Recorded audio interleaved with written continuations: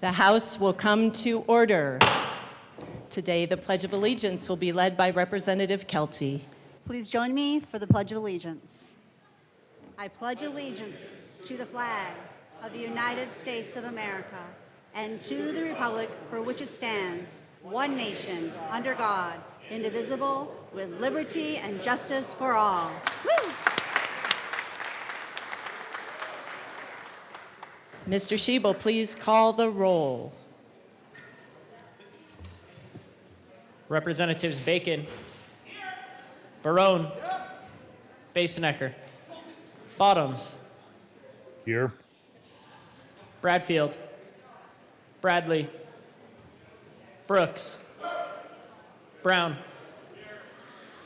Caldwell, Camacho, Carter, Clifford, DeGraff, Duran,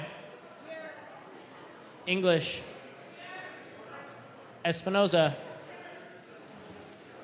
Ferre, Flanell, Froelich,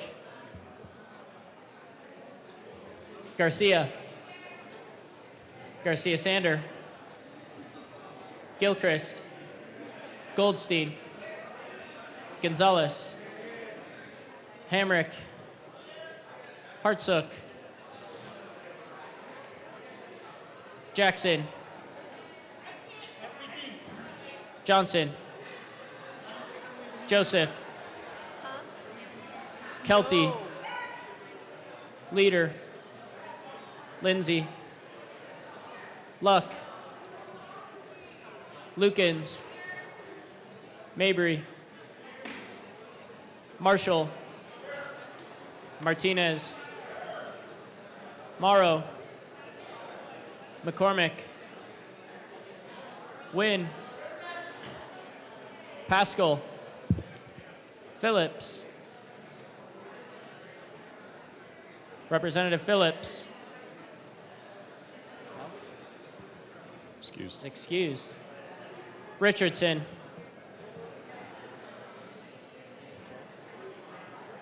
Yeah. Ricks. Representative Ricks. Excused. Rootnell. Ryden. Sirota. Slaw. Smith. Soper. Stewart K. Stewart R. Story. Sukla. Taggart. Titone. Valdez A. Velasco. Weinberg. Wilford. Representative Wilford. Excused. It's excused. Winter. Woodrow. Woog. Zokai. And Madam Speaker.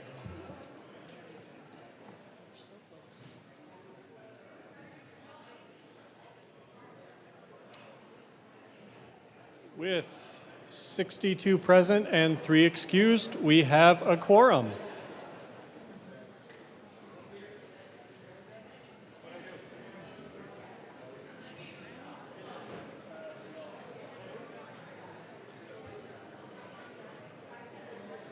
Madam Speaker. Members, your attention, please. Mr. Speaker Pro Tem, it is an honor to serve with you. It is an honor to serve with you. Good morning, members. If you are as excited as I am that today is Sine Die, I will ask you to full throttle, joyously say aye when I make the motion. Please. I move that the Journal of Tuesday, May 12th be approved as corrected by the Chief Clerk. Representative Luck. Sorry, thank you, Mr. Speaker Pro Tem, and I'm sorry, Madam Speaker. but this is a question I've wanted to understand the true answer to for 6 years. And so I was going to request that it be a recorded vote, and perhaps everyone who votes yes when they push the green button could shout very loudly.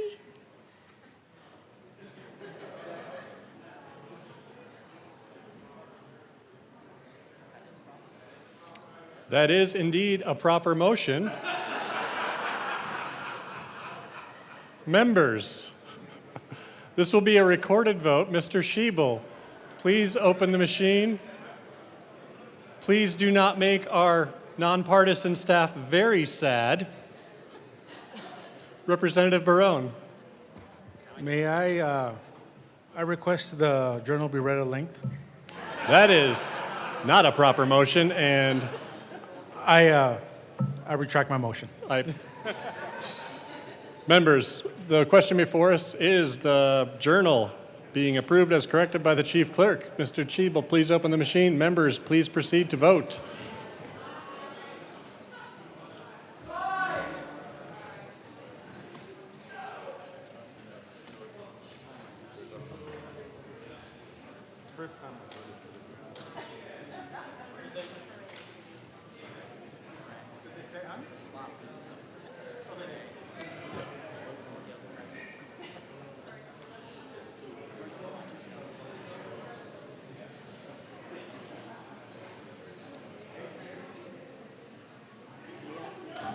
Oh, Representative Bottoms, your vote on approving the journal is corrected.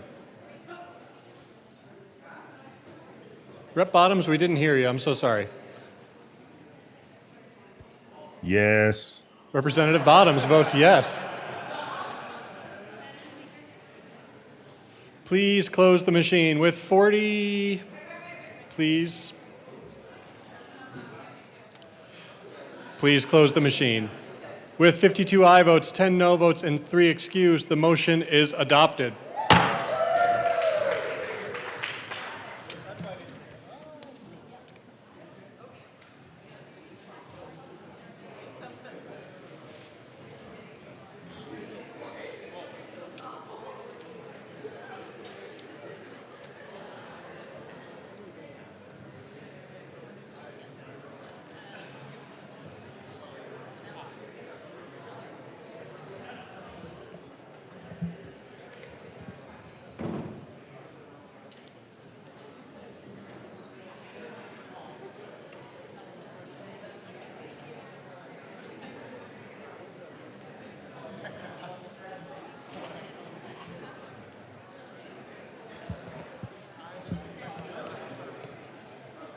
It's very exciting.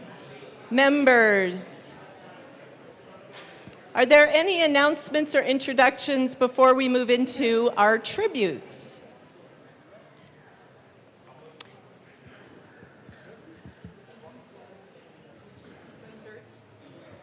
Tributes.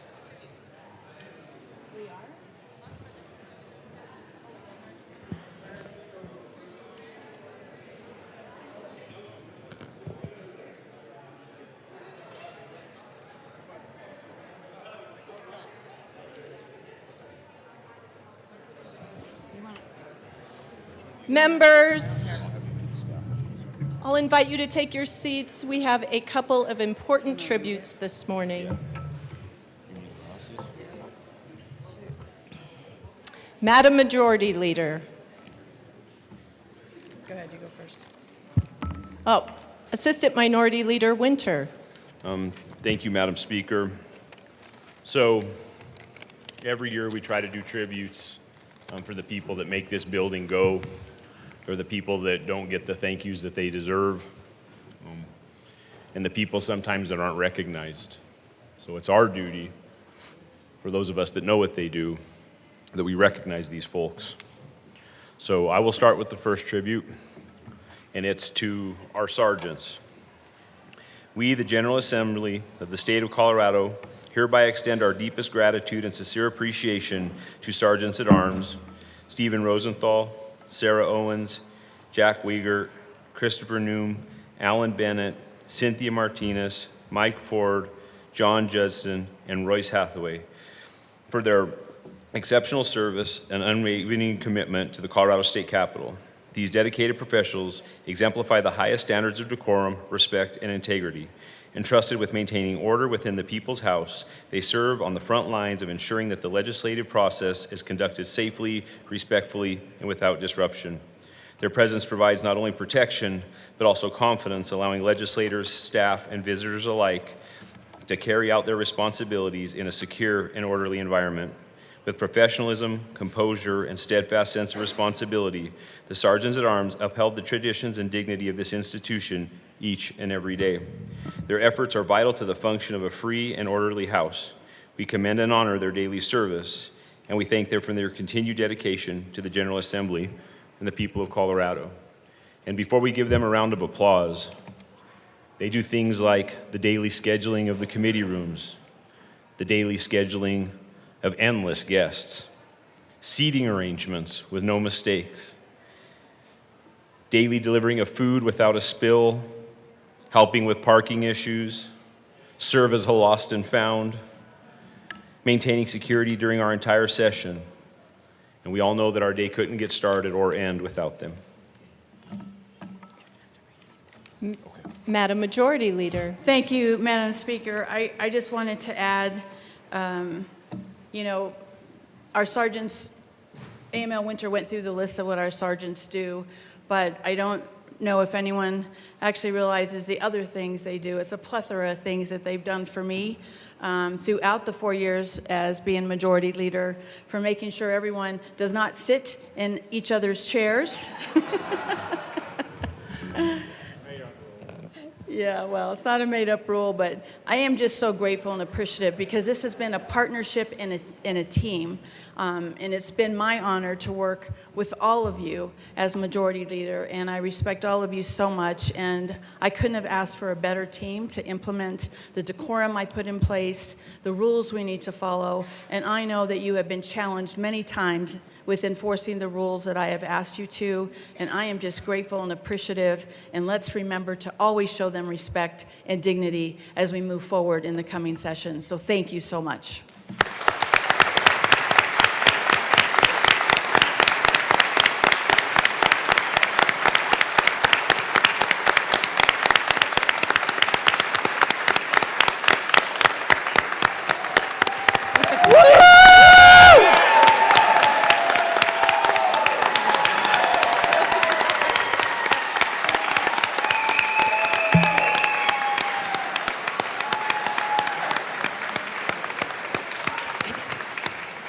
Representative Clifford has a brief word.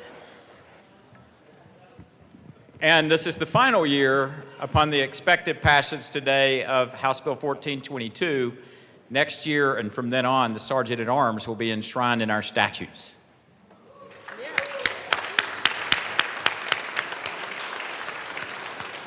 Assistant Minority Leader Winter. Thank you, Madam Speaker. And now we will honor the Colorado State Capitol custodial staff. We, the General Assembly of the State of Colorado, hereby extend our utmost gratitude and heartfelt appreciation to Kim Lopez, April Martinez, Teen Cook, Chris Martinez, Devin Munoz, Joe Seitz, Lucas Ramirez, Deborah Cortez, Dalton Dickerson, Andrew Mills, Angelina Marcus, Jessica Henderson, for their outstanding service and dedication. The aforementioned embody the very spirit of service by ensuring the excellent upkeep of the esteemed and historic Colorado State Capitol building. Their often behind-the-scenes efforts play a critical role in cultivating an environment for creation and passage of legislation that affect Coloradans across the state. The staff's professionalism, attention to detail, and kind approach to work reflect their integrity and dedication to all who step foot in the Colorado State Capitol building. We honor the profound daily efforts of the aforementioned staff and thank them for their true commitment to the people of Colorado. Madam Majority Leader. Please stand.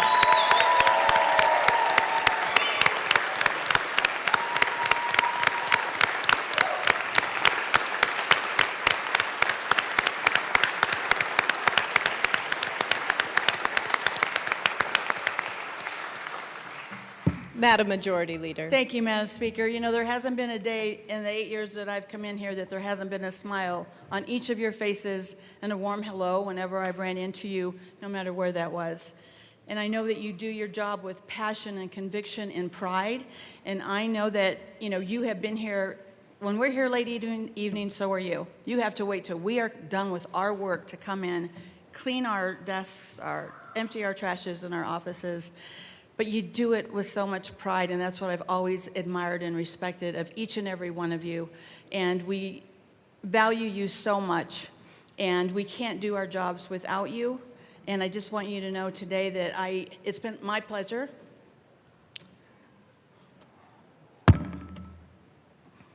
It's an emotional day. Thank you. But you are truly what Colorado is about, and what you do. You do it with such dignity. So thank you. It's been my honor.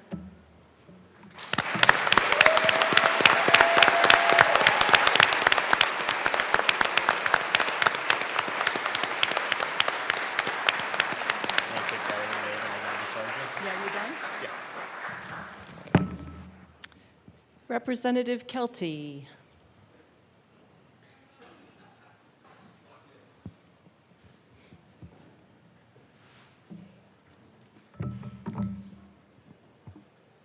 Thank you, Madam Speaker.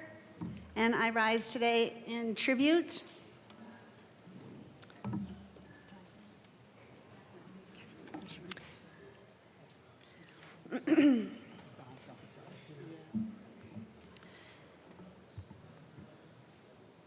Please proceed. Madam Speaker and members, today we rise not for politics, but for remembrance, not for debate, but for honor. As we know, May is Military Appreciation Month, and most of us know that this year it will be 5 years. 5 years ago, a tragedy for all America, one we can never forget. On August 26, 2021, at Abbey Gate in Kabul, Afghanistan, during the Operation Allies Refuge, 13 American service members stood in the breach. In the chaos and the fear, in the face of horrible ISIS terrorist attack, they did not retreat. They did not falter. They stood their ground, protecting American citizens, our allies, and each other. And in that moment,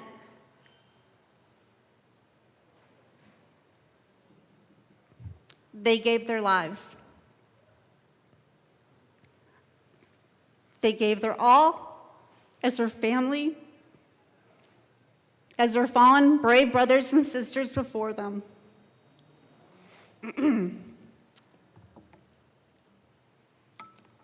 This was not supposed to go like this.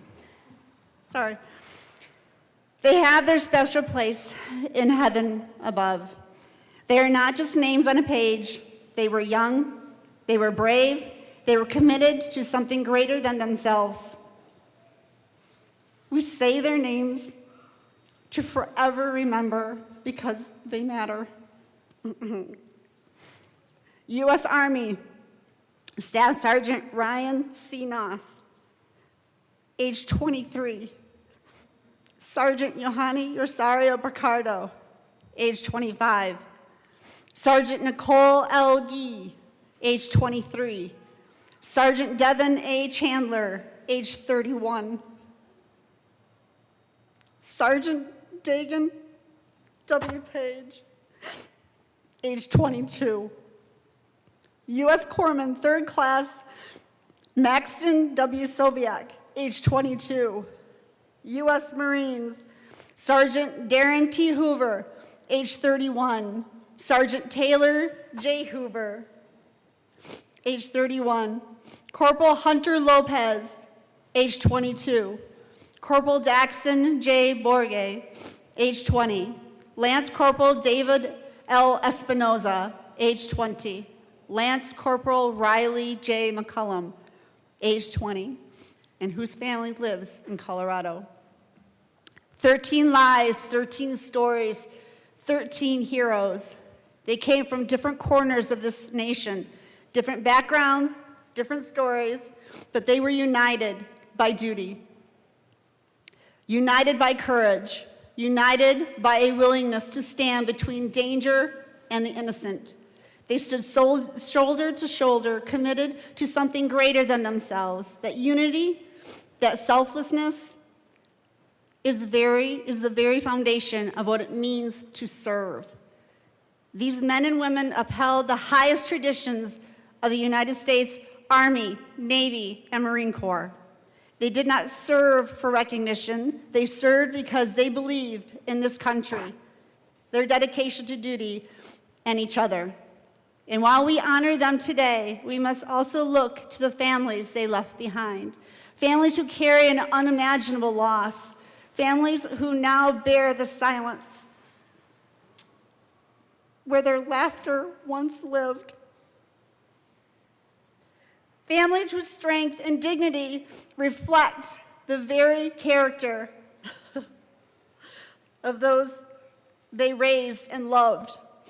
We owe them more than words. We owe them remembrance. We owe them gratitude. We owe them a nation worthy of the sacrifice made, because the truth is simple and it is sobering. Freedom is not free. It is paid by those willing to stand in harm's way, by those who answer the call, by those who never come home. So today, we do more than remember. We make a promise that these 13 will never be forgotten, a promise that their sacrifice will not fade with time, a promise that we, as a state and as a nation, will continue to honor all who serve. Let us be worthy of them. Let us remember them, not just today, but always. May we never forget our fallen 13. Thank you.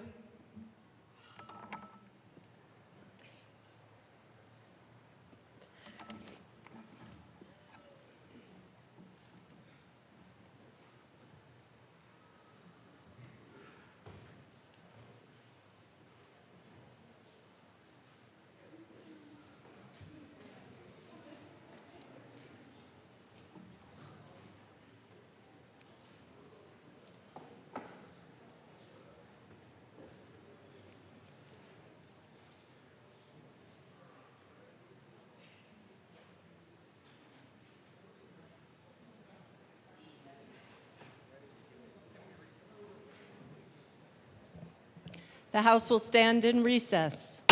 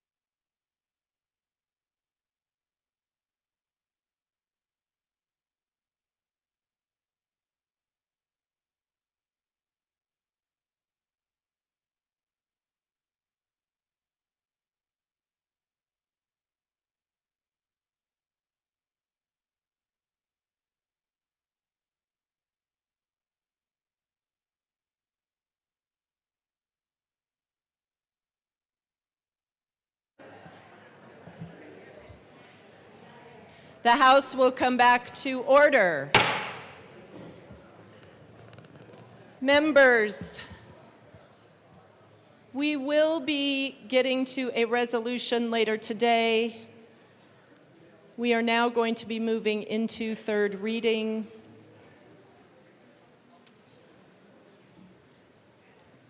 As is common with the last day of session, we will have a lot of starts and stops. So I beg for your patience and understanding.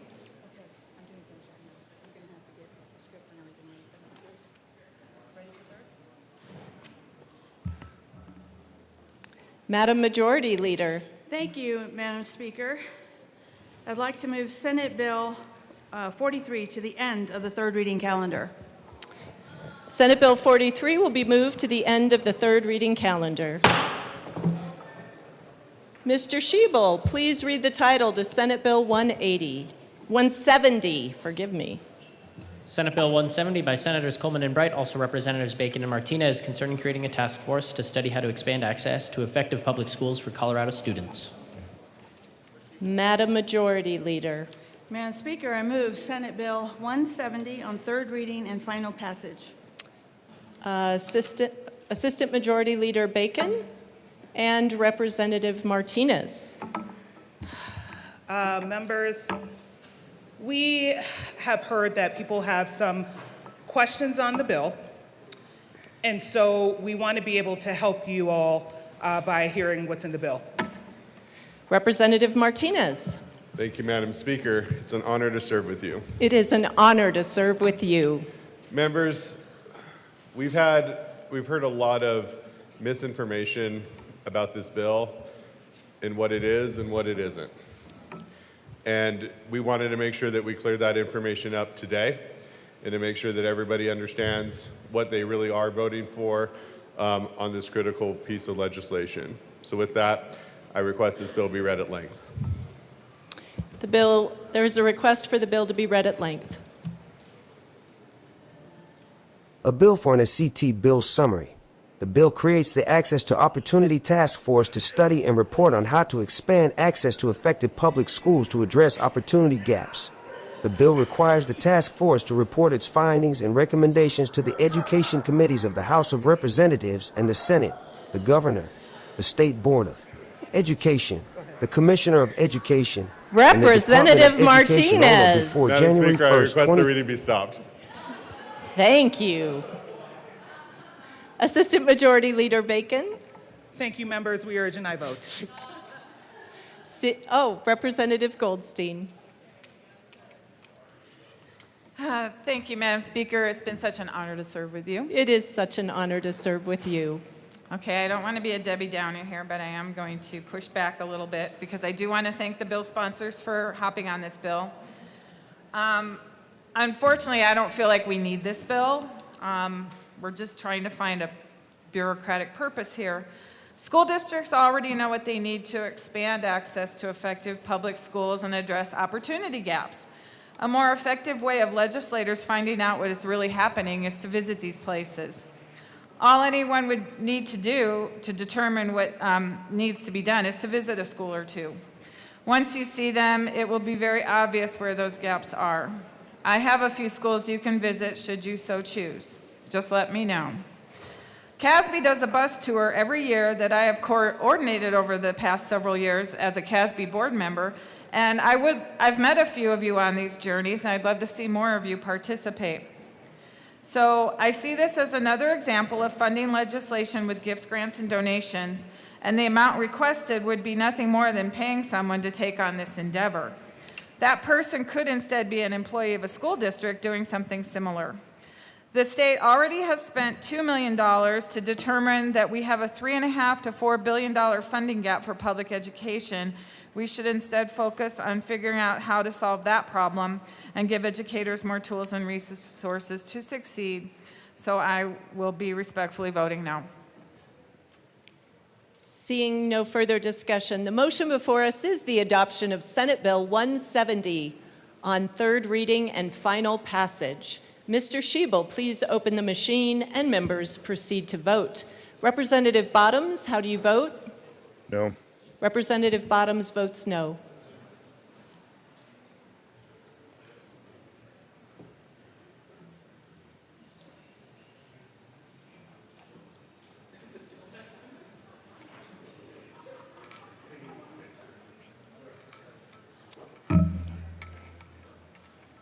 Froelich, Weinberg, and Woodrow. Weinberg and Woodrow. Oh, Weinberg's fined $10. Woodrow is fined $20.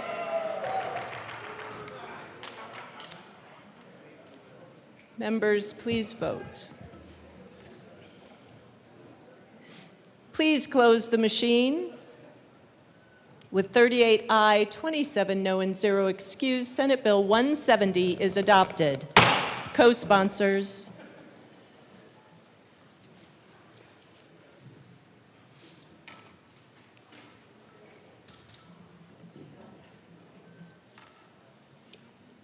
Please close the machine.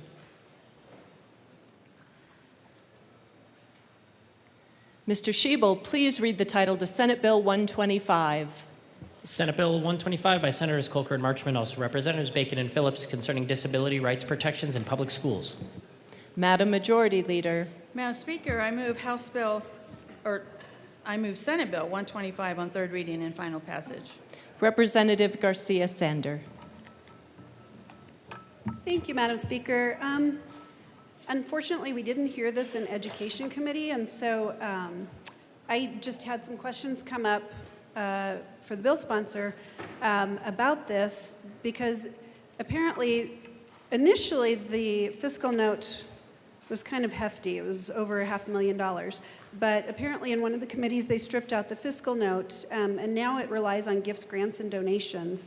And so I don't know, I wasn't able to ask, are the donations already secured?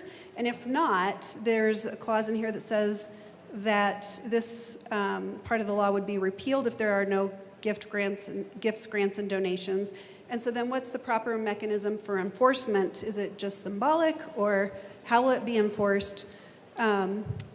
Also,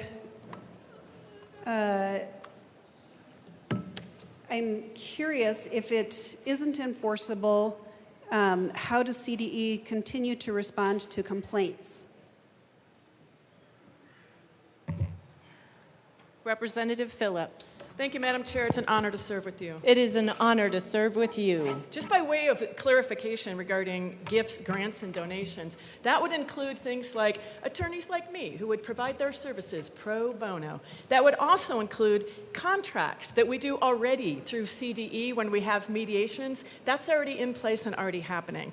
It would also include partnerships, like Disability Law Colorado would be able to partner to make sure that we have this lane for kids with disabilities. And even the Attorney General's office, they're very well experienced in education law, and they would also be supporting. So we do, in fact, have a pathway for gifts, grants, and donations.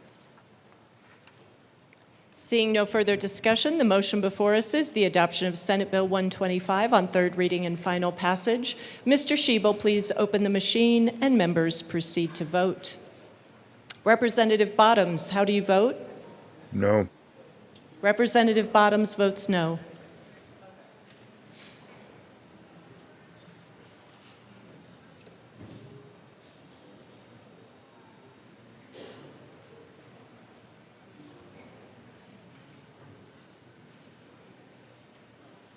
Please close the machine. With 47 aye, 18 no, and 0 excused, Senate Bill 125 is adopted. Co-sponsors.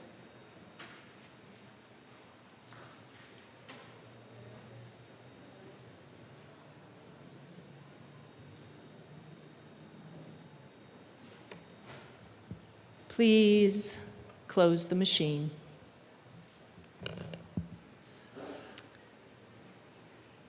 Mr. Schiebel, please read the title to Senate Bill 72. Senate Bill 72 by Senators Carson and Snyder, also Representatives Espinoza and Marshall, concerning increasing criminal penalties related to assaultive conduct with a motor vehicle and in connection therewith adding the conduct of causing the death of another person with a motor vehicle to the crime of criminally negligent homicide. Madam Majority Leader. Madam Speaker, I move Senate Bill 72 on third reading and final passage. The motion before us is the adoption of Senate Bill 72 on third reading and final passage. Mr. Schiebel, please open the machine, and members proceed to vote. Representative Bottoms, how do you vote? Yes. Representative Bottoms votes yes.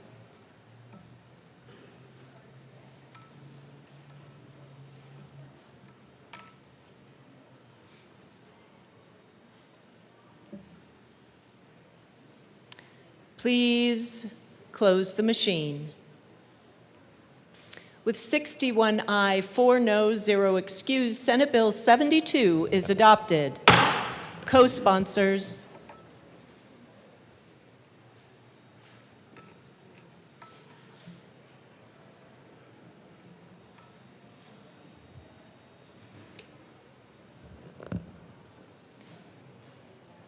Please close the machine.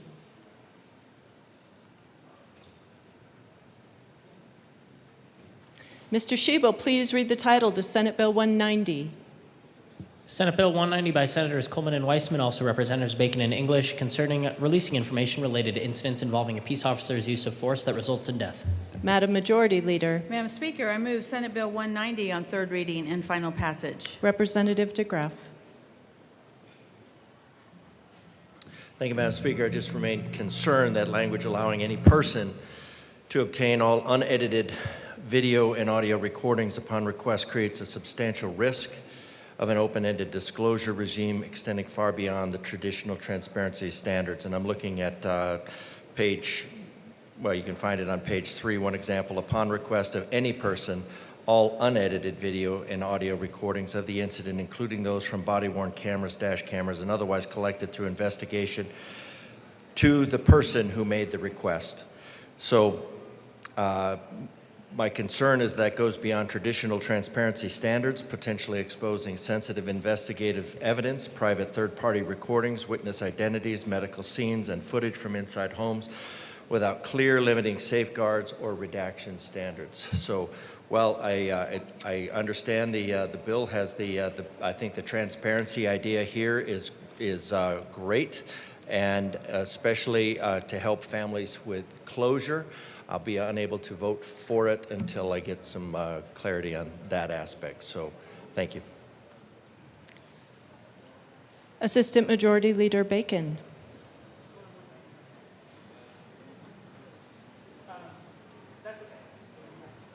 Seeing no further discussion, the motion before us is the adoption of Senate Bill 190 on third reading and special and final passage. Mr. Schiebel, please open the machine and members proceed to vote.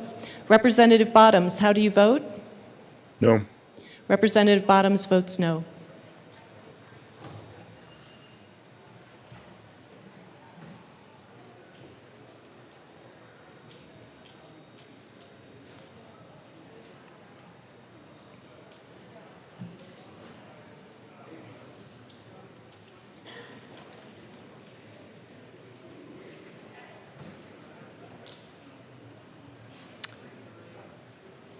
Slaw and Soper, please close the machine.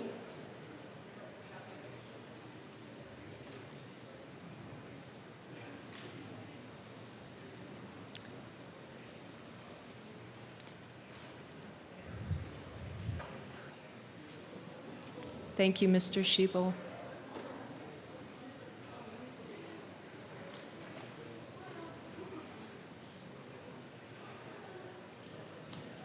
With 45 aye, 20 no, and 0 excused, Senate Bill 190 is adopted. Co-sponsors.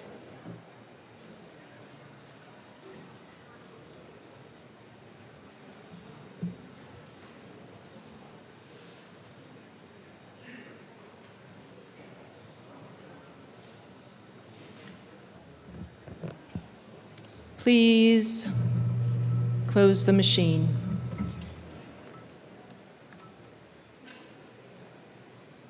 Mr. Schiebel, please read the title to Senate Bill 80.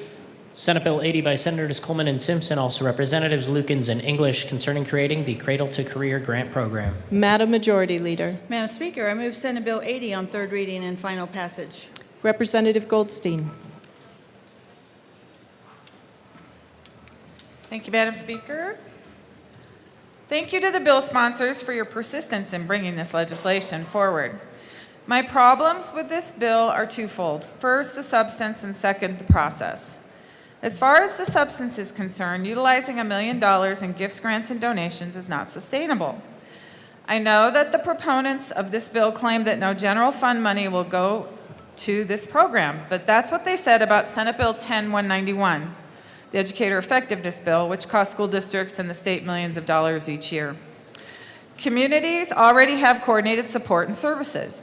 When I did some research, I discovered that the Rocky Mountain Partnership, Kids First, Almost Home, A Precious Child, Benefits in Action, CASA, Denver Area Youth, just to name a few, do much of this work, and they all actively fundraise. And many of us contribute to these entities already.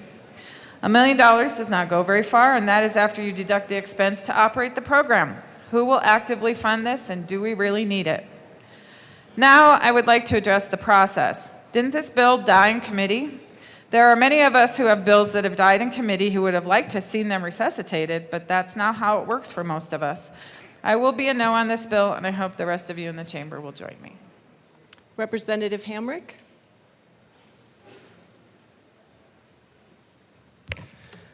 Thank you, Madam Speaker. It is an absolute pleasure to work with you, and I've just been so blessed to have you as my speaker for the last 4 years. It is a pleasure to work with you, Representative. Thank you. Members, as I spoke yesterday with several members from the Education Committee, I'm concerned that this state-run, privately funded grant system could dictate local education policy more than local parents, education leaders, and democratically elected school boards.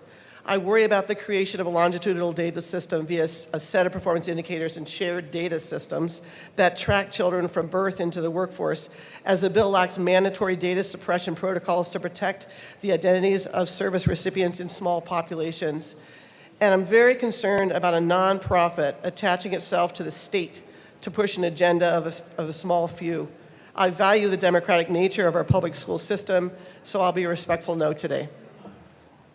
Representative Phillips. Thank you, Madam Chair, and I rise in strong support of this bill because my community is the community that can benefit from this. So I get it, if you represent a district that doesn't have a lot of at-risk kids, it might not be as important. But for me, representing a community with a huge amount of at-risk kids, if this is going to help one kid, I am all in. And I don't believe that my community is represented by the nonprofit organizations. Yes, they do some work, but if you ever come to my House district, and I invite all of you to come and see what it looks like when you have a bunch of at-risk kids, it matters. These kids need help. And you know where a lot of these kids are from that could really use some assistance and will totally benefit from this? You guys, they're from Afghanistan. And so down the street from where I live is where the Afghan community lives, and those kids and families need help, and they came here. I hate when they're called refugees, because they came here as military heroes that stood for American military, risked their lives. Their kids need help. These are the at-risk kids that will benefit from this bill, along with many, many others, and I urge your support.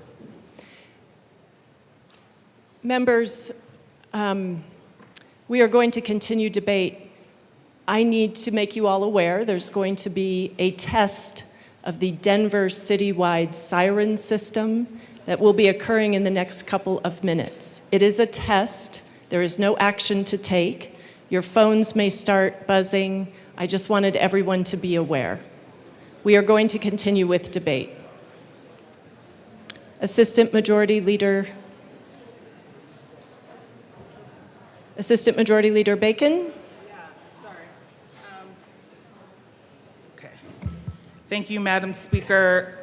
Members, I'd like to ask permission to run a third reading amendment. Please briefly explain. Thank you. So first I want to say thank you to the sponsors, and I supported this bill in committee. I had some questions on the bill that we have just talked about that we can do. That could be answered to kind of help move the direction of where we want to go. The amendment just talks about being able to provide technical assistance, as well as cross-referencing this bill to another bill that myself and Representative English sponsored a couple of years ago in regards to also identifying risk factors for communities. And so with that, Madam Speaker, I ask permission to run the amendment. The motion before us is permission to run a third reading amendment on Senate Bill 80. Mr. Schiebel, please open the machine and members proceed to vote. Representative Bottoms, how do you vote? No. Representative Bottoms votes no.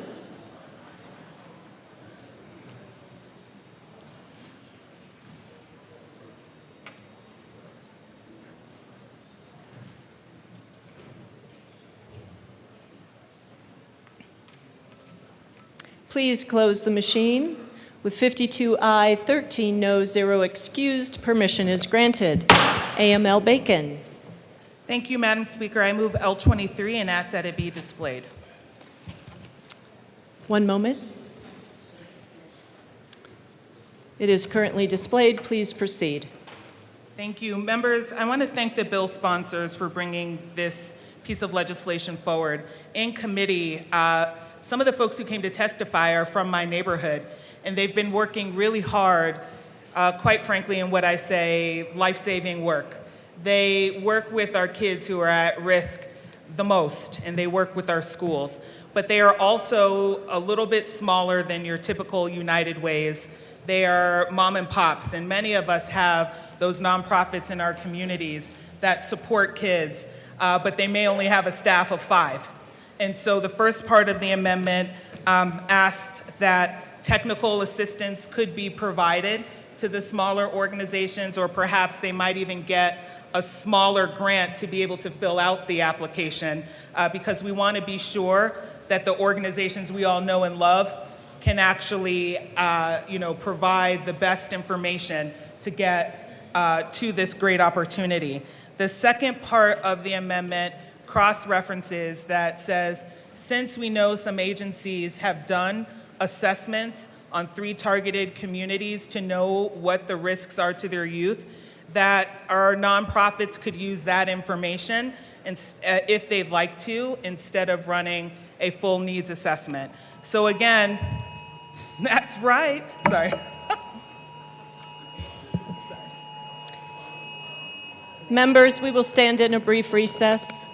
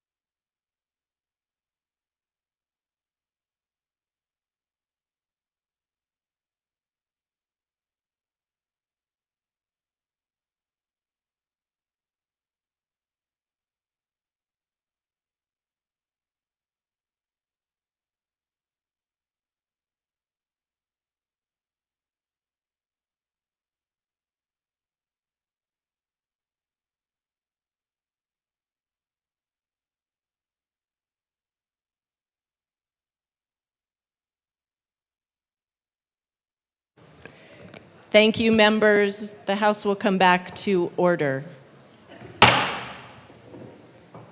Assistant Majority Leader Bacon, I believe you were in the well.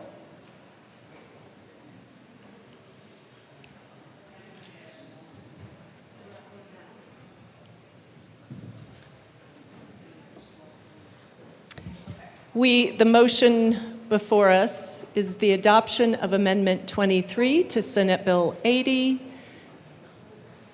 The House will stand in a brief recess.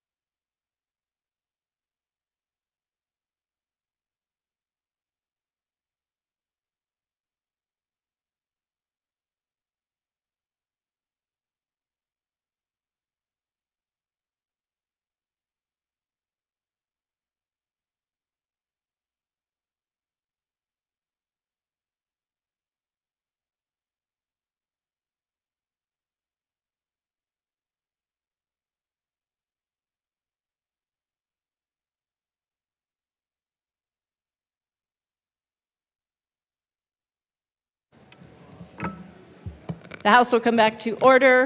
AML Bacon. Thank you, Madam Speaker. Members, I'm going to withdraw the amendment. I think I want to respect the bill sponsors because I support the bill. I just wanted to be sure that we had an opportunity, and quite frankly, being here might actually be enough to signal that that there's some really great nonprofits that we really want to support in bringing our communities together, and some of them just might be smaller than others. And so if we know that and we can put on the record that we can figure out how to support them in being able to do this work, because some nonprofits with a staff of 4 have maybe 40 volunteers who coach football, who help us show up at people's houses when they're hurting. We know that they want to be a part of this. They came to committee, and so this might be enough of a record to just say, let's do everything that we can. At the end of the day, what this bill does is it says that it takes more than just one nonprofit or more than one agency. We should do this in the case of efficiency in bringing everyone together to focus on all of the people that a school, a hospital, a Boys and Girls Club supports. And so this bill suggests to us that maybe we should actually be in line to ensure that our kids, as little as they are, have a more predictable, stable, and supportive pathway to career. So I want to thank the sponsors. Thank you for the conversation. Representative Story. Thank you, Madam Speaker. Members, I did not support this bill in committee, and I still have the same concerns that I had then. I feel like there is a significant lack of structure and foundation in the bill itself, where it leaves a lot of questions that are unanswered. It seems like it's really a creation of a new nonprofit that would be run and managed by the state, and the state would handle raising the funds and distributing the funds, and the funds would go to existing nonprofits already functioning in identified communities. I don't think it is appropriate for the state to manage fundraising and distribution of $1 million of gifts, grants, and donations on their own time as a contribution by the state to go to a new nonprofit to deliver funds to other nonprofits. This new nonprofit can just exist on its own if they choose to operate that way and choose to raise funds to gift to other nonprofits, but it does not require the state's involvement to do that. So I will be a respectful no today. Representative Joseph. Thank you, Madam Speaker. Today I rise in strong support of Senate Bill 2680, the Cradle to Career program. If we're serious about building a strong Colorado workforce, we must start early. Workforce development does not begin in high school or in college. It begins in early childhood. This bill recognizes that investing in children from cradle to career is one of the smartest economic strategies we can pursue. Senate Bill 2680 creates a coordinated, community-based approach to support children, youth, and families in areas with high concentration of poverty. It connects families to high-quality early childhood programs, education supports, healthcare, housing stability, and workforce readiness opportunities. That is not just social policy. That is economic mobility. For inner city communities and neighborhoods that have historically been underrepresented and underserved, this bill provides a pathway to opportunity. It ensures that evidence-based programs are aligned, accountable, and focused on measurable outcomes, from school readiness to high school graduation to workforce credentials. When we support children early, we reduce later costs in the justice system, the child welfare system, and the unemployment system. More importantly, we unlock potentials. Members, this bill, the funding mechanism is not new to the legislature. We've done this time and time and time and over since I've been here at the legislature. I have drafted bills with the support of community with the same funding mechanism and have passed them. So this is not new. I urge you to support SB 2680 and invest in the future of Colorado by investing in the future of our children today. Thank you. Representative English and Representative Lukens. Thank you, Madam Speaker. There has been a lot of conversation about this bill, but I will say I'm shocked and surprised to see the pushback and the difficulty that we have received on this policy. And like Representative Joseph just stated, this is not something that's new to the legislature. And when the state leads with this legislation, it creates a stable foundation that attracts additional investment from both national and Colorado philanthropies. And it allows dollars to flow more consistently into communities. And when the state has its eyes on it, members, it's about accountability, transparency, and oversight. We say that we want this all the time, so I'm kind of confused what the current issue is right now. And the work that me and Assistant Majority Leader Bacon done on a prior policy, which I believe was 1372, to identify kids in certain zip codes that are marginalized and underserved. And when we create policies like this in conjunction with the policies that have ran, what we're doing is adding value and building on and expanding the work that we've already done. I came from the Board of Education in my school district. I'm here to support kids. I'm here to create access and opportunities for students to be the best version of themselves, to have those wraparound services and resources they need to thrive and be successful. This is not about politics for me. This is a no-brainer. And I'm not saying anybody in here, if they take a no vote, that they don't care about kids. That's not what I'm saying at all, because I don't believe that to be true. Some people take no votes for different reasons. But it's in this moment, colleagues, on this last and final day of this legislative session, I would encourage you and ask you to take the yes vote so that we can create access and opportunities for kids. Thank you. Seeing no further discussion, the motion before us is the adoption of Senate Bill 80 on third reading and final passage. Mr. Schiebel, please open the machine and members proceed to vote. Representative Bottoms, how do you vote? No. Representative Bottoms votes no.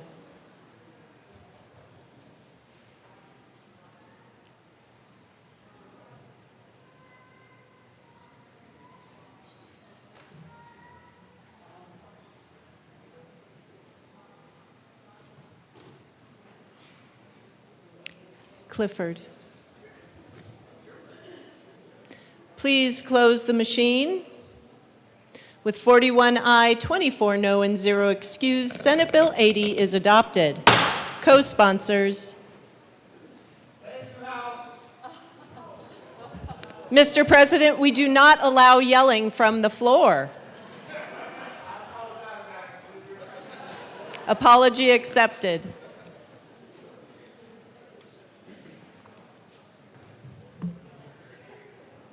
Please close the machine.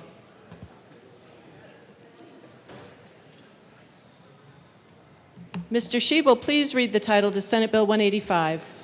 Senate Bill 185 by Senators Marchman and Baisley, also Representatives Titone and Kelty, concerning measures to enhance the Office of Information Technology Security Procedures. Madam Majority Leader. Madam Speaker, I move Senate Bill 185 on third reading and final passage. The motion before us is the adoption of Senate Bill 185 on third reading and final passage. Mr. Schiebel, please open the machine and members proceed to vote. Representative Bottoms, how do you vote? No. Representative Bottoms votes no.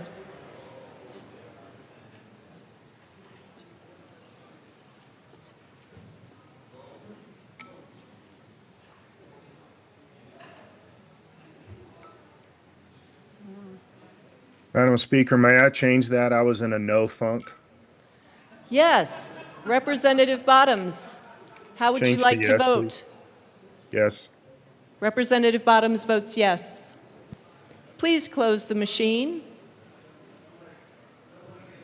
With 64 aye, 1 no, 0 excused, Senate Bill 185 is adopted. Co-sponsors.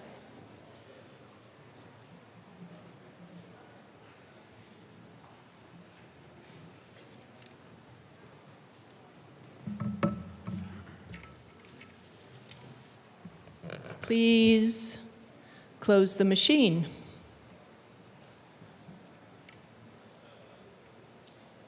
Mr. Schiebel, please read the title to Senate Bill 169.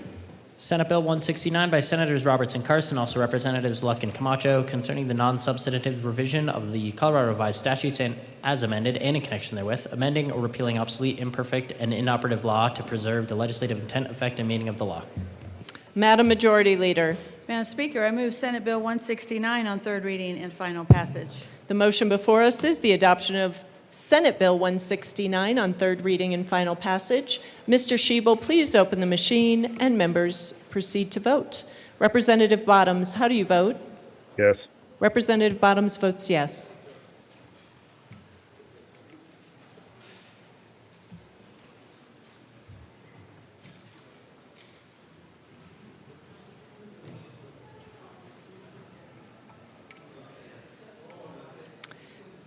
Soper into tone. Please close the machine. With 65 ayes, 0 no, 0 excused, Senate Bill 169 is adopted. Co-sponsors. Great to end on a unanimous vote.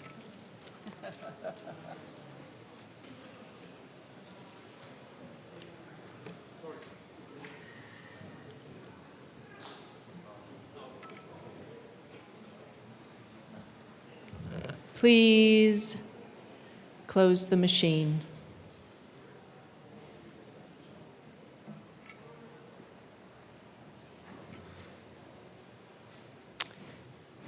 We have some business. Oh. We do have one more bill. Oh. Madam Majority Leader. Thank you, Madam Speaker. I know you all will be very disappointed at this. I move to lay over Senate Bill 43 to Thursday, May 14th.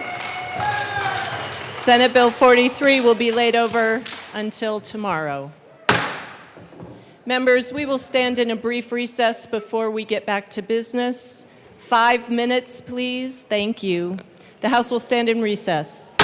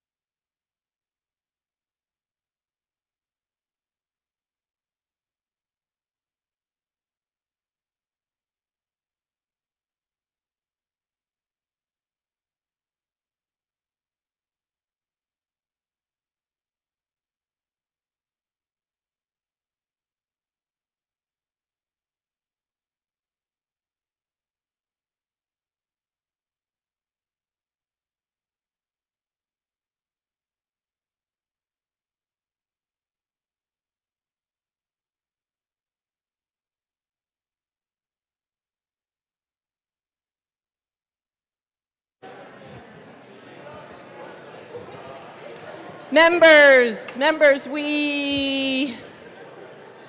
I'll ask you to take your seats. The House will come back to order. Representative Lindsay and Representative Joseph.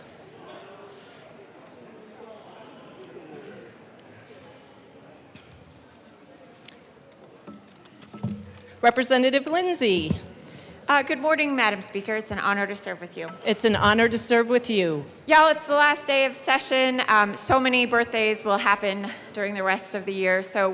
But we are going to celebrate the ones that happened in the last couple of weeks and then one that's happening on Monday. So if we could call down Representative Lukens, Representative Smith, and then Representative R. Stewart. Come down so we can sing to you happy birthday.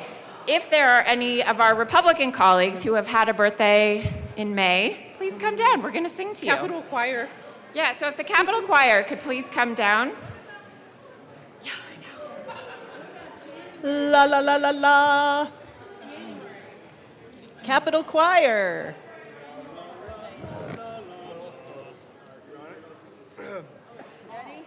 Where's the rest of the Capitol Choir, my friends? Capitol Choir. 1, Okay. 2, 3. Happy birthday to you. Happy birthday to you. Happy birthday, dear Megan, Rebecca, Leslie. Happy birthday to you. Like the harmony? Good. I'm going to miss you, my friend. And many more. Mr. Schiebel, let's get some business done.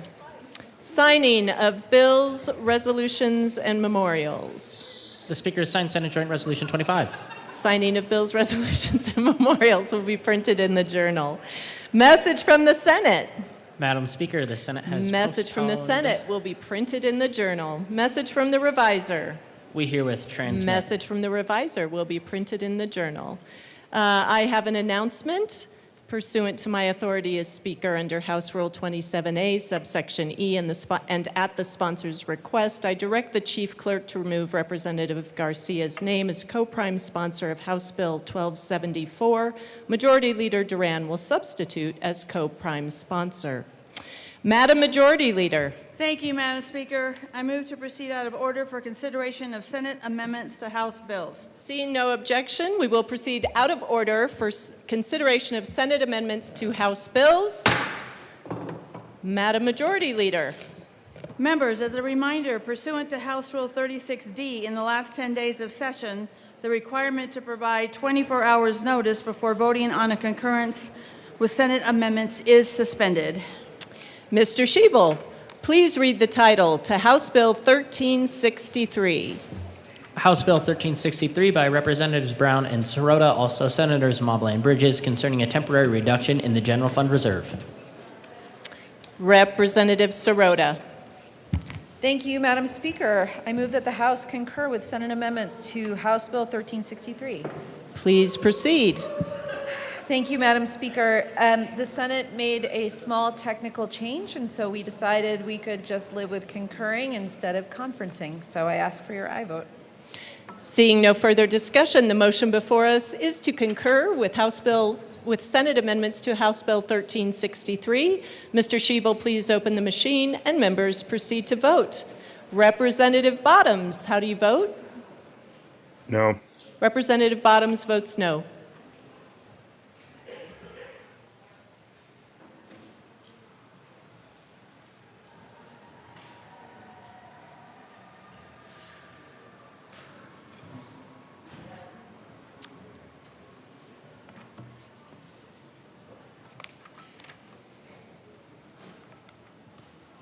Clifford and Zokai are excused.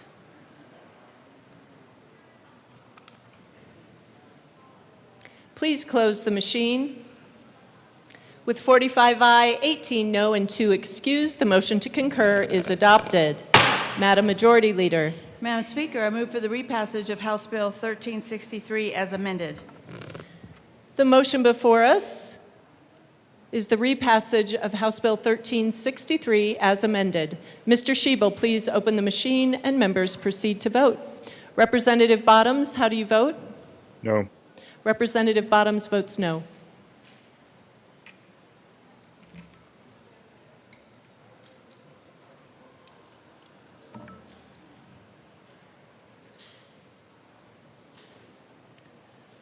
Please close the machine. With 43 aye, 21 no, and 1 excused, House Bill 1363, as amended, is repassed. Co-sponsors.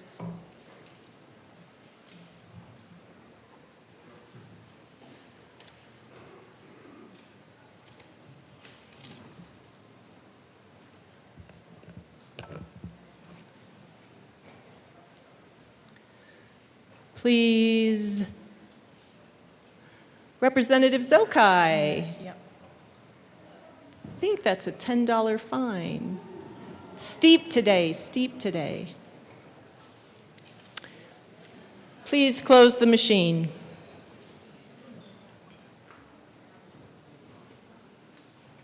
Mr. Schiebel, please read the title to House Bill 1033.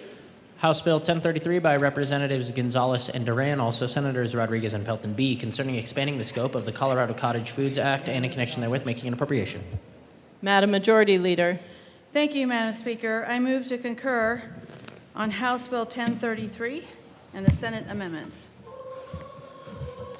Representative Gonzalez. Thank you, Madam Speaker. This is the story of House Bill 1033, legislation on food freedom for you and me, also known as the Tamale Bill, a bill that we worked on so hard for over a year on Capitol Hill. It is time to let consumers make their own choices. Let us not silence their voices. It's a popular bill from local to national. Representatives, let's not get irrational. So vote to concur and don't talk smack, because ML and Gonzo just struck back. Madam Majority Leader.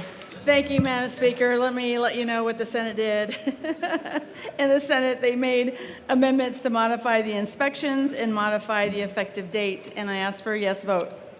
Seeing no further discussion, the motion before us is to to concur with Senate amendments to House Bill 1033. Mr. Schiebel, please open the machine and members proceed to vote. Representative Bottoms, how do you vote? Yes. Representative Bottoms votes yes.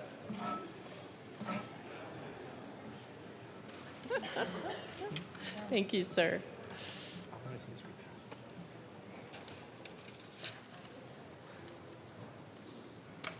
Please close the machine. With 63 aye, 2 no, 0 excused, the motion to concur is adopted. Madam Majority Leader. Madam Speaker, I move for the repassage of House Bill 1033 as amended. The motion before us is the repassage of House Bill 1033 as amended. Mr. Schiebel, please open the machine and members proceed to vote. Representative Bottoms, how do you vote? No. Representative Bottoms votes no.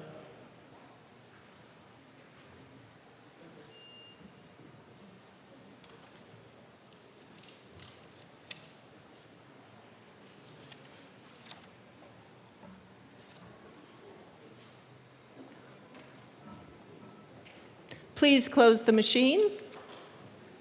With 46 aye, 19 no, 0 excused, House Bill 1033 as amended is repassed. Co-sponsors.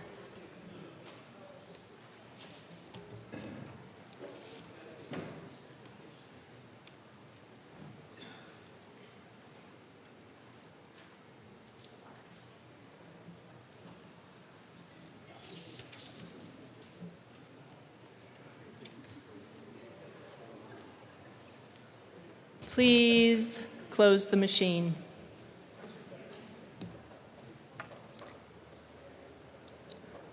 Mr. Schiebel, please read the title to House Bill 1065. House Bill 1065 by Representatives McCluskey and Woodrow, also Senators Robertson Exum, concerning transit and housing investment zones and in connection therewith making an appropriation. Representative Woodrow. Thank you, Madam Speaker. It's an honor to serve with you. It is an honor to serve with you. You're really going to make me do this on my own? Yes, sir. Knock $10 off my fine? All right, $10 off. I'll pay it. How's that? I'll pay it. Thank you, Madam Speaker. I move the House concur with Senate amendments to House Bill 1065. Please proceed. Thanks. Hold on. Thank you. The Senate added one amendment in Senate Finance, makes several minor technical changes, aligning terminology and references, improving clarity of intent, clarifying that the Commission sets a total project cap that projects can't exceed, gives more specific direction to economic analysis of factors to consider, clarifies transfer rules for the housing tax credits. There's also a couple substantive changes. It clarifies better specifying OSPB's role in reviewing and advising on the baseline growth calculations. It caps the number of local government fee waivers available per year to limit general fund obligations and streamline the process for improving them. Prioritization guidelines for OEDIT when multiple qualified projects are considered. It adds annual revenue caps as well as total cumulative caps to the projects to limit revenue risk. We ask for an aye vote. Seeing no further discussion, the motion before us is to concur with Senate amendments to House Bill 1065. Mr. Schiebel, please open the machine and members proceed to vote. Representative Bottoms, how do you vote? No. Representative Bottoms votes no.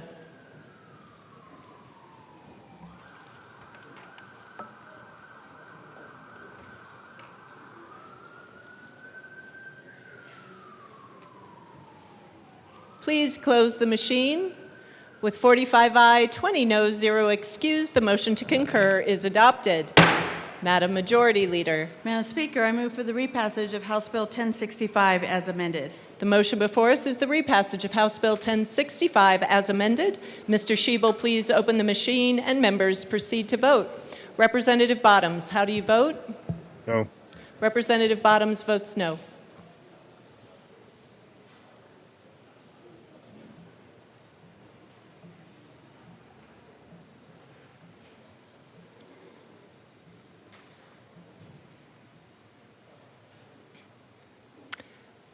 Foray. Please close the machine. With 44 aye, 21 no, 0 excused, House Bill 1065 is repassed as amended. Co-sponsors.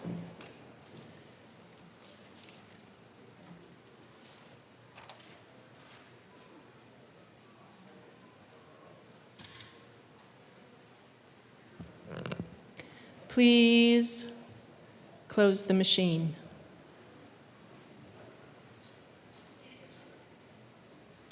Mr. Schiebel, please read the title to House Bill 1102. House Bill 1102 by Representative Lindsay, also Senator Snyder, concerning the funding of the Colorado Drives Vehicle Services account in the Highway Users Tax Fund. Representative Lindsay. Thank you, Madam Speaker. Members, can't you see if we don't fund the DMV, we'll all have to wait for hours in a lobby sitting next to some sweaty guy, and our license pictures will be even worse, and if they get any uglier, we're all gonna cry. I move we all concur with the Senate amendments to House Bill 1102. One of them stripped away that no-show fee completely, but I'm telling you, if those no-shows still stay at 25%, I'm coming back. But let's give it a go.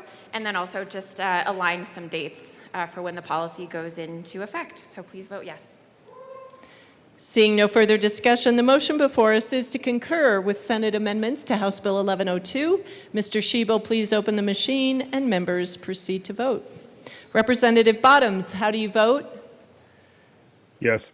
Representative Bottoms votes yes.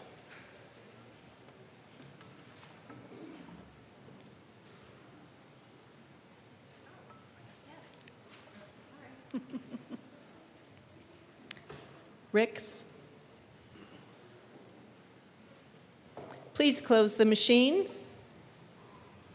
With 64 aye, 1 no, 0 excused, the motion to concur is adopted. Madam Majority Leader. Madam Speaker, I move for the repassage of House Bill 1102 as amended. The motion before us is the repassage of House Bill 1102 as amended. Mr. Schiebel, please open the machine and members proceed to vote. Representative Bottoms, how do you vote? No. Representative Bottoms votes no.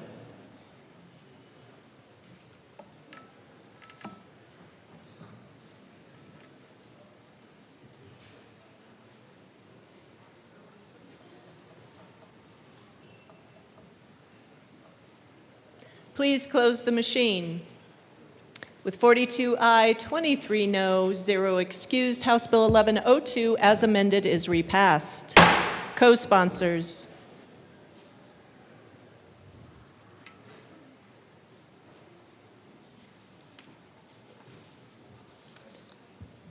Please close the machine.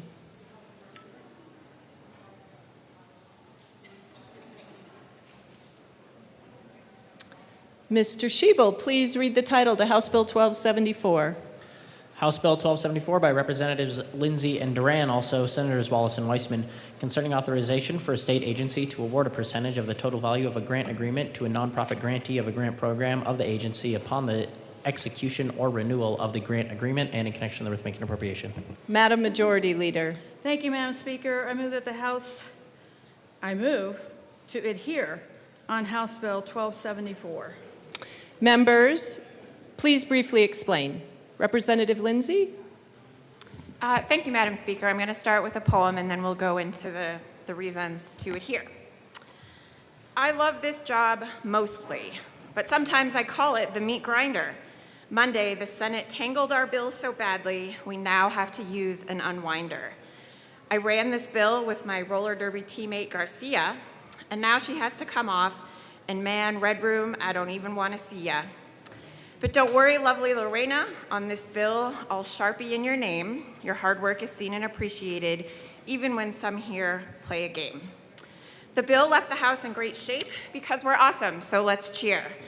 And now, please follow our lead, tell the Senate to kick rocks, and let's vote to adhere. Madam Majority Leader. Thank you, Madam Speaker. So in the Senate, they passed an amendment that harms the bill and the intent of this bill. This amendment would create a sweeping, and I say sweeping, prohibition without requiring any evidence of wrongdoing, self-dealing, or unethical conduct. It would place nonprofits in the position of potentially losing access to advanced grant payments simply because someone is associated with an organization who serves in public office. For many smaller nonprofits, especially in rural and underserved communities, advance payments are not a luxury. They are what allows the organizations to keep their doors open while delivering state-funded services. I ask for your support on this motion to keep the House version and not the Senate's. Representative Garcia.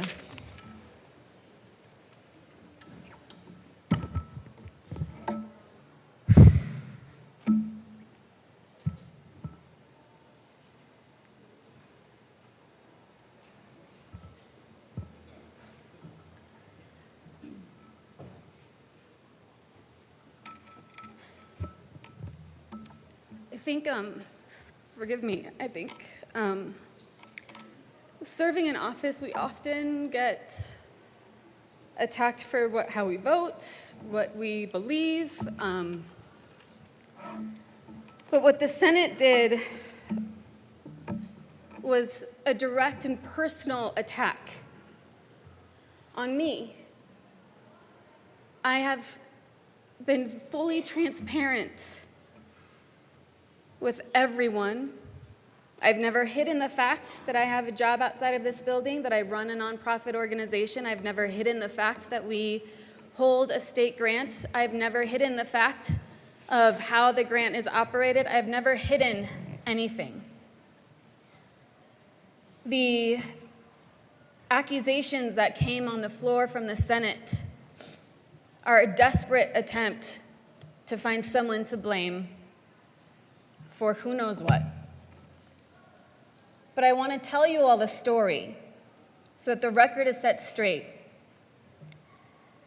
In 2022, the organization that I run advocated for a bill to spend $100 million in early childhood. Of that, $7.5 million went to supporting a specific early childhood teacher group. You can all sit, thank you. That group is the informal FFN, Friend, Family, and Neighbor Care group. That grant then was developed in the Department of Early Childhood. My organization in June of 2022, we applied for that grant. We went through the arduous procurement process. We went through the risk assessment. We submitted all the background checks. In October of 2022, my organization received the intent to award notification. If you don't know how this process works, that allows a time period for for organizations who applied for that grant to then challenge it if they don't believe that that organization is fit. There was no challenge. At the end of November, my state representative stepped down from office and asked me if I wanted to run for the vacancy. And I said yes. So I ran for the vacancy, and I was honored to win the vacancy. The process for the grant continued. And in March of 2023, the contract was signed. Knowing that I was serving in office, my board, myself, my staff, we set up firewalls between that grant and myself, where I would not receive a dime of the grant funds that are intended and that have been used to fund many small nonprofit organizations across the state, many in red counties, to train informal childcare providers. My organization did not get a reimbursement check for the work that it did until the end of June. The contract work and the scope of work started in January. We went 6 months without a single payment for the work that was being done. And that is why last year I brought this bill, and that is why I came back this year to bring this bill, because I understood and saw directly what it does to an organization when they are not getting the reimbursement funds sooner, when they could get an advance payment to make sure that they are not laying staff off, that they can keep their doors open, or they are not sacrificing other programs. But when the Senate chose, when the representatives chose, or the senators on the other side of the aisle chose to bring an amendment directly targeting me, not knowing how many other legislators serve on the boards of nonprofits, I knew that this was not really just about making sure that how we operate is above reproach, because I promise you, we are above reproach. Every single one of us, when we file our campaign finance, what is it, when we have to say where we get paid? Our financial disclosure forms. But with that amendment, I can no longer serve on this board because it creates a direct conflict. So I'm stepping off of the bill that I know will make a big difference in all of our communities. And I'm also going to request a 21C. Thank you. Representative Garcia will be excused from this vote. Members, to be clear, if this motion passes and the Senate recedes from their version of the bill in return, the House version of the bill, the re-engrossed version, will be adopted. If this motion passes and the Senate fails to recede from their position, the bill will be lost. The motion before us is to adhere to the House position on House Bill 1274. Mr. Schiebel, please open the machine and members proceed to vote. Representative Bottoms, how do you vote? No. Representative Bottoms votes no.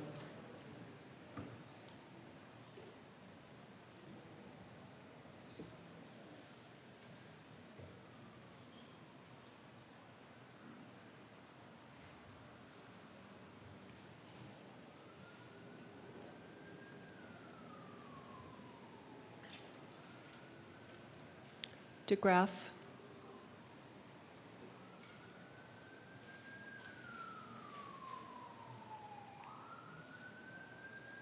Please close the machine. With 45 aye, 19 no, and 1 excused, the motion to adhere is adopted. Mr. Schiebel, please read the title to House Bill 1306. House Bill 1306 by Representatives Duran and Sukla, also Senator Kipp, concerning the creation of the Wild Horse Special License Plate and in connection therewith making an appropriation. Madam Majority Leader. Thank you, Madam Speaker. I move that the House concur with Senate amendments to House Bill 1306. Please proceed. In the Senate ran an amendment that would trigger this bill to go into effect when the forecast shows that there is room under the Tabor cap, and I ask for a yes vote. Representative Sukla. Good bill, and I just wanted to bring my cowboy hat down here because I knew that she was going to meet the majority leader. Today is the last day, and I didn't know if the next majority leader would let me do it. Put it on? Yeah, put it on for a second. Hey, check me out, Mom. There you go. Aww. The motion before us is to concur with Senate amendments to House Bill 1306. Mr. Schiebel, please open the machine and members proceed to vote. Representative Bottoms, how do you vote? Yes. Representative Bottoms votes yes.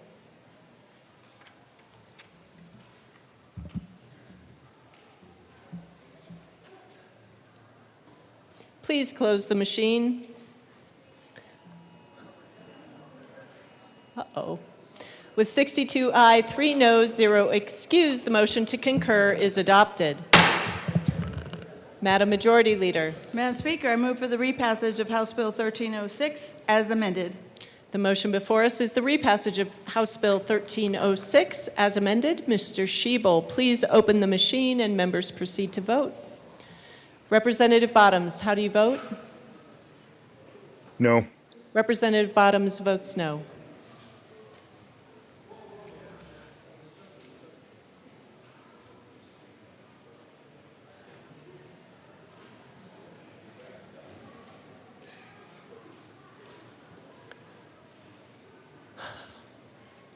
Let him have it.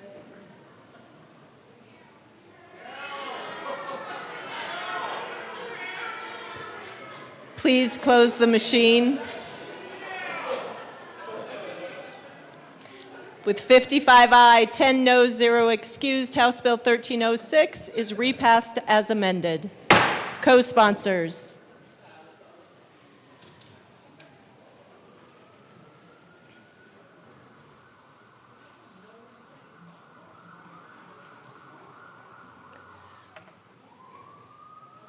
Please close the machine.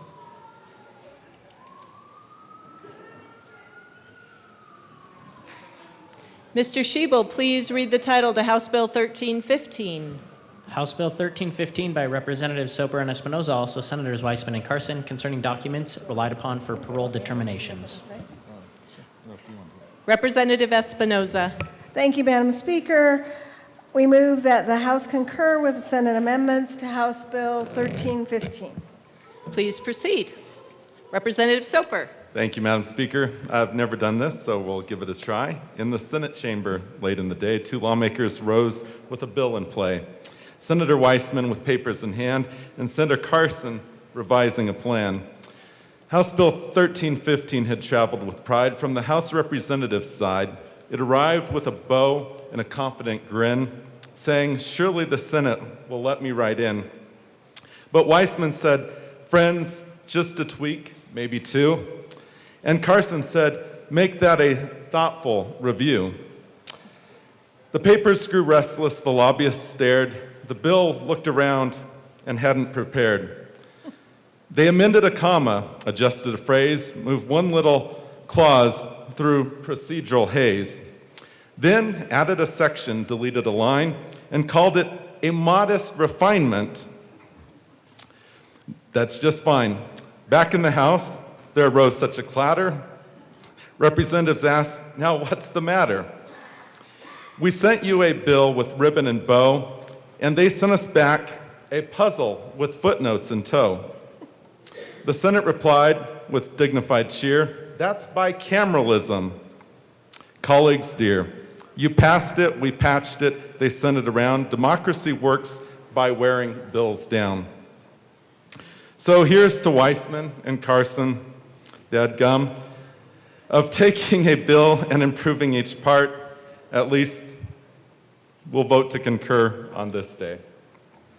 Thank you, friends. They watered down the bill in our opinion, but did find a third way to still ensure that the final parts of risk assessments do remain access to public, even though some of the details might still be protected by an NDA. I will leave this out there for those of you who are returning.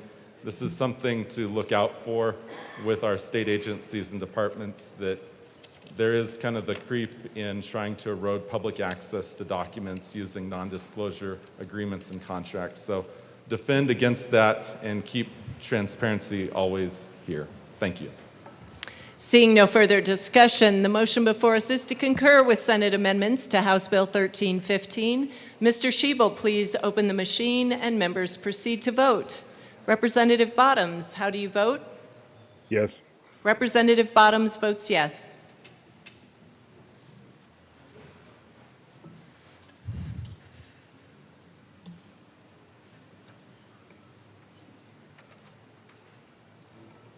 Please close the machine. With 65 ayes, 0 noes, 0 excused, the motion to concur is adopted. Madam Majority Leader. Madam Speaker, I move for the repassage of House Bill 1315 as amended. The motion before us is the repassage of House Bill 1315 as amended. Mr. Schiebel, please open the machine and members proceed to vote. Representative Bottoms, how do you vote? Yes. Representative Bottoms votes yes.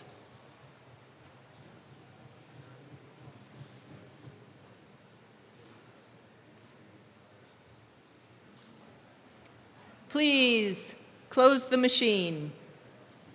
With 65 ayes, 0 noes, 0 excused, House Bill 1315 is repassed as amended. Co-sponsors.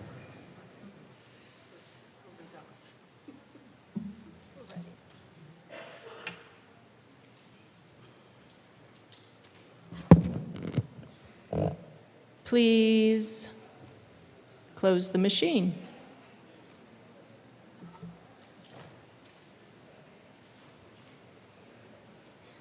Mr. Schiebel, please read the title to House Bill 1324. House Bill 1324 by Representatives McCormick and Gilchrist, also Senator Doherty, concerning regulation of the division of professions and occupations and in connection therewith, implementing the recommendations contained in the 2025 Sunset Report by the Department of Regulatory Agencies. Representative Gilchrist. Thank you, Madam Speaker. It's a pleasure to serve with you. It is a pleasure to serve with you. Thank you. I move that the House concur with Senate amendments to House Bill 1324. Please proceed. Representative McCormick. Thank you, Madam Speaker, and it has been a joy to serve with you. It has been a joy to serve with you. So in the Senate, there was a fee for the Licensed Defense Fund in this bill for all professions under the DPO. And in the House, listening to the professions, we tried to raise that fee from $1 to $2. The Senate, being stuck in the 1980s, when this fee was put on in 1987, decided to keep it at $1. So being the stodgy old folks that they are over there, we will concur and keep the fee at $1. We urge an aye vote. Seeing no further discussion, the motion before us is to concur with Senate amendments to House Bill 1324. Mr. Schiebel, please open the machine and members proceed to vote. Representative Bottoms, how do you vote? Yes. Representative Bottoms votes yes.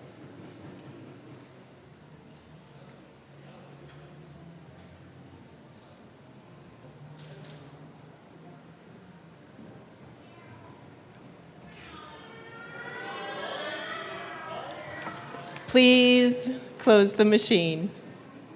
With 65 ayes, 0 noes, 0 excused, the motion to concur is adopted.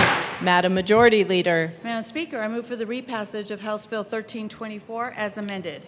The motion before us is the repassage of House Bill 1324 as amended. Mr. Schiebel, please open the machine and members proceed to vote. Representative Bottoms, how do you vote? No. Representative Bottoms votes no. No. I'm just gonna. Oh, okay. Great. Fine. You can do that. I'll do this part. Brown and Soper. Please close the machine. With 44 aye, 21 no, 0 excused, House Bill 1324 is repassed as amended. Co-sponsors.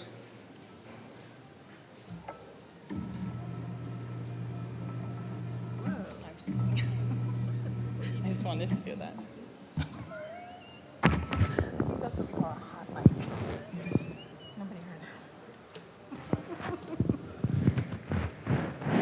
Please close the machine. It's great. Mr. Schiebel, please read the title to House Bill 1326. House Bill 1326 by Representatives Duran and Wilford, also Senators Rodriguez and Cutter, concerning the continuation of the Public Utilities Commission and in connection therewith, implementing recommendations in the 2025 Sunset Report by the Department of Regulatory Agencies and making an appropriation. Madam Majority Leader. Thank you, Madam Speaker. I move that the House concur with Senate amendments to House Bill 1326. Please proceed. Representative Wilford. Sounds like we only have one turkey in here, Madam I know, Majority it sounds Leader. pretty sad. Come on, you guys. It's a little disappointing. Last time. Music to my ears. Members, we do not have a poem today because this bill was an absolute beast, and the Majority Leader said we didn't have to. So That's there's right.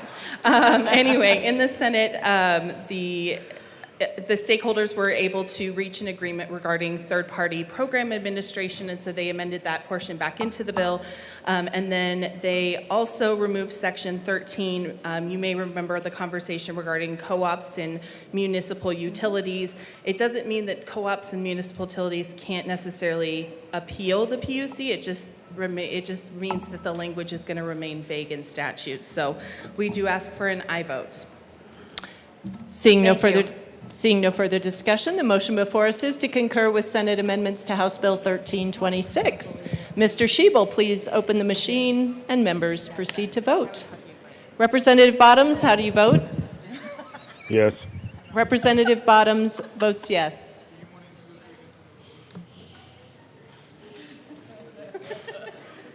Don't tell anybody.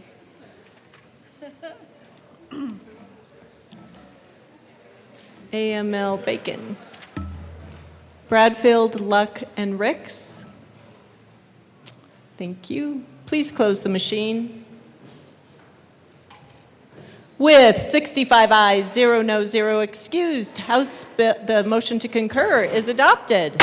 Madam Majority Leader. Madam Speaker, I move for the repassage of House Bill 1326 as amended. The motion before us is the repassage of House Bill 1326 as amended. Mr. Schiebel, please open the machine and members proceed to vote. Representative Bottoms, how do you vote? No. Representative Bottoms votes no.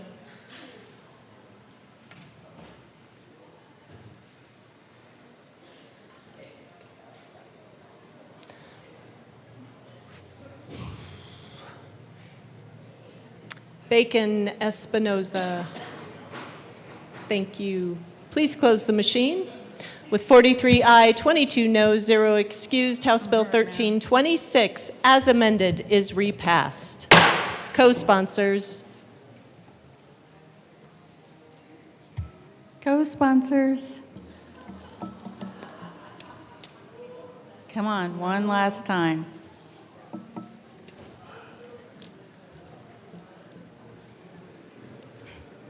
Yeah, who's coming with me? Please close the machine.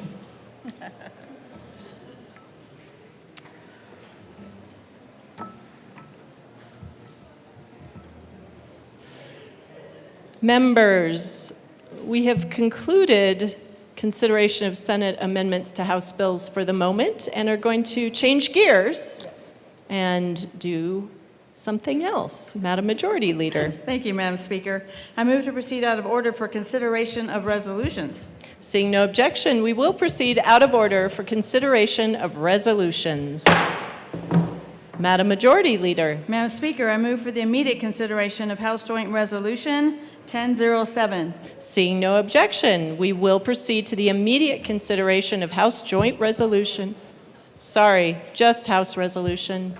Sorry. Do you want to say it again for us? No, I didn't read. Thank you, Madam Speaker. I move for the immediate consideration of House Resolution 1007. Seeing no objection, we will proceed to the immediate consideration of House Resolution 1007. Mr. Schiebel, please read the title to House Resolution 1007. House Resolution 1007 by Representatives Luck and Bacon concerning Colorado's 150th anniversary. Representative Luck. Thank you, Madam Speaker. I move House Resolution 1007 and the committee report. Please proceed.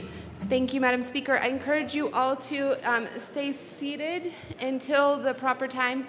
This is going to be a celebratory thing, but there's a bit of housekeeping that we need to do beforehand. You see, I encourage you all, if you haven't had an opportunity to read this resolution, to pull it out. Again, it's House Resolution 1007.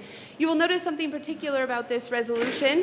It is full of random facts about Colorado, random places and people and what have you that tell the story, but it's done in a way that is cogent because of the alphabet, that beautiful thing that brings us all together and helps us make words. You can figure out what we mean by that. But as we were drafting this, actually the impetus for this was to bring a variety of different items to light that different people have in this chamber, want to celebrate about Colorado or want to raise awareness about in Colorado. And so we have been working for a number of weeks now to try and incorporate all of the things. And so the committee report is the first attempt at making sure everybody had their stamp on this. And I'm not really sure, we just moved it. So this discussion on it just like a second.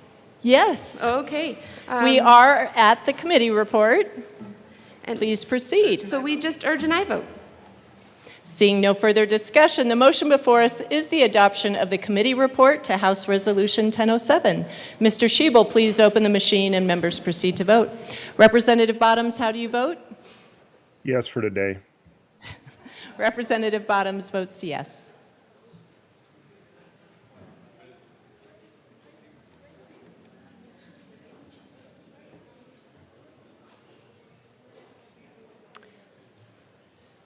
Barone, Ferre, Flanell, Hamrick, Kelty, Luck, Phillips, Sukla, Weinberg.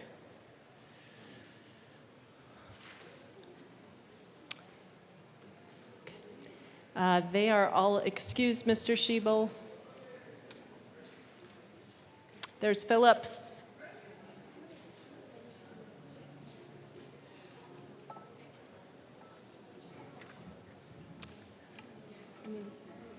Please close the machine. With 60 aye, 1 no, 4 excused, the committee report is adopted. To the resolution, Representative Luck. Thank you, Madam Speaker. So we move Amendment L10 to again make sure that everybody has their stamp on this.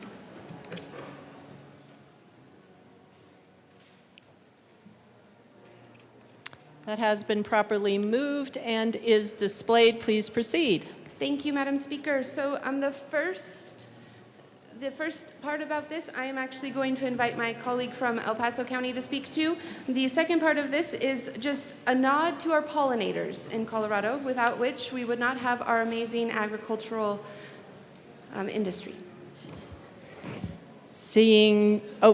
Representative Kelty. Thank you, Madam Speaker, and I am in definite support of this resolution. Finally, a resolution recognizing American Scottish heritage and honoring contributions of Scottish Americans to the state of Colorado. Americans of Scottish descent have been foundational to the creation, defense, and growth of the United States and Colorado.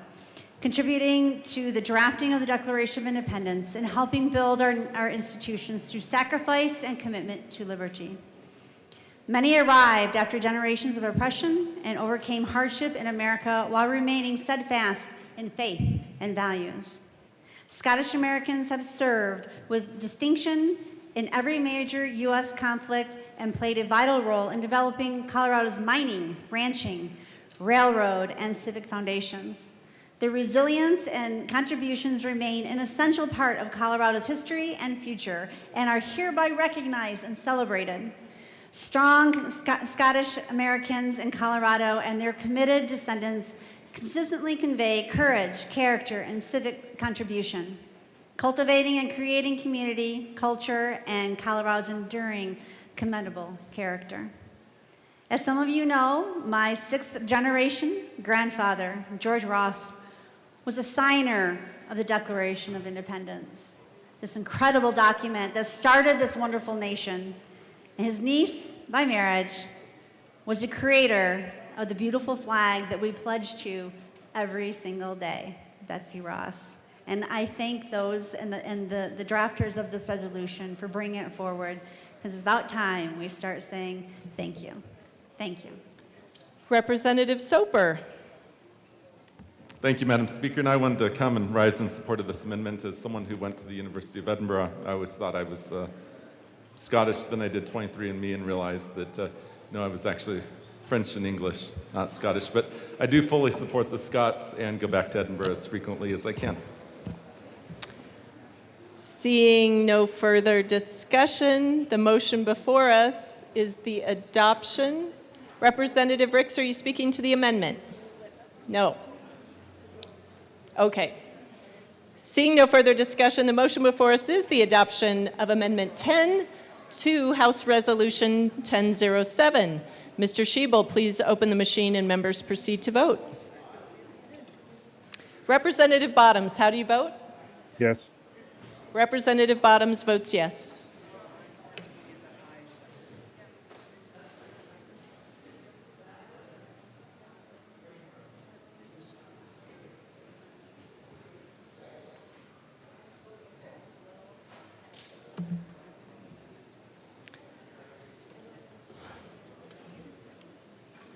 We seem to have lost a few members. Barone, Flanell, Ricks, Weinberg.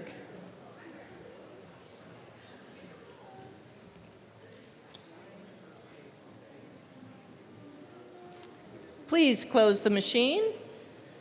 With 65 ayes, 0 no, 0 excused, Amendment 10 is adopted.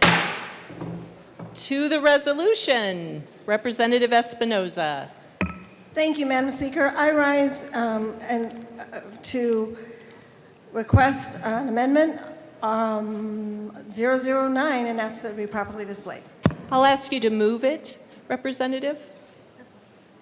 I move Amendment L009 to HR 1007 and ask that it be properly displayed. Thank you. It is properly displayed. Please proceed. Thank you, Madam Speaker. It's a pleasure to serve with you. It is a pleasure to serve with you. When we got to the roaring R's, we decided that sport was missing.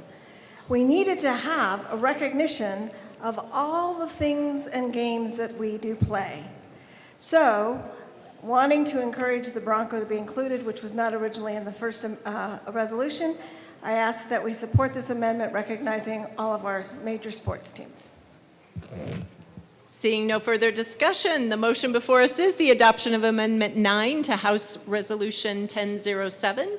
Mr. Schiebel, please open the machine and members proceed to vote. Representative Bottoms, how do you vote? Yes. Representative Bottoms votes yes.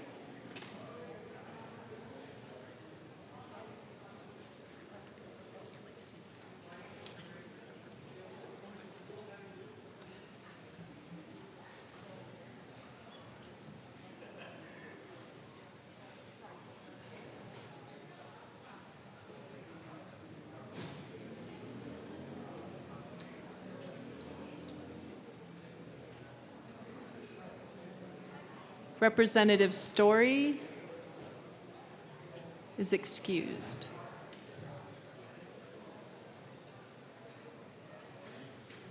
Please close the machine. With 64 ayes, 0 no, 1 excused, Amendment 9 is adopted. To the resolution, Representative Marshall. Thank you, Madam Speaker. It's always a pleasure to serve with you. It is always a pleasure to serve with you. Colleagues, a lot of people think we're doing this resolution for the founding of Colorado, but that's really not the exact nature. What we are celebrating is the 1876, on August 1, the adoption of the Colorado Constitution, which allowed this state to be entered into the Union. When I saw that, the thought came to me, and I read it, that one of the most unique features of that Constitution wasn't mentioned in the entire resolution. So I move Amendment 4 to House Resolution 1007, ask for it to be displayed. One moment.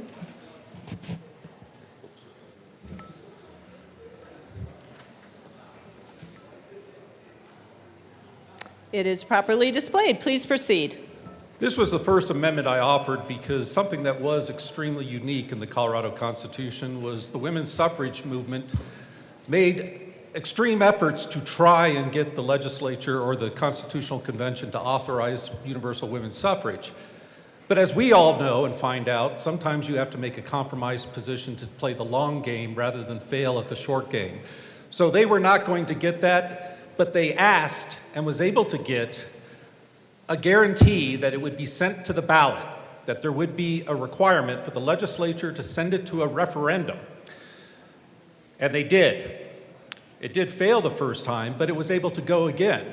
And the reason that was so important was to do a constitutional amendment would have taken 2/3 majority, but if they could get a referendum by popular vote, they'd only need 50% plus 1, which led to Colorado being only the second state to authorize women's suffrage and the first to do it by popular referendum.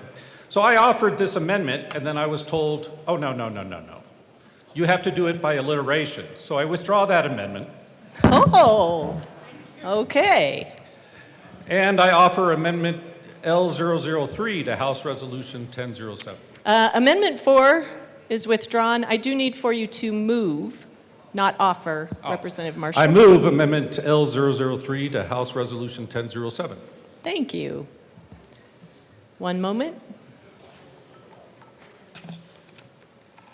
Please proceed. What are you doing? So I was told I had to do alliteration, and so that's what we came up with. Far longer, far more not understandable. So finally, we came to, I withdraw this amendment. Please withdraw Amendment 3. I withdraw Amendment 3 to House Resolution 1007. Okay. And now I offer. No, move. I move Amendment L008 to House Resolution 1007.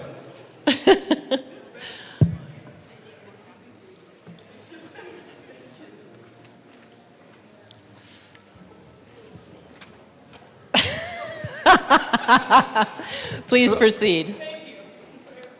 So just like the compromise that the women's suffrage movement had to make in 1876, this is the compromise I had to come to with one sentence for the amendment.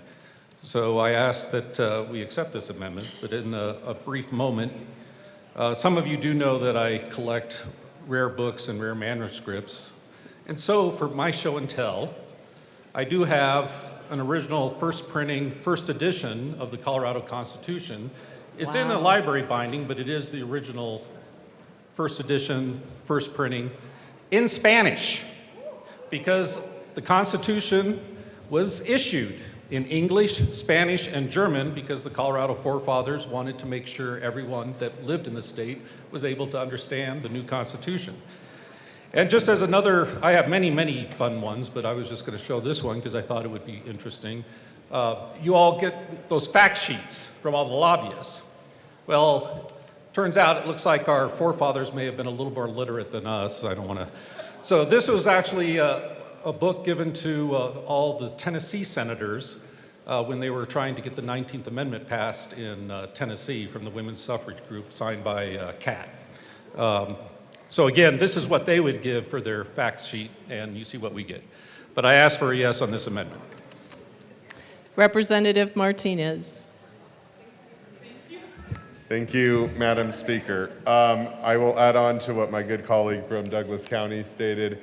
The reason why the Constitution is published, or was published in German and in Spanish, is because the original territorial legislators from the San Luis Valley were granted seats in this building, but were not offered translation services at all throughout their tenure, and they had to band up to be able to get that published in Spanish, and then there's also German legislators that felt the same way, and that's why that they were there. So I appreciate my colleague from Douglas County with that, and I urge an aye vote.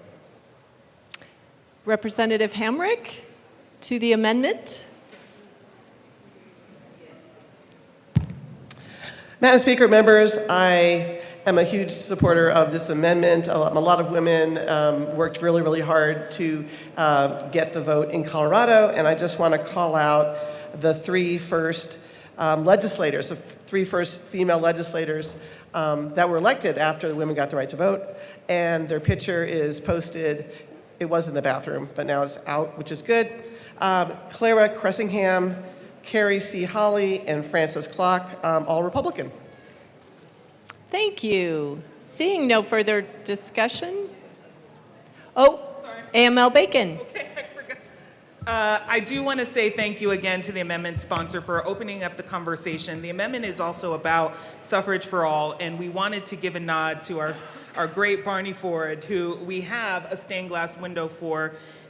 He, along with the sons of Frederick Douglass, worked to ensure that when Colorado became a state, it would become a state as a free state, particularly after the Civil War. So thank you to the amendment sponsor, and we urge a yes vote. The motion before us is the adoption of Amendment 8 to House Resolution 1007. Mr. Schiebel, please open the machine and members proceed to vote. Representative Bottoms, how do you vote? Yes. Representative Bottoms votes yes.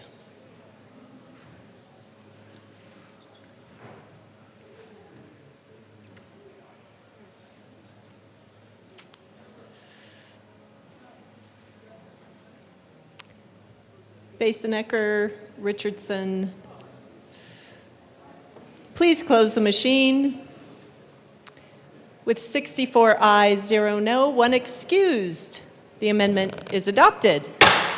To the resolution. Representative Ricks. Good morning, members. We have I move L007 to House Bill to House Resolution 107. That is a proper motion. We'll get it And displayed. ask that it be displayed. Okay. Representative Ricks, please tell us about your amendment. Thank you. Members, I heard this bill in committee, and one of the things that I noted was that there was no mention of the contributions of immigrants to the state of Colorado. And as we celebrate the 150th year of Colorado's existence, I think we would be remiss not to add the value that immigrants have contributed to this state. Immigrants have been a big part of the workforce, the economy. They make up more than 11% of Colorado's labor force and contribute across agriculture, construction, healthcare, and technology, and other sectors. They start up businesses, they pay taxes, they fill critical roles and across every industry, and we have to honor them in this resolution. So in this amendment that I am offering or moving, we're saying, whereas immigrants and other descendants have indelibly imprinted Colorado's identity, from Hispanic and Latino communities whose intergenerational influence in the San Luis Valley predates statehood, the industrious individuals from South and Central America, Asia, Africa, and Eastern Europe who have invested in every industry and institution across the state, infusing Colorado with incredible cuisines and invaluable culture, civic, and creative contributions that illustrate what it truly means to call Colorado home. And, all of these contributions can be honored in this, and I think this is all of what makes Colorado great. We say we want a Colorado for all, and we must be inclusive, and so we ask for your yes vote on this amendment. But before that, I think I need to substitute it because the sponsors were generous, but they said the language did not fit in exactly. So we are going to move, I'm going to withdraw the other motion, which is L007. I withdraw that. Amendment L007 is withdrawn at the sponsor's request. Okay, before I withdraw that, I'm going to ask my Rep. Joseph to speak. She wanted to speak to this amendment. The amendment has been withdrawn, but Rep. Joseph, why don't... Okay, so I'm going to move L002 to HR 1007. That is a proper motion. L002 is before us. Representative Joseph. Thank you, Mr. Chair. Thank you, Representative Ricks, for bringing L007 and substituting it with L002. I just wanted to note I did support L007 because of the robust mention of the different cultures that makes America great and that makes Colorado one of the greatest states in the nation, mentioning Central America, Asia, Africa, and Eastern Europe. As you've heard me said before in the well, that America is a salad bowl to me, it's not a soup. We're not just blended into this country. We all bring different flavors. And it's so important as we do this work, as we're contributing to what it means to be an American and to the American story, that each group are elevated or is elevated in order to celebrate all of them, because we know history is made by people, by the winners, and oftentimes people are erased. And I was grateful for Representative Ricks for bringing L7 before the body, but my understanding, as she has noted, is that L7 would somehow disrupt the flow of the resolution, and just mentioning substituting innovation and just mentioning immigrants and natives alike, which inspires innovation, is what we will be going with, because it notes immigrants and natives as well. So I asked for a yes on this particular amendment, but I would have preferred L007 because of how robust it was and how it would have bring forward the different groups who have contributed to what it means to be a Coloradan and an American. Further discussion on L002? Seeing none, the question before us is the adoption of Amendment L002 to House Resolution 1007. Mr. Schiebel, please open the machine. Members, please proceed to vote. Representative Bottoms, how do you vote? Yes. Representative Bottoms votes yes.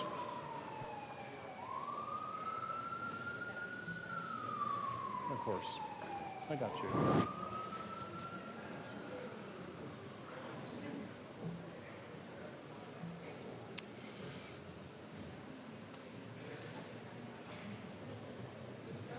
George?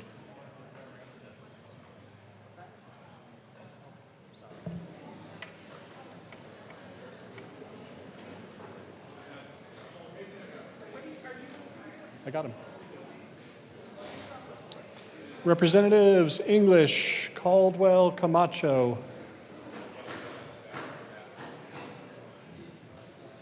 ML Caldwell votes yes. Representative English is excused. Please close the machine. With 63 aye votes, 0 no votes, and 2 excused, the amendment is adopted. We are back to the resolution. Representative Soper. Thank you, Mr. Speaker Pro Tem. And I wanted to come down here just briefly and talk to the resolution in totality. and just ask everyone to look around the chamber and to think about our last 150 years and the honor and privilege it is to be able to serve in our state's legislature. Very few people have had that honor over the years, and to be able to serve during our state's 150th anniversary, I believe is truly special, and just wanted to say it's an honor to serve with each and every one of you during this year. Thank you. Thank you, Rep. Soper. AML Bacon. And members, we have one more amendment. I move L12 and ask that it be displayed. That is a proper motion. We'll get it displayed. And members, I want to thank our colleague for Greeley for bringing this to us. And I also just want to let everyone know, as you just saw, thank you all for your willingness to participate in this resolution. It's been hard to kind of keep to a particular cadence, and we know folks have a lot of things they want to say and share, which is always a positive because this is such a great state and we have such great stories to tell. I want to mention where this amendment comes from and who we are celebrating with this amendment. Even though Colorado has a troubled past, you all may know about our governor who fought against Japanese internment, but we still were faced with it here. This amendment is to recognize Thomas E. Lee and Joan T. Lee, who got married in 1956, came here from Wyoming to get married because the laws elsewhere did not allow interracial couples. And so we want to recognize what Colorado provided by way of that opportunity, and we want to recognize their impact to our communities. And so thank you to our colleague from Greeley for sharing their stories for us, and we hope that we can honor them with this amendment. So we urge an aye vote. Seeing no further discussion, the question before us is the adoption of Amendment L12 to House Resolution 1007. Mr. Shebo, please open the machine. Members, please proceed to vote. Representative Bottoms, how do you vote? Yes. Representative Bottoms votes yes.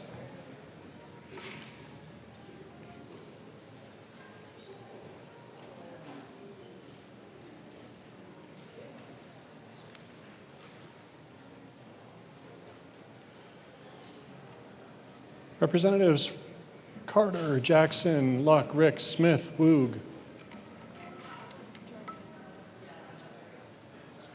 Rep. Carter is excused. Rep. Jackson is excused. Representative Woog is excused. Please close the machine.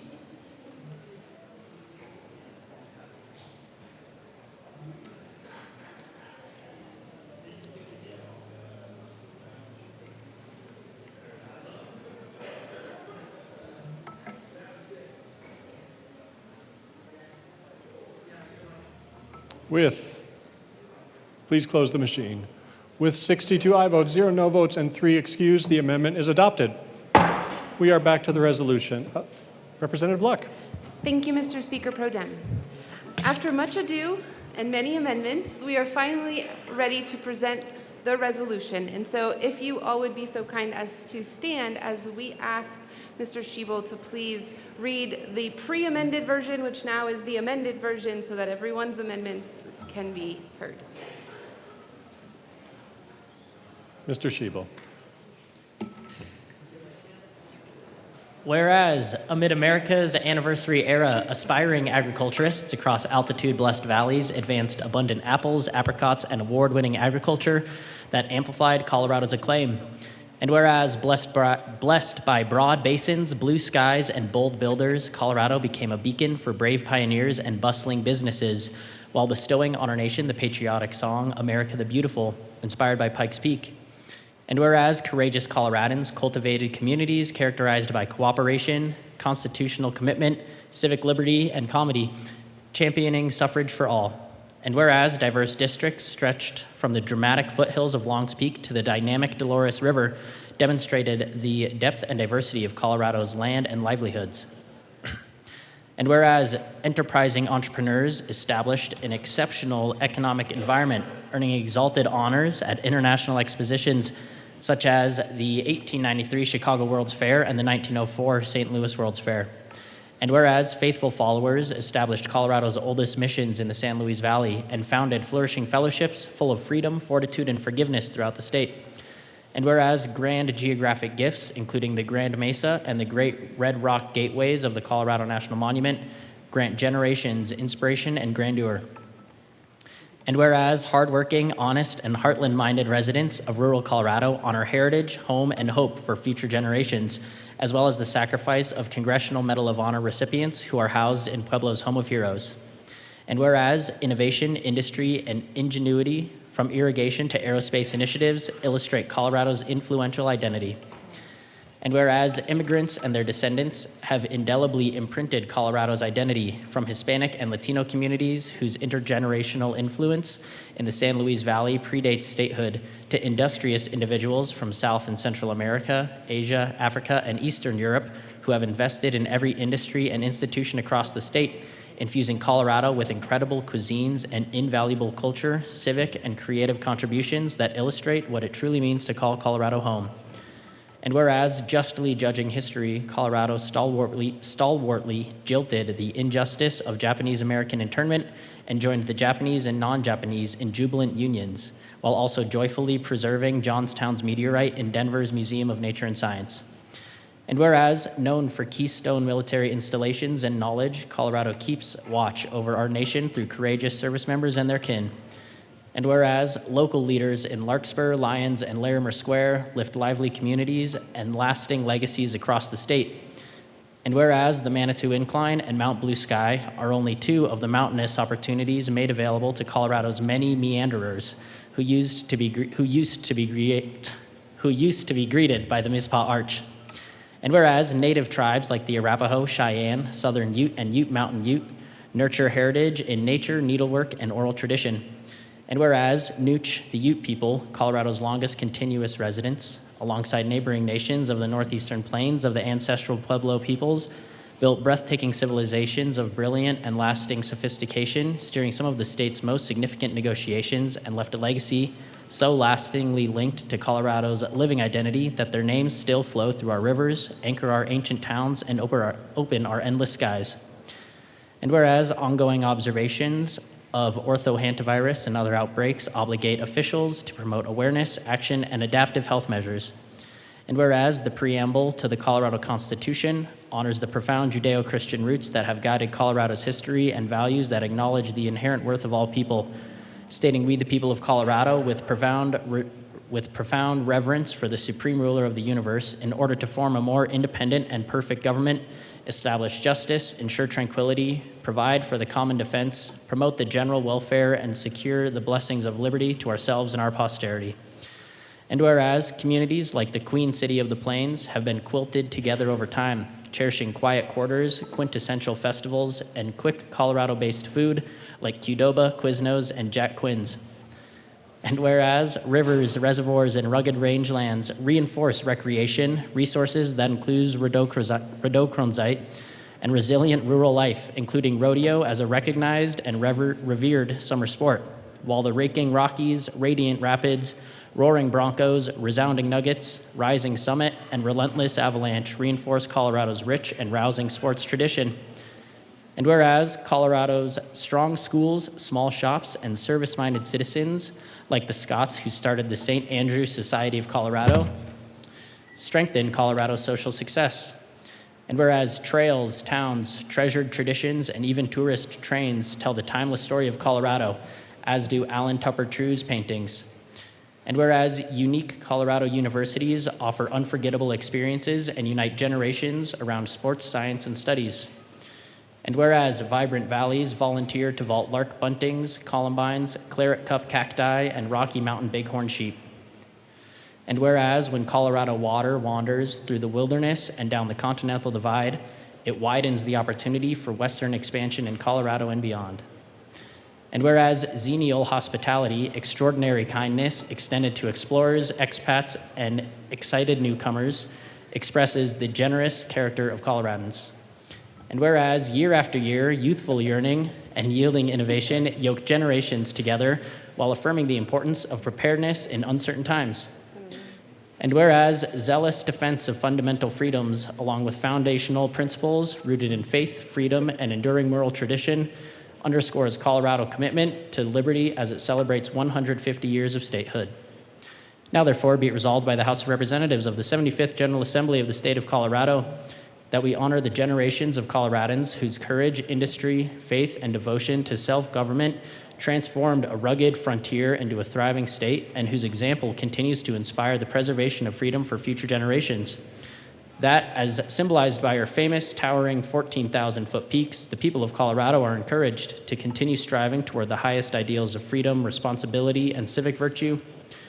That we call upon all citizens of Colorado to commemorate this historic milestone with gratitude for the blessings of liberty, humility before providence, and renewed dedication to the principles that have guided the state since its founding in 1876, and that we commit to preserving Colorado for future generations by, among other things, protecting our natural resources, including pollinators, promoting Colorado history and civic education, strengthening infrastructure to protect against future threats or emergencies, and encouraging the making of another 150 years of colorful Colorado history. Mr. Schiebel, y'all.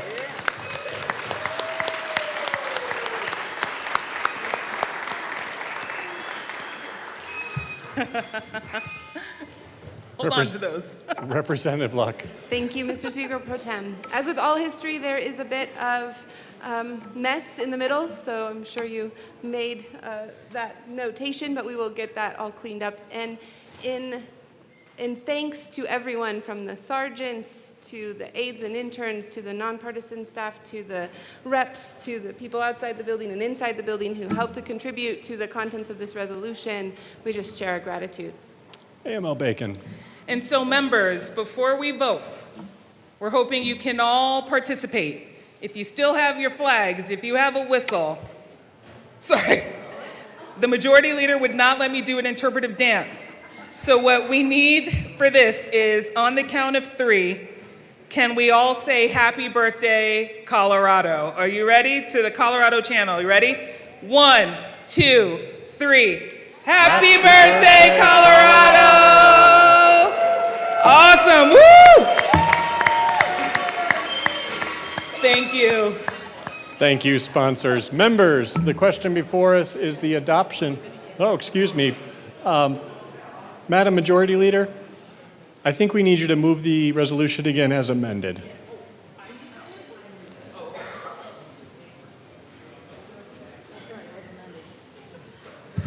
Madam Majority Leader. Thank you, Mr. Speaker Pro Tem.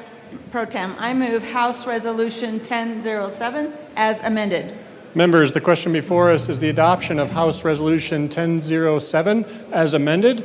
Mr. Schiebel, please open the machine. Members, please proceed to vote. Representative Bottoms, how do you vote?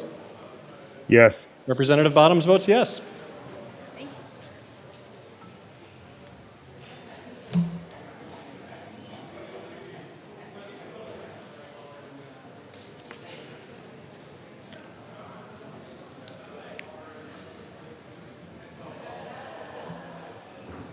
Please close the machine. With 62 ayes, 0 no, and 3 excused, House Resolution 1007 as amended is adopted. Co-sponsors.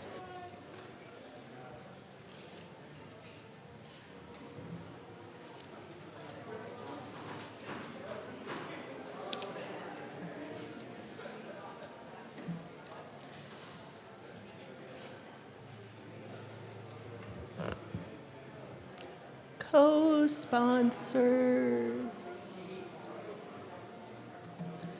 Please. I would like to co-sponsor. Representative Bottoms, co-sponsors.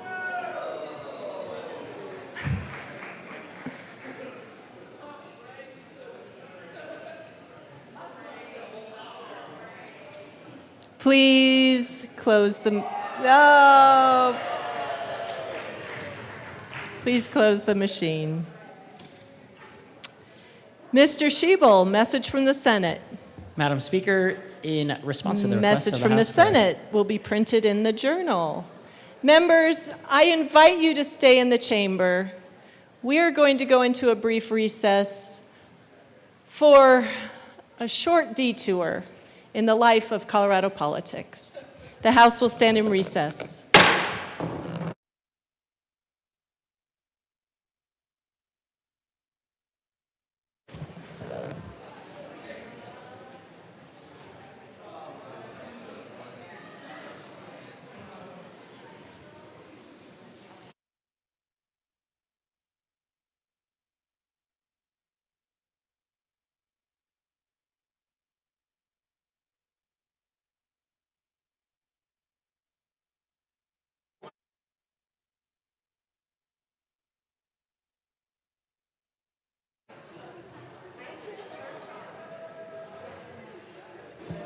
Members. Quiet, please.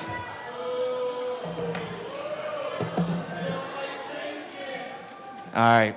We have some motions at the desk here, members, and we need to go through them. We're going to do a voice vote on these motions. Just a little bit of housekeeping here, so just hang tight real quick.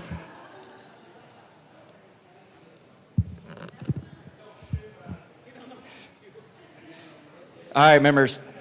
First motion on the desk. We have a motion to recognize being late to committee meetings or the House floor as sobering. All those in favor say aye. Aye. The ayes have it. We have a motion to combine House Districts 30 and 59 because having more than one Stewart in the House is just confusing. All those in favor say aye. Aye. The ayes have it. That's what it feels like to be in the minority. A motion to extend that same idea to the Senate for the Peltons. All those in favor say aye. Aye. All those opposed, no? Noes? The noes have it. We have a motion to strike from the record any and every time Representative Ken DeGraff mentions Olympic-sized swimming pools or water droplets. All those in favor say aye. All those opposed, no? The noes have it. We have a motion to strike any and everything said, including announcements of the good representative from House District 35, Lorena Garcia. All those in favor say aye. The ayes have it.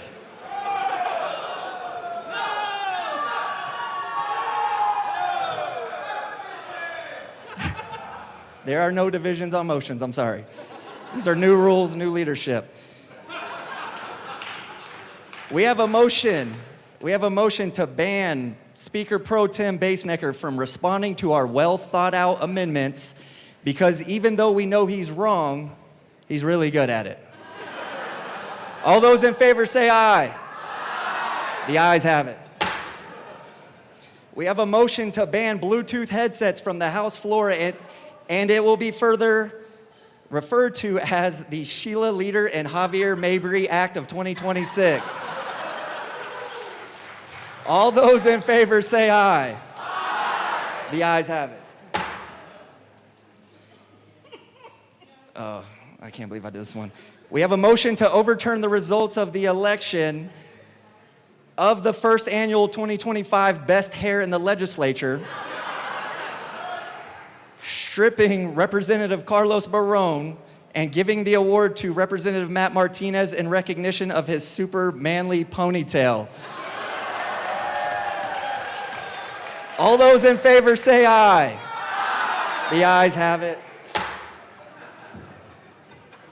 We have a motion to finally settle the question of how you properly say the name of representative from House District 1 to determine whether it's Mabry, Mayberry, or Marbury, because we've all heard some version of that.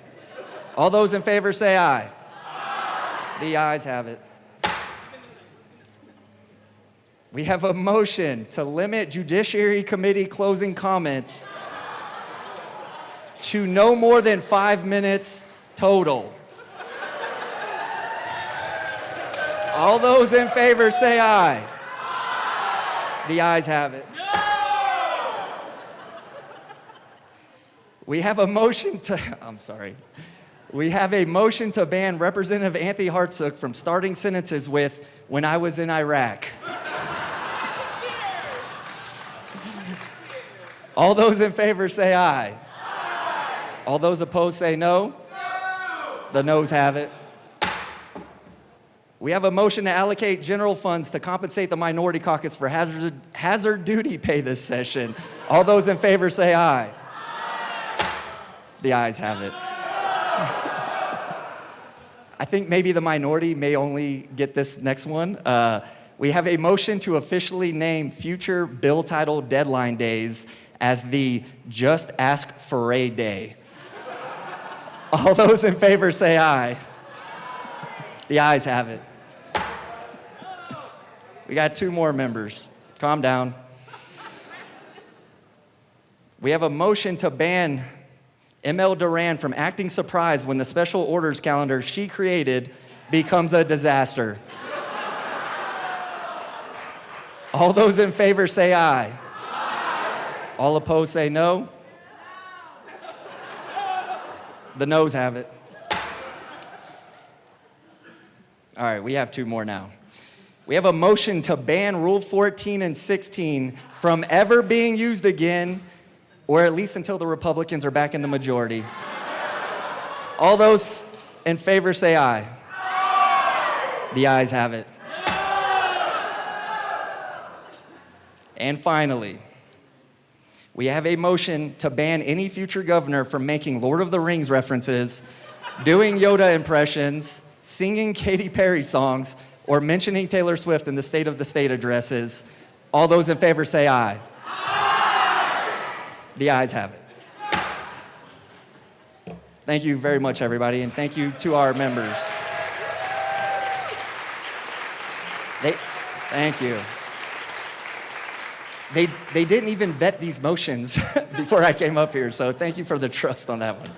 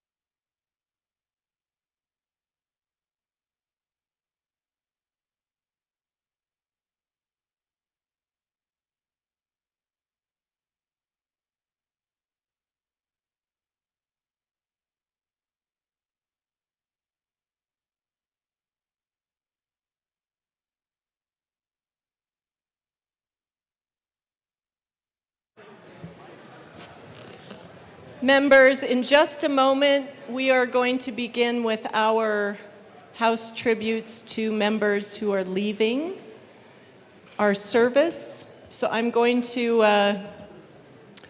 grab a beverage, hit the break room, do what you need to. We will convene in about 5 minutes.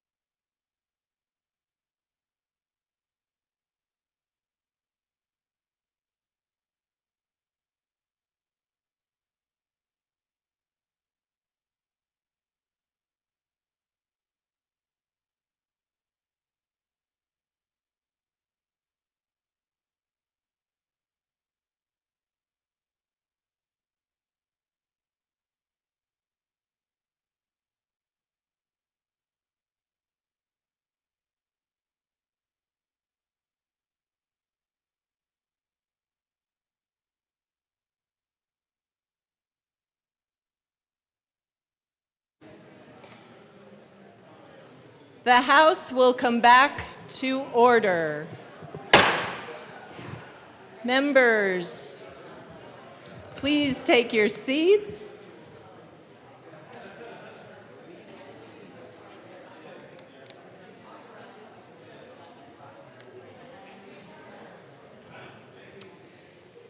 Hello, members. I'll invite you to take your seats. We have some tributes.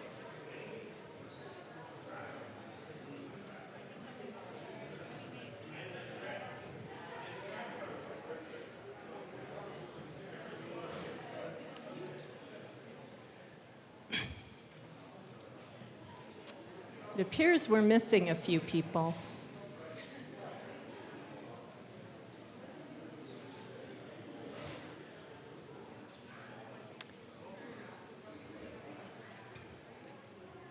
Thank you, members. It was wonderful to have the brass band playing while we were honoring the state. Certainly added to the moment. Members, we are going to recognize a group of legislators who will not be returning for exciting reasons of their own, individuals who are not term limited, but we still wanted to honor their service and dedication. So I'd like for the following individuals to please come down to the well. Representative Bottoms, you may want to be on screen for this. Representative Bottoms has served our House for 4 years. Representative Bradfield. Representative Bradfield has served for 6 years. Representative Kelty. Representative Kelty has served for 4 years.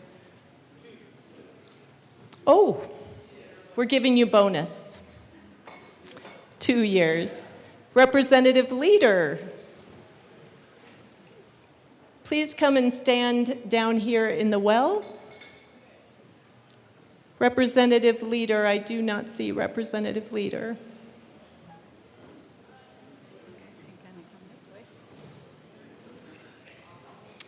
Representative Luck, 6 years of service. Representative Rutinell, how many years, Representative? A confusing. And Representative Weinberg, 4 years of service.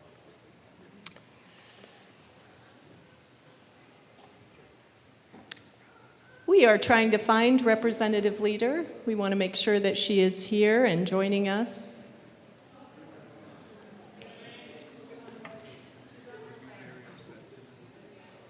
$50 fine.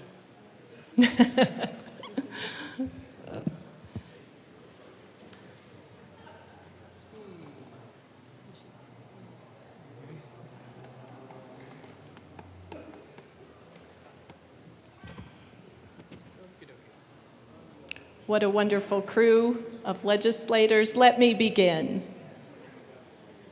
We will trust that she is on her way. Please stay. You have to endure the love and praise of your colleagues.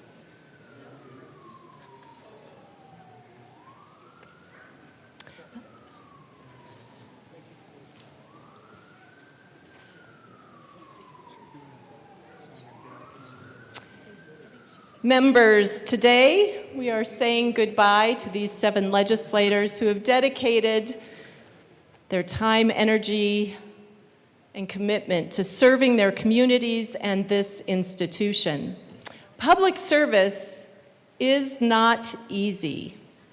It's long meetings, impossible decisions, late-night calls, missed dinners with families, angry emails written entirely in capital letters, and of course, endless debates. And yet these 7 individuals kept showing up. They showed up for their districts, their colleagues, and most importantly, they showed up when service was hard. Every one of these legislators brought something unique to this body. Some brought wisdom, some brought passion, some brought bipartisanship, and some brought 47-page amendments at 11:58 p.m. But together they made this place better. You learn quickly in government that titles don't matter nearly as much as character. Constituents may remember a bill number for a little while, but what they really remember is how they were treated. Leadership is about listening, it's about persistence, it's about standing up for people who may never know your name, but whose lives improve because you fought for them anyway. And while this is a serious goodbye, it would be irresponsible not to acknowledge the very specific talents of this amazing group. For example, only luck can bring a tough week to a close with a sentiment reminding us we are all worthy, loved, and adored. Only Representative Bottoms can stretch a 2-minute point into a 45-minute speech with 4 recesses. And he's not smiling. I'm trying. Only dear Mary Bradfield can bring us all back to our faith by gently reminding us amid the chaos that here at the Capitol, Bible study meets Tuesday mornings at 7:30 a.m. Only Representative Kelty can truly make us see how tough a woman from the military can be. And only Representative Leader can show off that new grandbaby, pictures and videos over and over, while actively listening to debate. And only Representative Rootnell can make improv classes, karaoke, and everything else sound more fun, especially in his spot-on Barack Obama voice. And only Rep. Weinberg can barbecue for the entirety of the House and staff with sweat on his brow, but a big smile on his face. The public sees the floor speeches and press releases, but they don't always see the nights that you all have spent studying policy, the weekends you've spent away from home, the emotional weight of representing thousands of people, and they blame you for everything like traffic, weather, taxes, and when the Broncos don't win the Super Bowl. Because democracy only works when good people are willing to participate in it, we want you all to know that we believe you are good people. Some of you are headed off to new adventures, and for Leader, Rootnell, and Bottoms, it may even be a new office. Beyond all these policy debates, relationships were built here. Despite our disagreements, this institution is better because you have been a part of it. As you leave this chapter, please know your service mattered, your voices mattered, and the people you represented are better because you answered the call to serve. Members, please join me in congratulating these 7 legislators.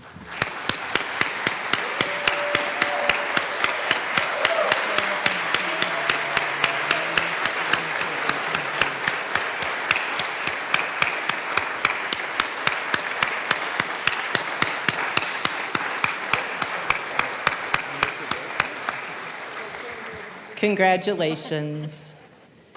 Members, we do have additional tributes, but we have an announcement. Representative Joseph, Conference Committee announcement.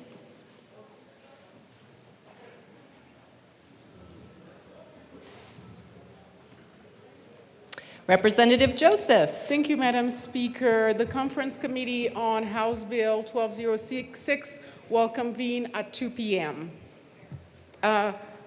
Somewhere around here. We've not scheduled the office. 107, in room 107. Thank you. Members, the Conference Committee on House Bill 1206 will meet at 2 p.m. in Committee Room 107. That is Representative Joseph, Representative Zokai, and Representative Gonzalez. I'm sorry. Forgive me. Representative Gonzalez. Representative Joseph. I just wanted to note, Madam Speaker, I know that's not part of the script. I just wanted to say it's an honor to serve with you, and it's an honor to have served with ML Duran. I may not be here while we are celebrating both of you, and thank you to the people of Colorado for giving me the opportunity to serve with both of you. Thank you. Very lovely. Thank you, Representative Joseph. Representatives, we will now move into the individual tributes for those members who are completing their 4 terms in office. I would like to invite Representative Valdez down to the front to honor Representative Woodrow.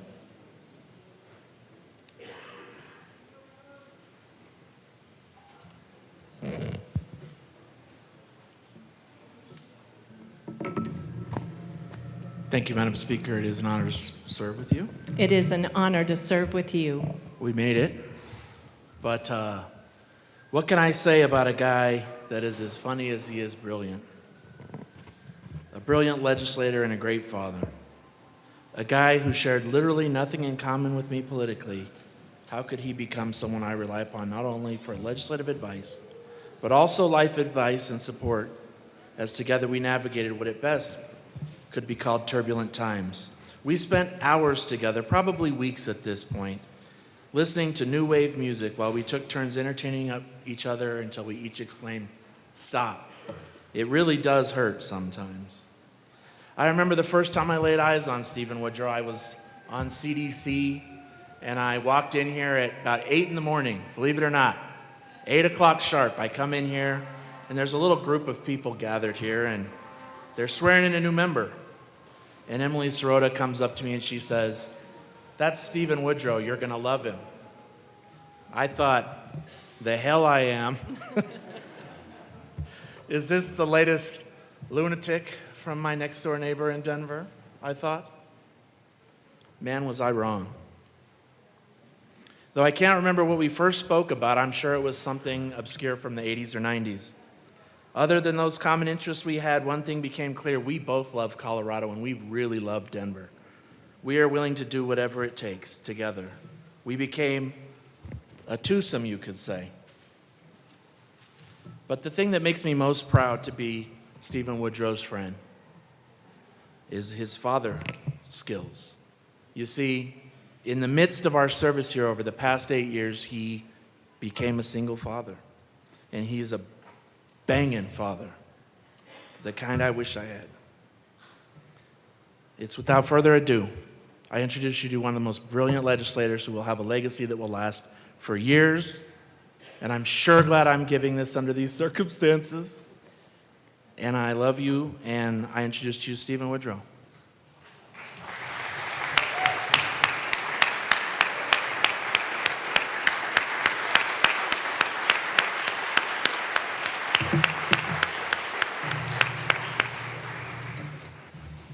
Thank you for that. Good afternoon, friends. I'll try to be brief. When setting out to write these remarks, I thought it'd be prudent to start with a list of things I've learned during my time here at the Capitol. Things like make sure you get here early for the good burritos, but it's okay if you don't. The best come from the green truck on Sherman. The best bathroom is room 324. Stay out of the lobby if you're able. Stay off social media if you're able. And of course, some traffic tickets just aren't worth fighting. But the most important lesson I've learned has come from all of you. As Rep. Valdez just said, I was sworn in early February of 2020, 6 weeks before COVID hit. During my opening speech, which was attended by some family members, Speaker Becker, Rep. Sirota, Rep. Valdez, and now Senator Baisley, I recalled the words of Benjamin Franklin, who, when asked at the Constitutional Convention what type of new government was being formed, he famously responded, "A republic, if you can keep it." Folks, America is an experiment. It's a test in self-governance. Representative democracy is not a guarantee. It is not the norm. Though numerous countries have followed America's lead and embraced it over the last 80 years, don't be fooled. Take it for granted and it goes away. Power consolidates. There is a tendency towards authoritarianism that must be checked and balanced. Yes, much of that checking and balancing happens through institutions, but more than anything else, it happens on account of people who are willing to stand up, to do the work day in and day out and make it so. It happens because of our amazing partisan and nonpartisan staff who show up and keep everything moving. It happens because of our legislative aides, many of whom somehow know things before we do. It happens because of our sergeants and state patrol who keep us safe and orderly, especially when you have a big mouth like mine. It happens because of OLS and bill drafters and researchers and clerks. It happens because of lobbyists and the press corps, yeah, it does, and leadership. It happens because of our families back at home wanting the best for us, wishing they could have more of our time, but willing to share us because they see that the work we're doing matters to so many. And of course, it happens because of each and every one of you. Each of you, by showing up, by debating bills, by sponsoring or opposing legislation, by focusing in committee, by asking hard questions, by disagreeing with each other, each of you has helped keep the republic. Every vote you've taken, every debate you've engaged in, every amendment you've run, even you, Representative Graff, all has reinforced the legitimacy of Colorado's enduring role in our American experiment. I'm reminded of a quote from JFK. The unity of freedom has never relied on uniformity of opinion. The goal is not that we agree. Sure, it's nice when we do, but we're human, and humans disagree, sometimes fiercely, on guns, on LGBTQ rights, on immigration, on the environment, on tax policy, on healthcare, on the role of government. We disagree an awful lot. But our goal is not that we agree. It is in how we disagree. Do we grab our pitchforks and take up arms? Do we battle it out physically with violent reprisal? Or do we come to a magnificent, hollowed chamber like this one and talk and debate and cajole, even if we know the fate of many bills were decided last November or the November before? As I reflect on the last 7 sessions, I'm humbled and grateful for the time we've had together, for the changes I've seen in the law and in this body, for the conversations and work I got to do with you and those who had your seats before you were here, for Minority Leader Hugh McKean, Senator Faith Winter, and Brother Rod Bockenfeld, for the work you've all done and that we've done together, work that has undoubtedly helped to keep the republic. I'll close with this. I'm proud of and grateful for all we've accomplished. I'm proud and grateful for having had the opportunity to serve with so many talented and caring people. I'm proud and grateful for the part you let me play. This little experiment of ours, it's worth it, and our republic worth keeping. Thank you.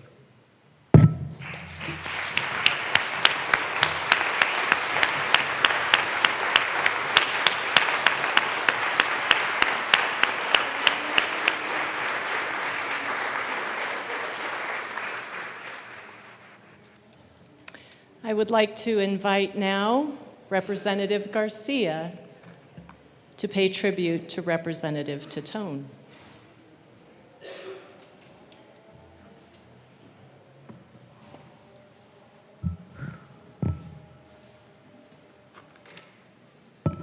Well, what can you really say about a living legend? What can you say about a woman whose motto is, "What's next?" Representative Titone has always put herself out there, whether it's doing stand-up or leading her community. She was the first trans candidate to win statewide office across the country, even though no one thought she could do it. Rep. Titone took on the prejudice and ignorance of those who don't understand her head on. She approaches life with possibility, with creativity, with passion, humor, joy, and exploration. The impact that Brianna has had in this chamber and across the state is deeply felt and even seen. You know, one of Rep. Titone's first bills was encouraging the use of xeriscape in public places. Everywhere we go, we see Colorado native plants that require limited water because of Representative Titone. But her fights were also big. She banned the gay and trans panic defense. She protected sex workers with immunity when reporting a crime. She took on fees for applications for rentals. Brianna never saw a fight that was too big, too small, or out of reach. And every time she brought professionalism, grit, and humor. Her legacy that she will leave behind is not her jokes that she practiced on us in the well, you know, some that hit and some that didn't. It's not her creative video making skills or her amazing asymptote or creativity in making her own clothes. It's not even that she took on corporate interests in her trilogy of the right to repair policies. It's not her ride or die attitude to the death industry either. I mean, who else could successfully bring a bill to say you can be buried as a tree? Her legacy that she has gifted us all with is her courage. She showed me every day what courage truly means.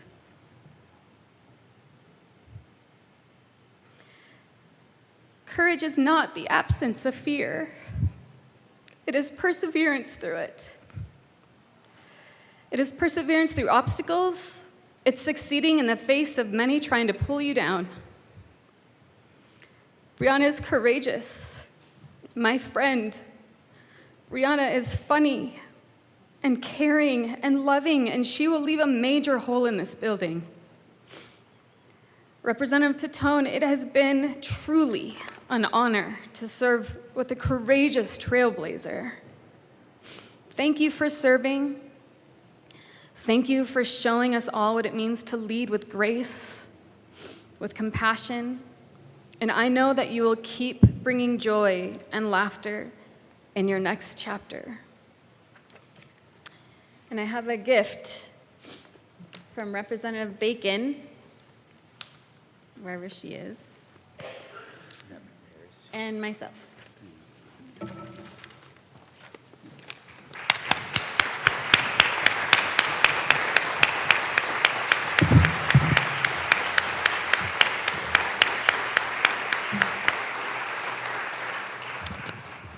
Representative Titone. It's hard to follow that.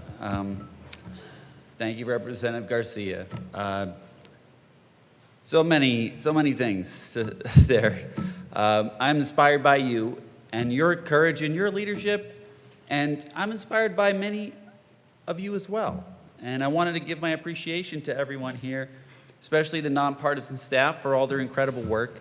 It's impossible to do the work inside the building for anyone to understand how hard it is because of the work being done behind the scenes by the often invisible efforts of the clerks, the sergeants, the legislative council staff, the budget and fiscal teams, the insane amounts of time and demand put in on our drafters. Give them a hand, please.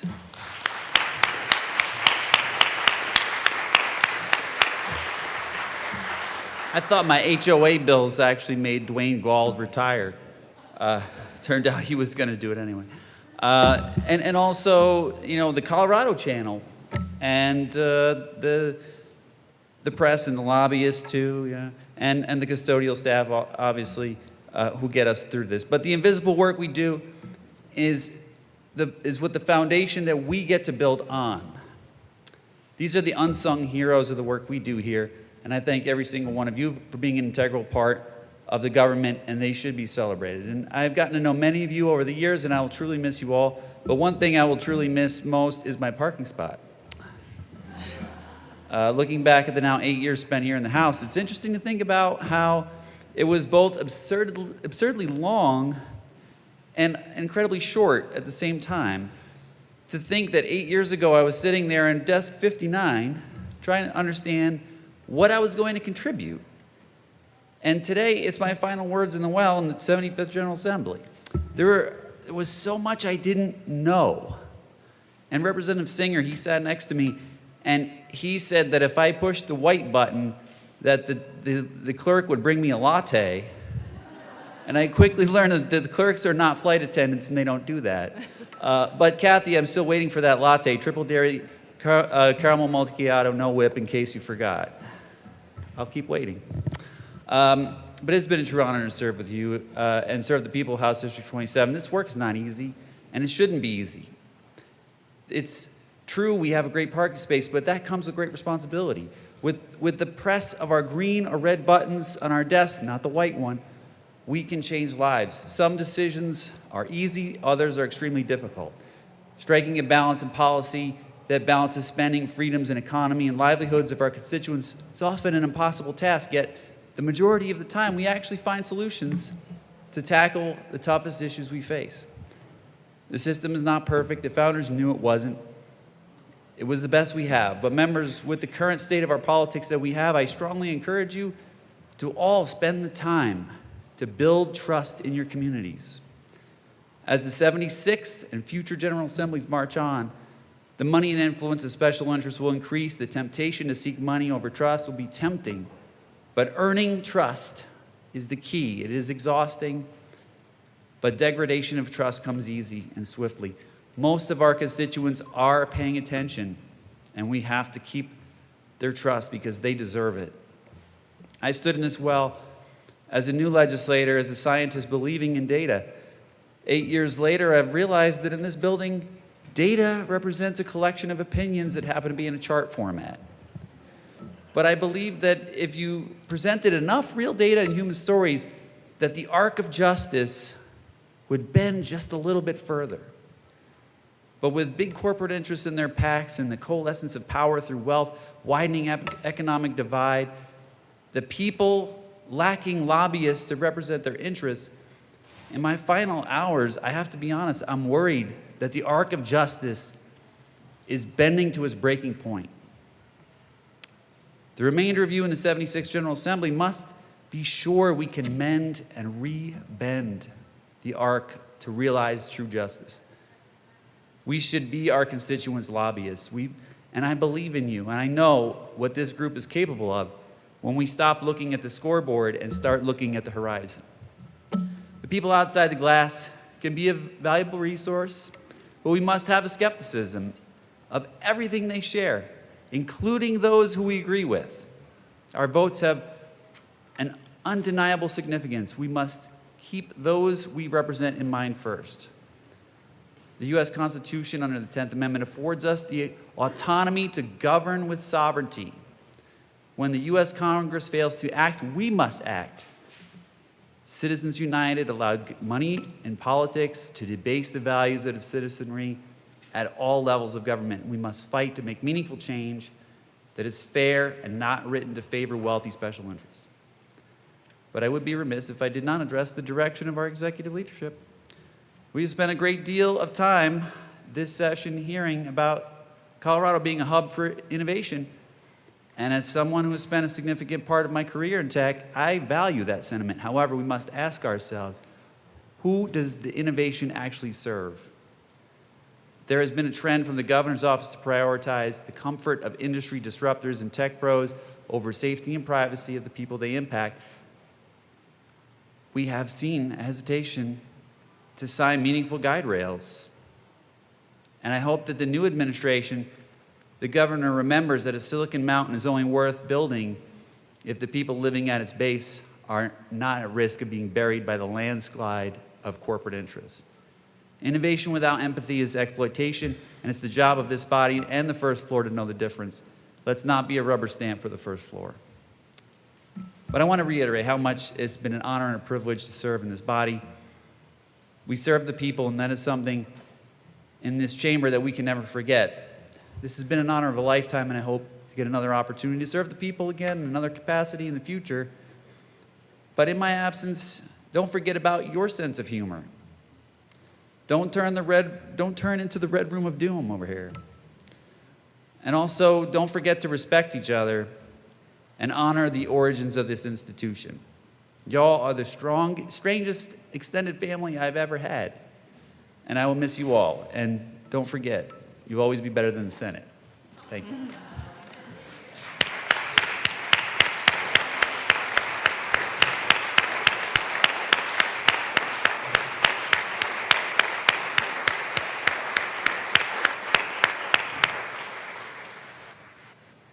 Next up, I invite Representative Woodrow to pay tribute to Representative Valdez. I love how those two work together.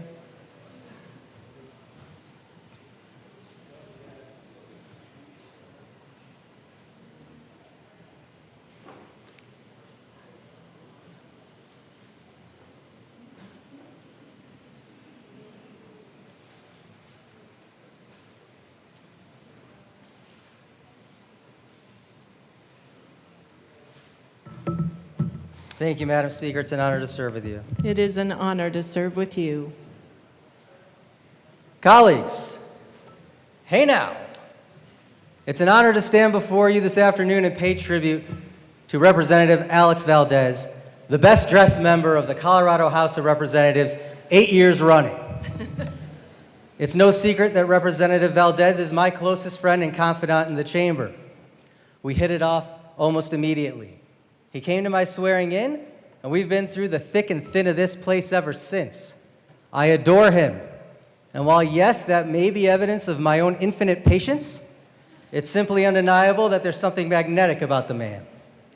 He's charming. He's witty. Yes, he's moody when he hasn't eaten, but you know what? Here's something you might not know. He's also moody when he's full. You all know him as an engaged conversationalist with a sharp tongue and a slick wardrobe, but let me tell you what else he is. A highly accomplished legislator. Because of Representative Valdez, Colorado pharmacists are able to provide HIV prevention meds directly to patients. Because of Rep. Valdez, marriages in Colorado are no longer defined in the Constitution as between one man and one woman. Because of Rep. Valdez, we have a thriving quantum computing industry throughout the state. I could go on, but we're pressed for time. On social issues, on energy, on healthcare, on the environment, Alex has been a leader throughout. Now, there's something special about the back row. Not just in this chamber, but in basically any setting. Middle school, high school, the movie theater. The back row is synonymous with fun. And oh, what fun we've had. This is a difficult building. It's terrible for our mental and physical well-being. And through the 120 days of session, we can become cynical and jaded. The back row is a reminder that though we are called to do this work and to take it seriously, it's imperative that we don't take ourselves too seriously. There can be joy in tough spaces. Alex has brought joy to so many of us during his 8-year stretch, even when he was hungry or had just eaten. I'll end with this. Earlier this year, Representative Valdez gave one of his rare passionate speeches from the well, a speech giving hope to kids who had been subjected to conversion therapy. He said many poignant things, but this part stuck with me. People have to be who they are. They don't have a choice. Well, dear friend, I'm so grateful that you are who you are and for the time we've shared. Back row forever. Colleagues, Representative Alex Valdez.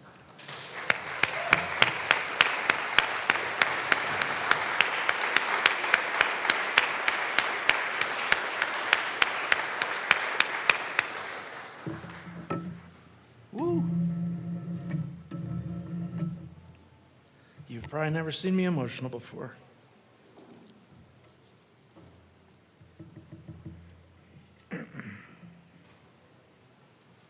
Well, I've been wondering what I would say here for a long time. And I still, I look around and I'm like, what am I doing here? I can't answer that. But I'll forever be honored to have been given this chance. A little about me. I was born at 6th and 225 back in 1981 during a tornado in the hallway in front of everybody. And the chaos has not stopped since.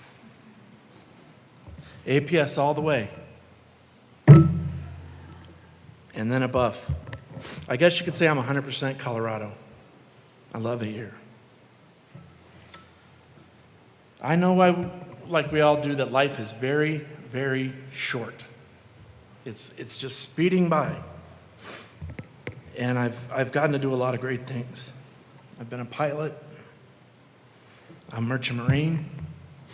I sailed around the world, both as an employee and just for fun. I've flown around the world. And I've done all sorts of cool stuff, but nothing will ever be like serving here. A little advice. Well, let me start with this. I started a solar company. You probably all heard about this. You know, it was all about doing something you can believe in. That's what this is about, right? Do what you believe in. I was never a staffer. I was never a political. I didn't even watch CNN before I walked in here. This was the first time I was ever in this building was when I was in orientation. Even though I grew up here, they probably didn't want to take me with them that day. I was a pain in the behind. Still am. My advice: exercise independence. I was fiercely independent in my time here, as much as I could be. And it served me well. Until last week, not a single threatening message, ever. Not one hateful email. Well, I guess you could call them hateful, but they weren't trying to kill me. And I attributed that to not being controversial, but putting my head down here and doing what I came here to do. I wouldn't be here if I didn't say thank you. That's the most important thing I'm going to do here today. Mom,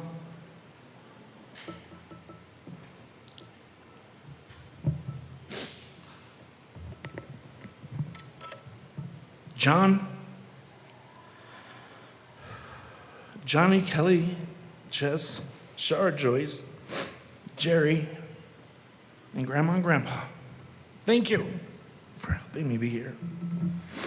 70 bills later, here I am. Here's my other advice. Ignore the gaffles on seconds. All of my friendships were born on seconds. We should talk more, not less. We should hear each other's voices, even if they're tough to hear. And we should probably spend more time crying in our private meetings than at the well. Ignore those gaffles. Communicate. Communicate, communicate, communicate in the time you have with your colleagues. Every success I had was from the relationships I built, not the quality of the legislation that I ran. Alec Garnett told me, it's not about the bills, bro. It's not. They come, they go, hundreds and hundreds. What lasts is the relationships, like the ones I have with my friends from the class of 19. Don't be a patsy for an agenda. Avoid NGOs. Be you. Be the person from your district. Remember what you ran on to serve those things. Don't be detoured. It's easy here. The noise gets loud. Early in my career, I made a pact that I would run 2 bills a year that weren't from the lobby. I just wrote them. I'm now the owner of 6 vetoes. A championship in this room. If you got a veto, you might add it with me, I don't know.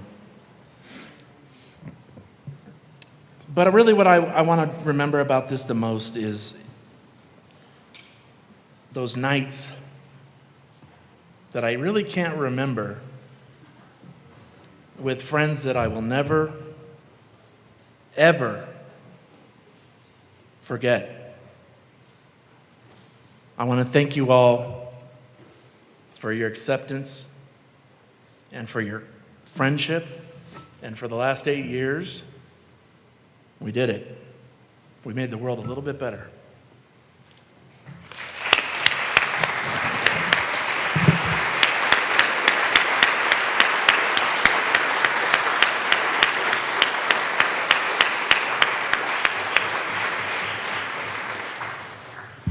I would like to invite Representative Wilford up to honor Representative Froelich.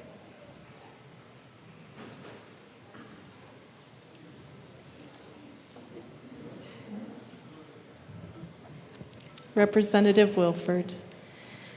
Thank you very much, Madam Chair. Members, I want to tell you about my fairy godmother. She doesn't have a wand. She has a Diet Coke, and it's possibly her 8th of the day. And she absolutely does not give a fork. I'm sorry, Madam Speaker. Especially on the... Sorry.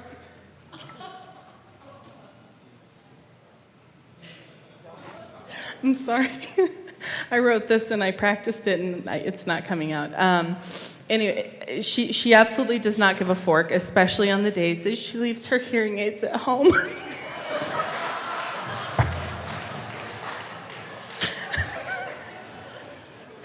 Which, as many of you know, is when she is at her most candid. And if you've ever stood up to walk to a mic and heard a full editorial from the back row, sorry, Meg. If you've ever stood up and walked to a mic and heard a full editorial from the back of the row about exactly where you can go, then you have experienced the full Meg Froelich experience. No filter, no regrets, no hearing aids. Sorry. Now, getting to know Meg is not a one-time event. It's been a years-long excavation. Every month, something new surfaces, so let me share some of the things that I've learned. She was born in the US, but she grew up in Malaysia, Australia, and Japan. Meg was the Malaysian national swim champion. She has produced 100 hours of television, including on American Masters, Biography, American Experience, and Eddie the Cruisers, which means somewhere out there, Meg has a story about a rock band, and I think you should all ask her about it later. She's a dissertation away from a PhD. She attended 2 Olympics, strictly as a spectator. She's read 4 books this week, and none of them will win a Pulitzer Prize, and she's absolutely okay with that. Now, let's take a brief stroll down 1 Main Street to visit the things Meg loathes. Ohio State, hugs, women who cheat at recreational tennis, and you know who you are. When she hears, we only have Diet Pepsi. The fact that Chick-fil-A tastes so impossibly good while serving every condiment in a plastic container and plastic straws. She's very pro plastic straw. She's not proud of it, but she owns it. Anyway, let's not dwell on the things that she hates because Meg truly leads with love. Speaking of love, she raised 3 kids who are wonderful humans. And if you didn't know, her daughter gave birth to a son earlier this year whom Meg refers to as her baby. Meg made a documentary about bipartisan elected women in Colorado called Strong Sisters. And if you haven't seen it, you can buy it downstairs and you should absolutely watch it. The documentary examines why Colorado has a strong history of electing women, what difference these women have made, and why certain positions have not yet been held by women. And what's incredible is that Meg didn't just make a documentary, she lived it. She served on the Greenwood City Council for 2 terms and then served 4 terms right here in this chamber. She put her name on 123 resolutions, memorials, and bills, passed transformational legislation for the people of Colorado, including the Reproductive Health Equity Act, which preserved the fundamental right to access the full range of reproductive health in Colorado, including protections for reproductive health access, which shielded reproductive health care and gender-affirming providers, patients, and helpers from out-of-state actors. She's been a stalwart for the rights and protections of sex assault and domestic violence survivors, gun violence prevention, equity, inclusion, and climate justice. Don't worry, Meg, I'm almost done. But that's Meg. She has an internal compass that does not waver. And in a place like this where it's very easy to lose your sense of direction, she always knows which way is right, and she walks directly towards it. Diet Coke in hand, hearing aids optional. As women leaders, we stand on the shoulders of giants. And Meg, you have recruited, trained, supported, and mentored and championed women across our state, and it's why, my friend, you are a giant in this room. And I can genuinely say that Colorado is better for having you served. Colleagues, Representative Meg Froelich.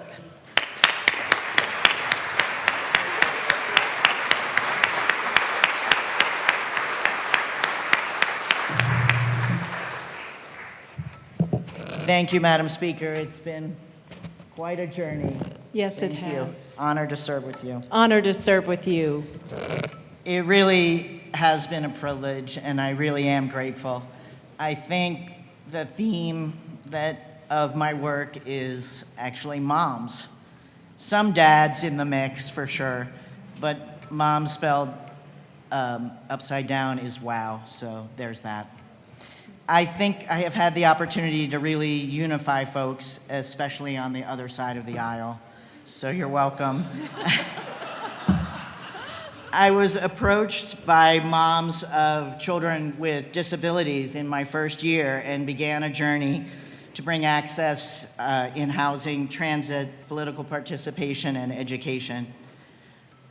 Next came a group of moms who had had terrible experience in family court, and that resulted in bills to reform that system. Moms who are assault survivors. I was able to work with my brave colleagues who are also survivors. Folks who wanted to be moms and folks who didn't want to be forced to become moms led to work in adoption, foster care, surrogacy, IVF, workplace protections for pregnant people, and of course, contraception and abortion. Fierce protective moms working to end child abuse and domestic violence, champions of fairness, opportunity, and quality public education. Moms who'd lost kids to gun violence, together with my 2 colleagues I served with, whose sons were murdered. I could add Mother Earth, but my friends really hate it when I equate moms with Mother Earth and make that goofy analogy. But I will say that our planet is fragile and special, and we need to protect her air, land, and water. And I think the Artemis II mission, and of course with its groundbreaking or sky-breaking female astronauts, really illustrated to us the importance of our small blue planet. And it all kind of comes from my mom, who was a second-wave feminist. In 1975, it was the International Year of the Woman, and so my mom confiscated all my Barbie dolls. And because the mother-daughter dance is so special, my mom added, I would never have Barbie's figure or be that much of a looker, so it was probably for the best. I slept on a woman on top pillow, and I was about 25 when I realized that double entendre.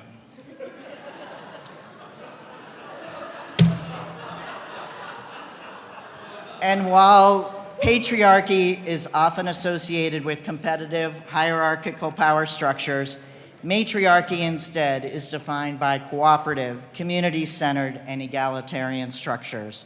So it's not actually women on top in a matriarchy, it's a system emphasizing nurturing, collective care, and prioritizing community needs. Whatever name you give it, I think we're at our best when we work together, and I'm proud to have served with so many great and so many powerful women leaders in the most diverse caucus in Colorado history. Thank you to our aides, nonpartisan staff, and all the legislative liaisons. Thank you, colleagues.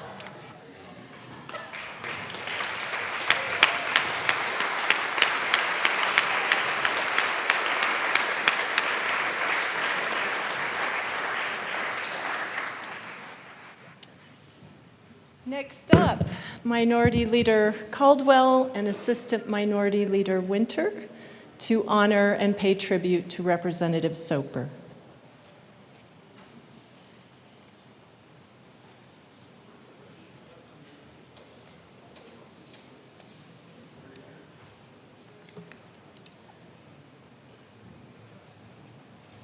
Minority Leader Caldwell. Thank you, Madam Speaker.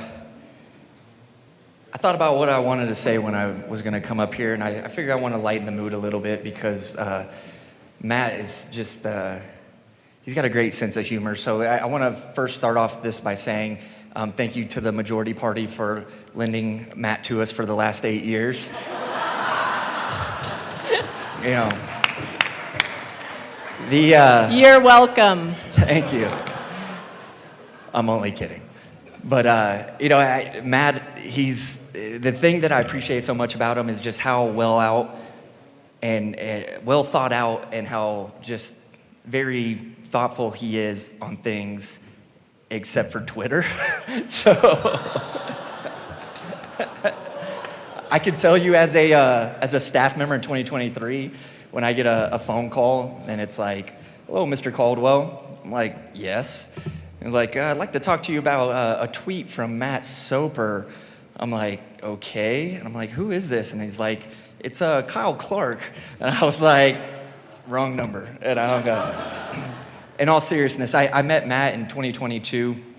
Actually, as an aide, and we were sitting in the assistant minority leader's office, and Matt came in there and sat down, and I don't remember what we were discussing. It was probably the differences in leadership style between Nero and Julius Caesar, or the fall of Rome, or something like that. But I just remember thinking to myself, man, this guy is really, really smart. And I knew nothing about him other than that conversation we had.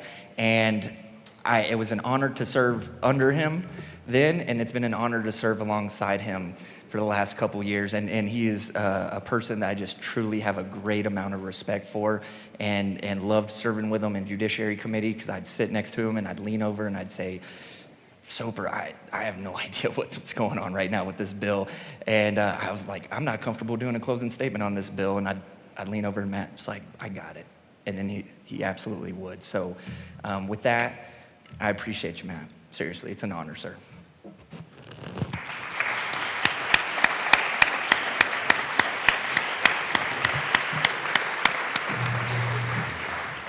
Assistant Minority Leader Winter. Thank you, Madam Speaker, and it's an honor to stand up and speak about Matt. Matt and I are totally different in a lot of ways, but one thing that united Matt and I was steak. Matt and I have spent a lot of time eating steaks together and talking about life, talking about his family and their history in the state of Colorado, and Matt's actually a pretty interesting guy, and if you haven't taken the time to sit down and talk to him, you should, because he's well-traveled, he's been all over the place. Matt's a very thoughtful guy. Anybody else that's ever talked to him, he does what's right. You know, we just saw him get up yesterday, and that's Matt's character. He stood up, and when he made a mistake, he rectified it, and I appreciate that about him. Another crazy thing about Matt is he turned a yellow jacket drinking country boy into somebody that likes Manhattans, and if you've ever seen me hold a Manhattan glass, boy, I catch a lot of grief for that. But Matt turned me on to Manhattans, so I'll be forever grateful for that, Matt. But probably the most difficult task I've ever had as the assistant minority leader, which you all know that's the principal, is keeping Matt in committee. I have spent many hours traveling through this building looking for Matt Soper, and I have found him in many different places. At first, it started with gentle conversations and nudges, and it ended with a lot of actions like, now. But in all seriousness, Matt, good dude. I've enjoyed getting to know you. But before Matt speaks, I want you to see a video about my plight. So we would ask that you play this quick little video so Matt can finish up. And if you'd all just put your attention to it, I'd be grateful. The House will stand in recess while we watch our video.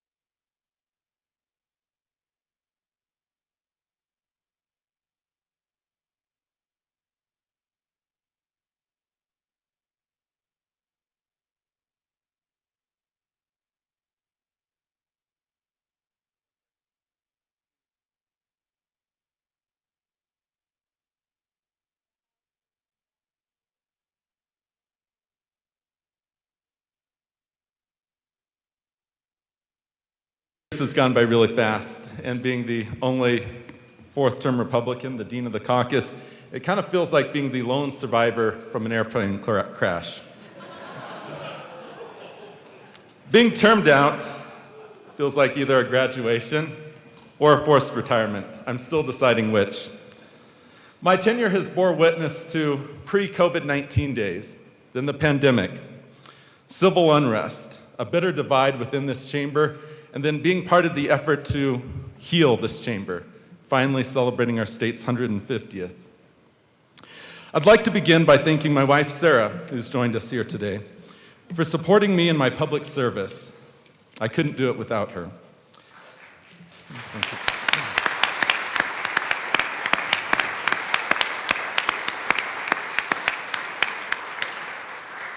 I want to thank my aides, past and present, who've been incredible. To the bill drafters, knowing I run a lot of bills and even more amendments. To the House staff, thank you so much for all you've done for us. And lastly, I want to thank everyone who's here before me today, all of my peers. And thank you for being collegial most of the time. Our state would be better off if we didn't have term limits, or if we extended them, as we have seen a transferred institutional knowledge and power to the lobby and to the executive branch. I was an aide in this building to Senators Jack Taylor and Ron Tech back in 2005, and when I arrived here in 2018, almost 75% of the lobby were still the same individuals, and today, it's close to that same number. Serving in the House of Representatives completes a childhood dream of mine that began when I was 12. I met my state rep right over there. His name was Matt Smith. He brought me on the floor. I saw this room for the first time. My family was taking a tour, and I decided I wanted to be a legislator. I grew up in a farm family, picked away the sweet corn, worked for our local water attorney, and then found myself in law school as well. Albeit I never believed it would be halfway around the world and then coming back to our great state. But I never lost fact of the focus that I wanted to represent my hometown and the communities around it. I had that opportunity when I was elected in 2018. It had been the first time in 54 years someone from Delta was elected to this room. Albeit the last person from Delta was a Democrat and Speaker of the House. I always wanted to give a voice to each one of the small towns, Fruita, Palisade, Delta, Colburn, Cedar Edge, Gateway, DeBeck. And I worked hard to spend time in each one of those towns, and you should too if you represent small towns. Perhaps I was blessed to have a good demeanor to be a legislator, but to be successful, one cannot show too much emotion. You can never be vindictive, and you can never forget. Be willing to take on issues not represented by long-tenured lobbyists or deep-pocketed special interests. We have run over 7 bills to address the abuses of the unregulated funeral home industry here in Colorado. It was not an issue I chose to champion. I didn't have a goal of reforming the funeral industry. I attended a memorial service in 2018 that forever changed my life. Victims from the Sunset Mesa atrocity described the horrors of what happened to them and their loved ones. These victims didn't have a lobbyist. They just had a lowly representative who said, I want to be the change and I want to make a difference for you. This led to drafting many bills that did not originate from a lobbyist. So be willing to do something that doesn't come from the industry. Stick to your values. I'm proud to depart the chamber, I think generally regarded as a nice guy, honest, intelligent, while not necessarily on time. Probably some people have wished I'd voted differently at times, but I'll tell you what, I have always balanced my personal values, my political ideology, and the distinct nature of House District 54 in every single vote that I've taken. I've tried to say a prayer to ask for guidance. I take every vote serious, as everyone should. 8 years is long and short. I remember asking my 105-year-old great aunt how it felt to be 105, and she said, it got here fast. Friends, this day got here fast. In my time of service, I married my best friend.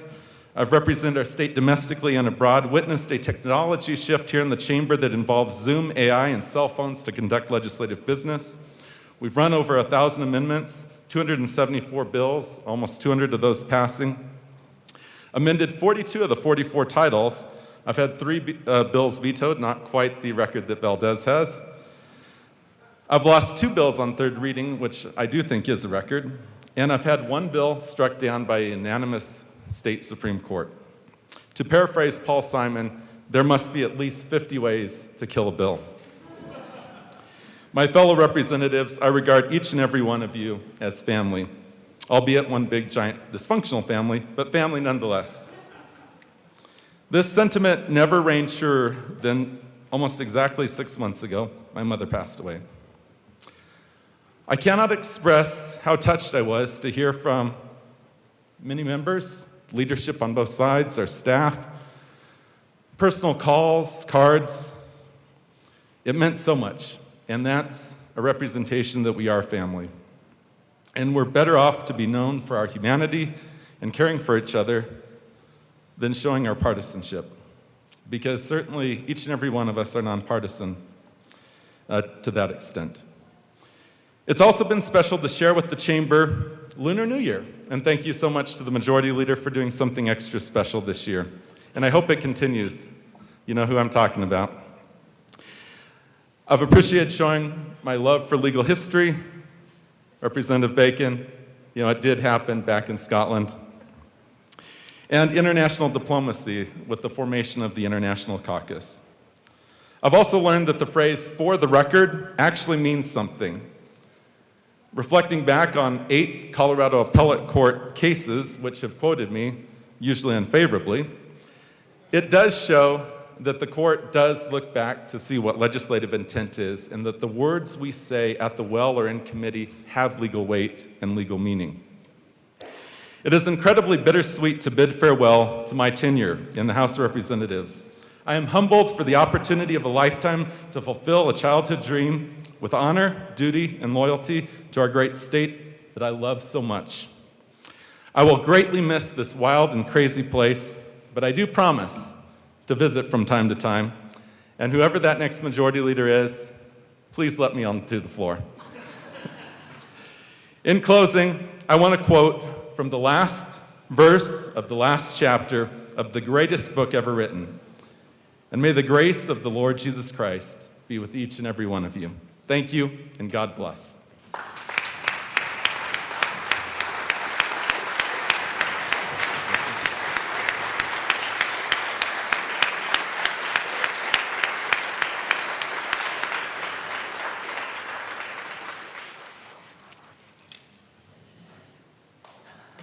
Representative Garcia,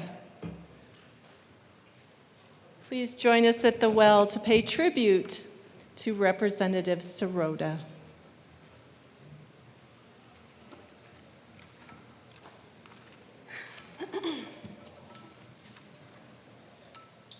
Well, members, I think we all know that Emily is pretty quiet, but she's also very powerful. She is brilliant and caring. She is stoic and yet feels profoundly. She is professional and compassionate. She is strong and loving. These are the characteristics that, for me, embody who Rep. Sirota is. And I honestly can't say I know a harder working legislator in this building, except for maybe me. Just kidding.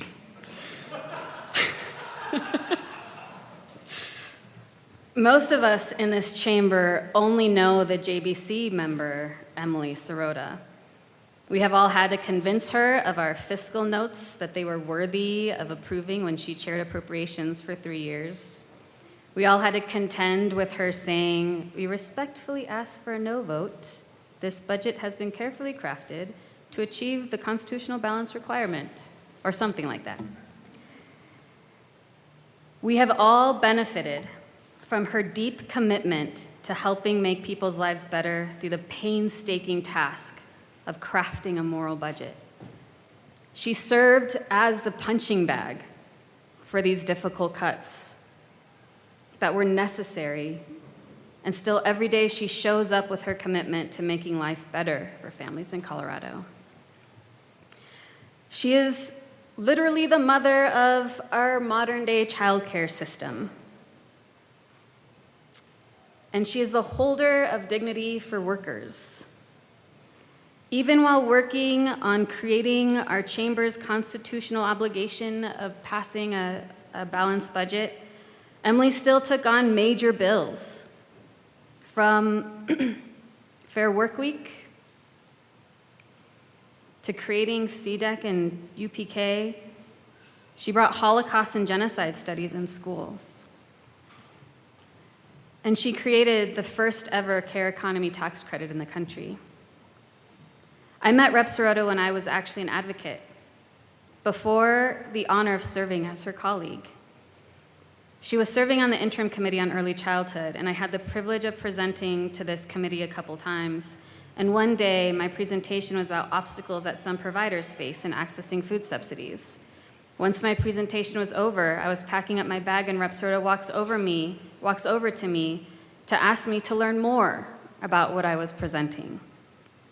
We may not actually think that that's such a big deal, but for an advocate, someone who is constantly trying to get legislators to hear and understand the challenges that exist and the solutions that could exist, this was a big deal.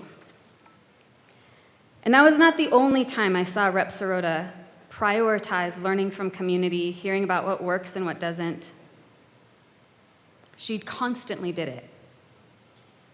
2 years later, not only did I get to experience her as an advocate, I had the absolute honor of learning from her as a legislator. Her poise in tense and difficult situations is enviable. Her pointed questions, even to those we consider allies, are strategic. She has a unique ability to see beyond the smoke and mirrors and address the realities of the impact of policy, something I strive to emulate every day. And in these last 4 years, Emily became one of my absolute favorite people in this building. She is more than a colleague. Emily is my friend. And since day one, I made the daily practice to walk the long diagonal from my corner desk to hers, to pick her brain about policy, about how to survive the chamber, about the budget. I would stroll down and see her reading her giant wine-colored binder with the budget pages that she would be discussing in JBC that day, but still, with all the grace, she would stop, she would look up, she would stop for her reading from what she was reading, and she would look up and entertain my questions or my random ideas. Rep. Sirota, Emily, I am so sad for us in this house. But I am so grateful that you will be down the hall, bringing a level head, a practical and compassionate lawmaking to the Red Room of Doom. Thank you for always prioritizing Colorado families. Thank you for being a model of what sound, practical, and ambitious policymaking can look like. And I have a gift.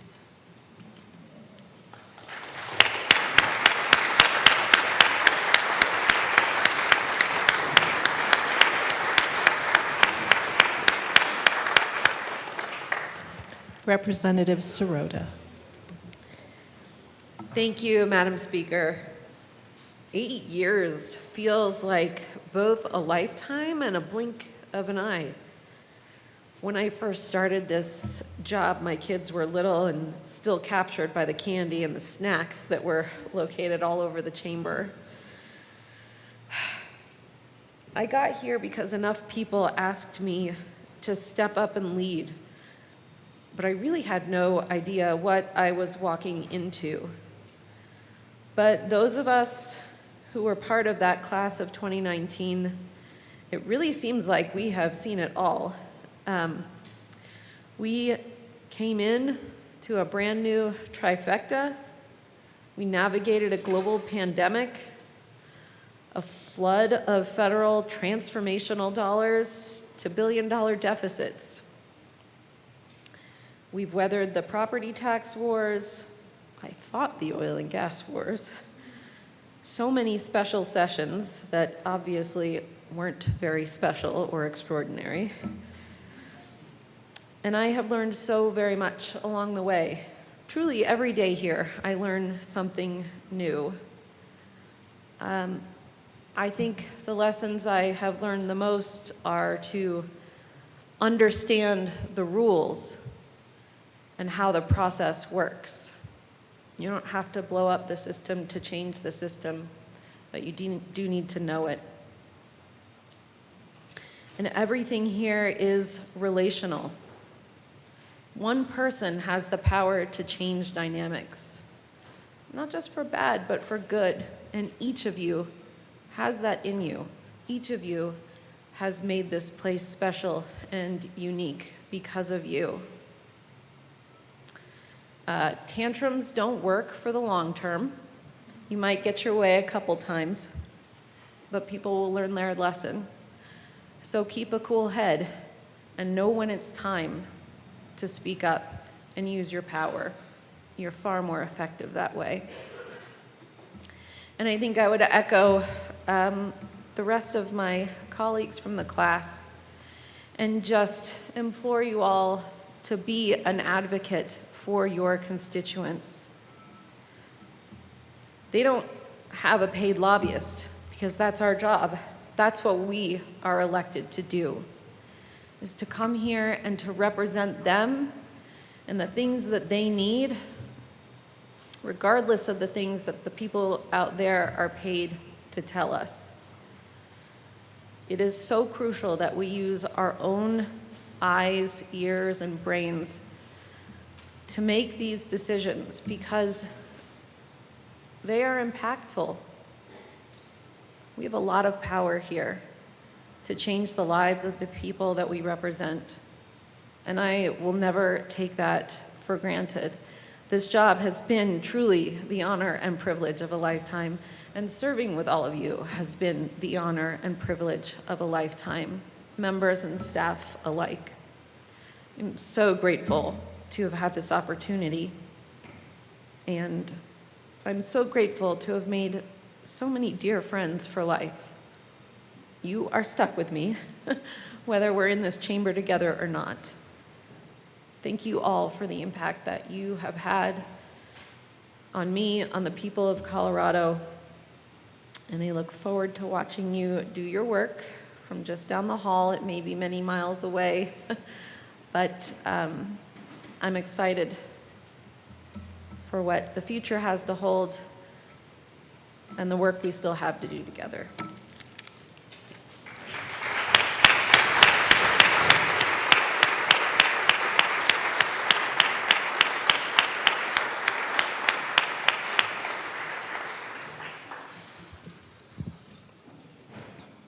Assistant Minority Leader Winter will now pay tribute to Majority Leader Duran. Good afternoon, members. I was informed that the last time that this happened was when Patrick Neville did the living eulogy for Alec Garnett. And I hope that at some point we see a little bit more of this, because one thing I've learned over the last 4 years is we've all built relationships, and hopefully at some point that trust for us to all sit down and do this is built, and I appreciate you asking me to do that and having that trust. There's this classic Looney Tunes cartoon about Ralph Wolf and Sam Sheepdog. Every morning they clock in and say, "Good morning, Ralph. Good morning, Sam." Then they spend the entire day trying to outmaneuver each other. 5 o'clock rolls around, they clock out, and it's "Good night, Ralph. Good night, Sam." Perfectly friendly, like nothing ever happened. Monica, in a lot of ways, that's us. We've had our battles, plenty of them. We've disagreed on policy more times than I can count. There's the political side, where we represent different values, different constituents, different ideas. And then there's the human side, where we're all just people trying to do what we think is right. You've always understood that distinction. You know I represent my people and you represent yours. You've been cognizant of the fact that I have to go back and answer to my constituents just like you do. And you've never made it personal when we're on opposite sides of an issue. The mutual respect has made all the difference. But Monica, we've also been through some real things together. The kind that reminds you this job is important, but it's not everything. When my family was going through one of the hardest moments of our lives after my daughter's accident, you were there. not as a majority leader, not as someone across the aisle, but as a person. And I've watched you carry unimaginable loss yourself, losing both your parents and your husband, and still showing up here every day and being a force. That's not something everyone could do. That's who you are. Outside this building, there's this perception that as majority leader, you don't have to reach across the aisle. But that hasn't been my experience. You've always been willing to sit down, have the conversation, and hear us out, even when we're making your job harder. You've made sure that even when we disagree, our voices are heard. Sometimes it's just an hour, but I know everyone in this room loves our Rule 14 video, which we will play, and that matters. And let's be honest, everyone in here knows you're not someone to be messed with. I'll never forget that time in committee when you said if people didn't settle down, you were going to have me hold your hoops. Or the first time we really went at it in the back room after a long day on the floor, and you said you were bringing a second special orders calendar. I told you, our caucus will blow this place up, and you looked right back and said, "Don't you put me in a corner." Truth is, I've handled myself pretty well working with you because I've had plenty of practice negotiating with my wife at home. Just like you, she can't always see that I am right, but we can always find middle ground. Monica, at the end of the day, we clock out like Ralph and Sam. We may not always agree, but I've always respected you for the way you remembered that behind every vote and every debate, we're still all human. It's been an honor to serve with you, ma'am.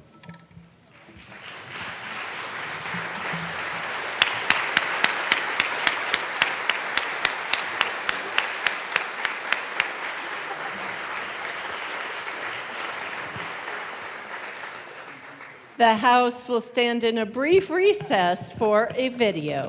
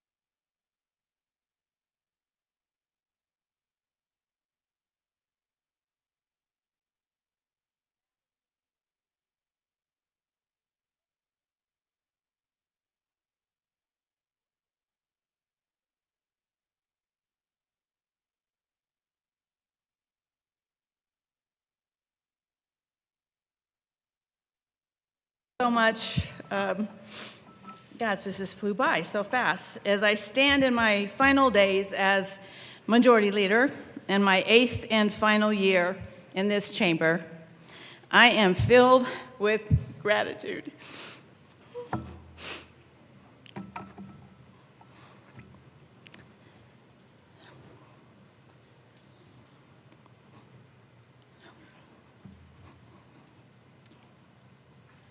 This room has carried my voice, my purpose, and my heart for many years.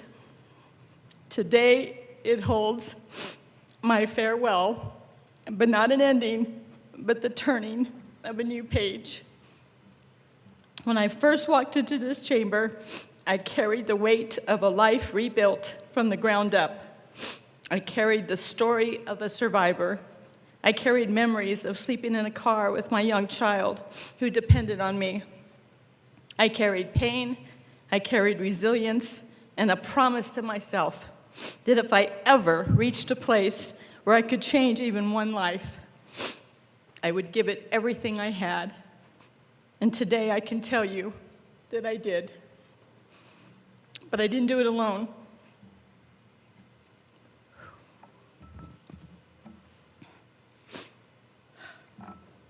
Most of you knew my late husband, Steve.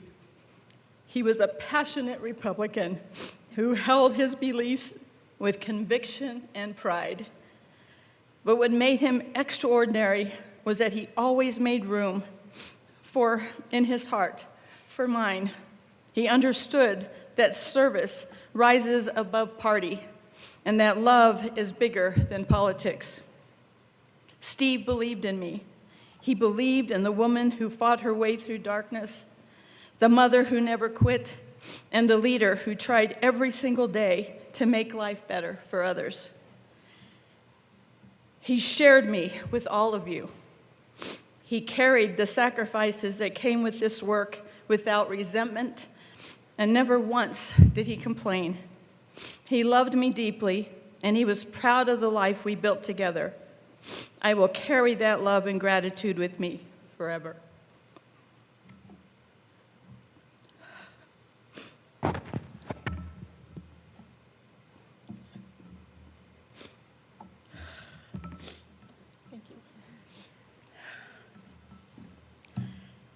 To my sons, Patrick and David, who have been my foundation through every chapter of this journey for 8 years.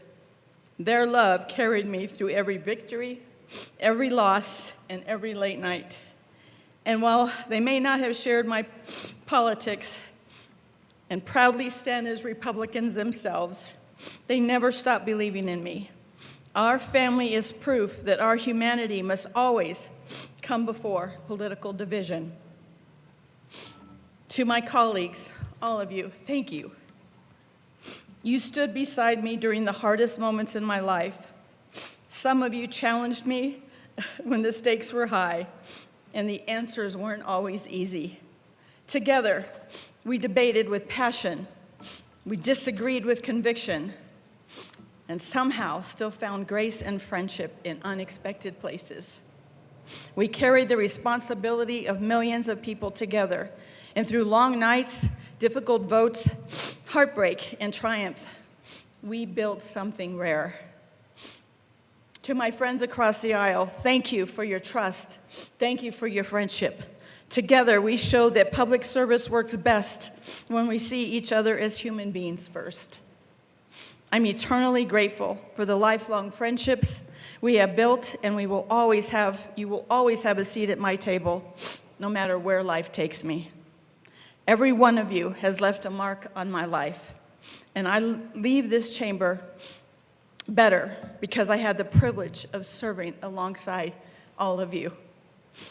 To my staff, thank you for your loyalty, your heart, and your belief in me. Gina, you have been a rock for 5 years. Hard to believe it's been 5 years. Watching you grow into the strong, thoughtful, compassionate leader you are today has been one of the greatest joys of my time here.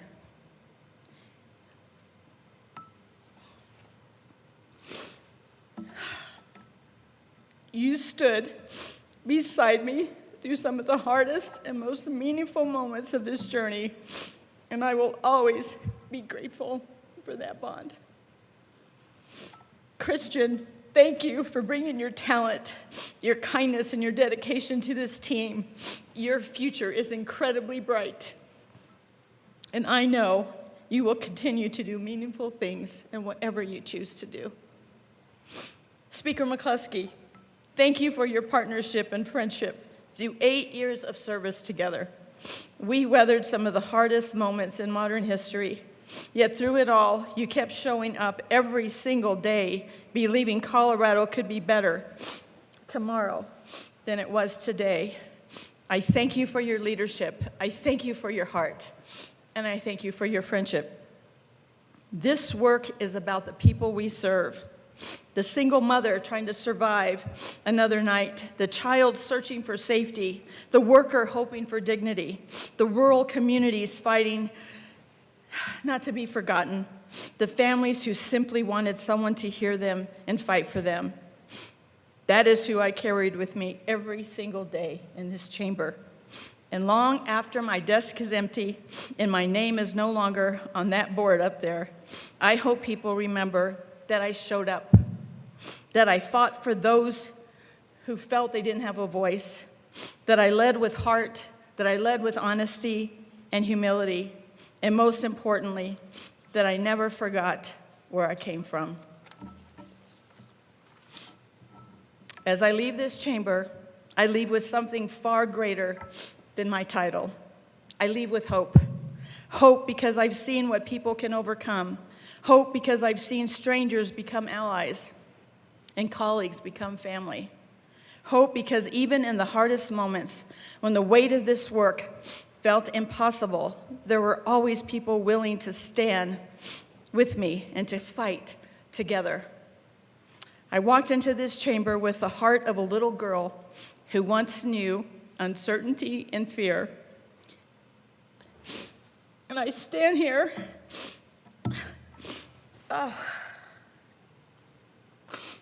as your majority leader of the Colorado House of Representatives. And if that is possible, members, there is so much more possible for those who come after me.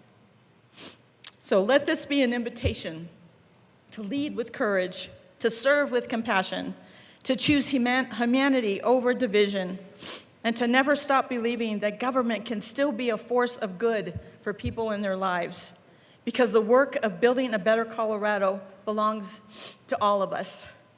Thank you for the honor of my life. And thank you for walking this journey with me.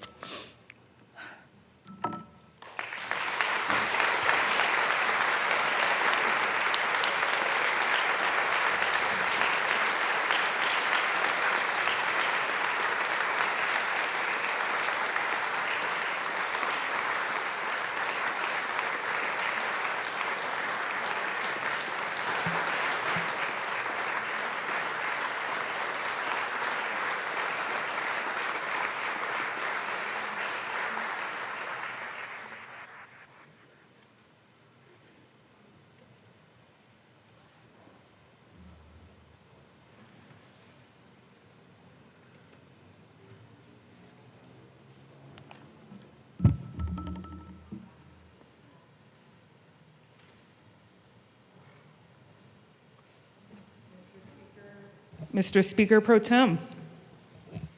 Thank you, Madam Majority Leader. It's an honor to serve with you. It's an honor to serve with you, sir. Friends, it is truly an honor to stand before you and say a few words about Speaker McCluskey and her service to this chamber and to the people of Colorado. Now, I was told that I have no more than 45 minutes for these remarks from Elizabeth. Constitution says we have to finish in about 10 hours, so I'll try to thread the needle here. I can't remember, honestly, the first time that I met Julie. When I came into this chamber, all of these desks were separated with plexiglass, and we were wearing masks, and I showed up on a vacancy, and let me tell you, nobody wants to talk to the new guy in April. Kenny, I feel your pain. But I do remember the impression she made on all of us, and me certainly right away. Like so many of us, I quickly came to see her as someone who cares deeply about her community, this state, and the people around you. Whether you're an elected official, partisan staff, or nonpartisan staff, Julie has always treated the people inside of this building and outside of it with kindness and respect. That matters here, but I think we sometimes forget that matters even more in life and the work we do on behalf of our communities. Throughout her time in the legislature, Julie has focused on making life a little better and a little more affordable for Colorado families. She helped create Colorado's reinsurance programs, which is saving Coloradans billions on health insurance premiums. She helped establish the FAIR Plan so homeowners could still access homeowner insurance when coverage became impossible to find. During the pandemic, she helped lead the state through one of the most difficult moments in recent history as a member and later chair of the Joint Budget Committee, protecting essential services while keeping Colorado fiscally sound. What stands out to me most, though, is how much of her work is centered on investing in people and preparing Colorado for the future. Julie championed programs that open doors for future teachers, students, and workers pursuing careers in high-demand fields, helping Coloradans access education and training at no cost. She also helped lead the effort to create a more student-centered school finance system that better supports our rural schools at-risk students, English language learners, and students with special needs. I know how much running that bill meant to you each and every year. At the same time, she worked to protect Colorado's future through investments in wildfire response, drought preparedness, clean water protections, and transportation infrastructure, including securing major federal investments that moved forward the Front Range Passenger Rail project and expanded Mountain Rail. Now, Julie was the prime sponsor of 281 bills and resolutions during her time here in the House. She has also made more than 500 appointments and nominations to statewide boards and commissions as Speaker. She became the first woman Speaker from the Western Slope and only the third woman Speaker in Colorado history. And she was a founding member of the McCaucus, which I think deserves its own place in the history books. But accomplishments like that never happen without sacrifice.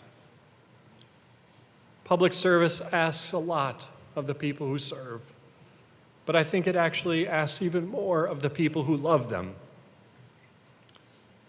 It's the texts at all hours, the long hours, the stress, the missed moments, the moments when you're there but you're really not there. It's a commitment the whole family makes to serve in this building. So I want to recognize publicly and thank her family, Jamie, Kate, Ian, Bob, Etta, and Susan, for sharing Julie with all of us and with the state of Colorado. Friends, the longer you serve in this building, the more you realize this job becomes in some bittersweet ways an exercising and saying goodbye to the people who have become dear friends very quickly. For me, Julie is one of those friends, and I know I'm not alone in saying that. She started each day with the reminder that it is a good day in Colorado. And what I want you to know today is that tomorrow it will also be a good day in Colorado because of your work here in this chamber. Julie, this state is better because of your service. The institution is stronger because of your leadership. And so many of us are better legislators and leaders because of your example, because time and again you met difficult moments with grace, humility, humor, and a willingness to do what was right, even when, and especially when it was hard. So I hope you'll all join me in honoring my dear friend and our speaker, Julie McCluskey.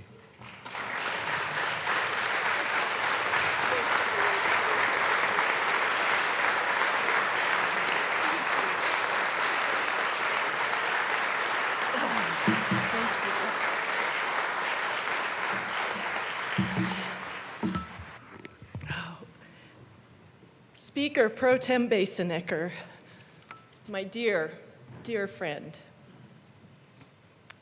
what a joy and honor it has been to serve with you, and thank you for those meaningful words. My husband is watching. He will be so proud to have his name called out. Hi, honey. Forrest Gump says, life is like a box of chocolates. You don't know what you're going to get. And this has been the strangest and most wonderful of journeys.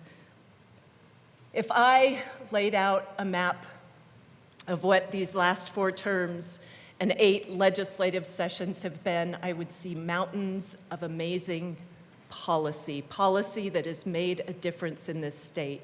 I would see rivers of flowing debate, and I would see roads that led to compromise over and over again. I'd also see the rugged determination of the people in this room.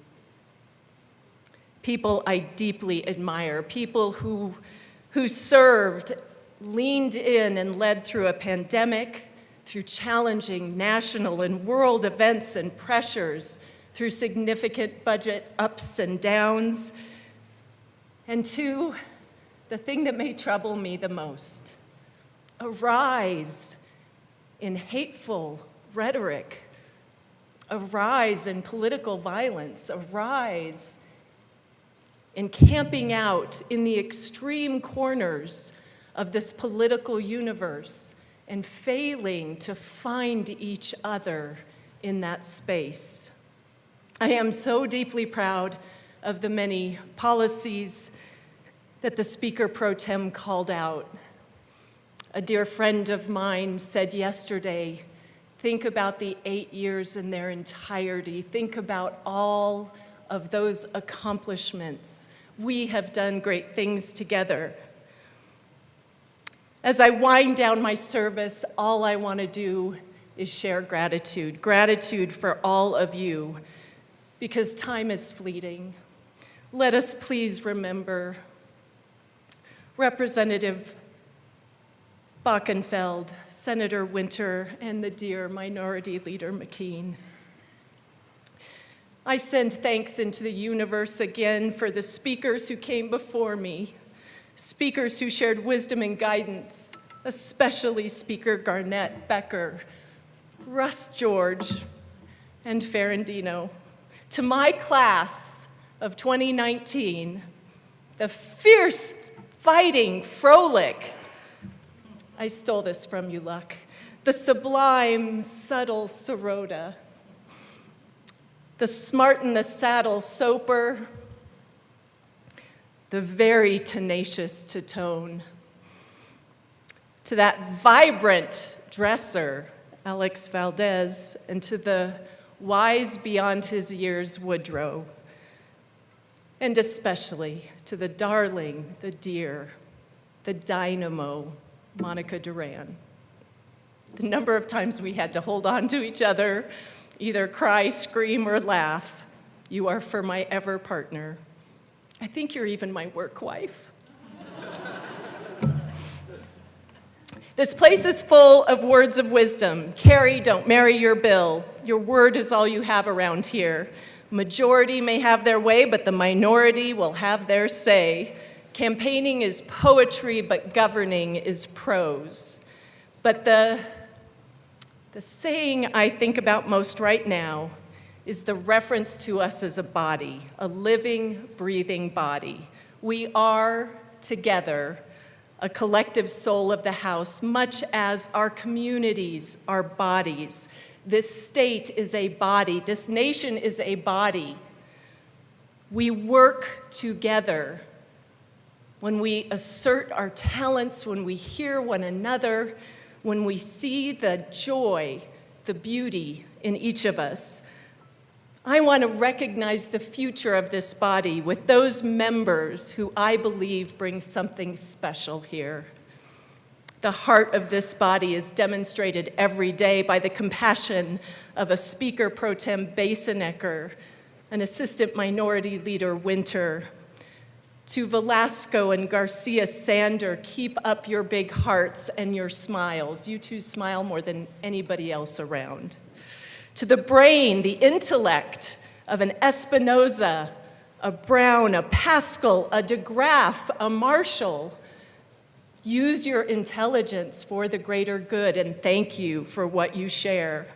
For the wisdom of the brain, my dear friend, Rep. Taggart. The wisdom of a Richardson, the wisdom of a Smith. Years of exceptional experience outside of this building that you bring and share with the body. To those of you who serve as our ears, who listen and discern and reflect back wisdom, McCormick, thank you. To Ryden and Jackson, Ricks and Morrow and Woog, you are quiet but forceful. Use that talent.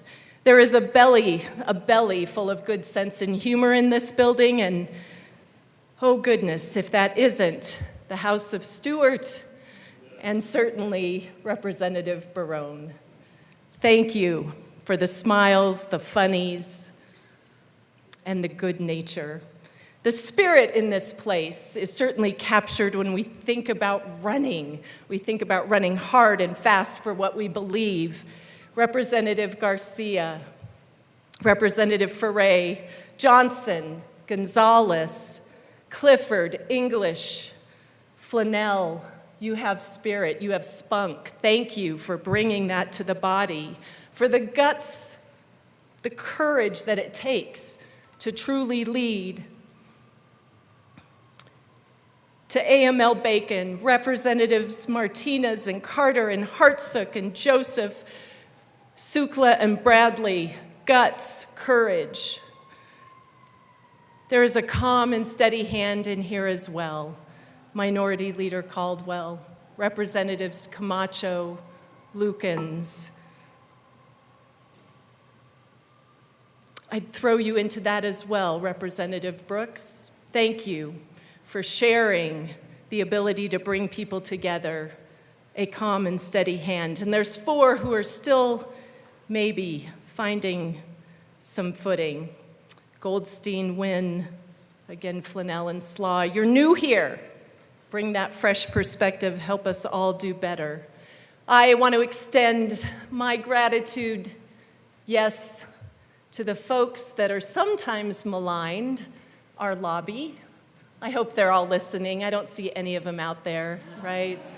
They're tired of some of the hot air coming from this place. But friend or foe, you are partners in some of the most amazing work this state has accomplished.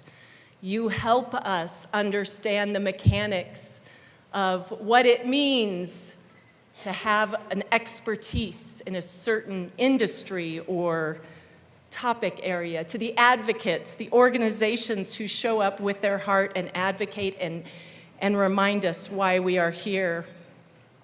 There are a few people in the nonpartisan staff. Those of us speaking today have all done a good job calling them out. I especially have to recognize the leadership management team of the legislative branch. Director DeCecco, thank you. Where are you? I saw you. Back there. Director Castle, wherever you are. I don't think she's here. To Auditor Hunter, and to our JBC Director, thank you, Craig, for the years before and now. What an amazing legislative management team. To these 4 souls behind the desk, wow. Vanessa, Darren, George, and Stephanie, you are there prodding me, poking me, telling me how to do this job, and I am forever grateful. To my own policy team, wow, 13 amazing, dedicated, hardworking, wonderful souls. Oh, Rebecca. Thank you. Your partnership, your grace, your wisdom, your intellect in some of the hardest and most challenging of moments and in the best of moments. You are a gift to this body. Thank you. Jarrett, thank you. You are dear and sweet to me in ways you will never imagine. And speech writing with you is both the merry-go-round and the roller coaster, and then that sweet sail off into the sunset. You are a genius. Elizabeth and Elle, mwah. Thank you both. You are dear and darling, and some of the fiercest young minds in this building.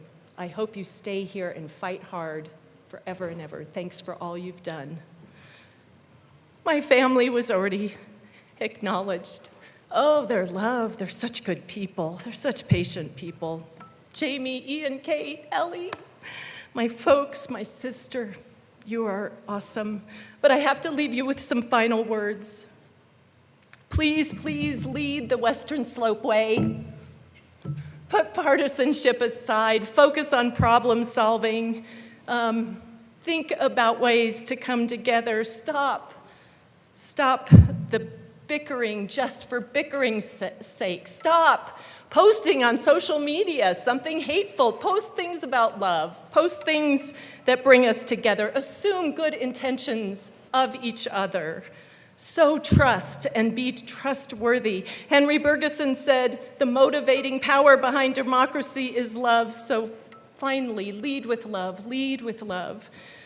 Love for democracy, love for this institution, love for these members, love for your staff, our staff, love for your constituents, love for the Constitution, love for your state, love for your country. Colorado's poet laureate Andrea Gibson in the poem Good Grief said, let your heart break, love that hard, so that your spirit doesn't. Be swift to love. Our time is short. Our time is short. You are amazing human beings. It has been such an honor to serve with all of you. Be the body you can be, with a heart full of love, grace, tenderness, kindness. Show this state in America that politics isn't about hate. Show this state, show people how much you care. Though that's the legacy to leave. I love you all. Ciao.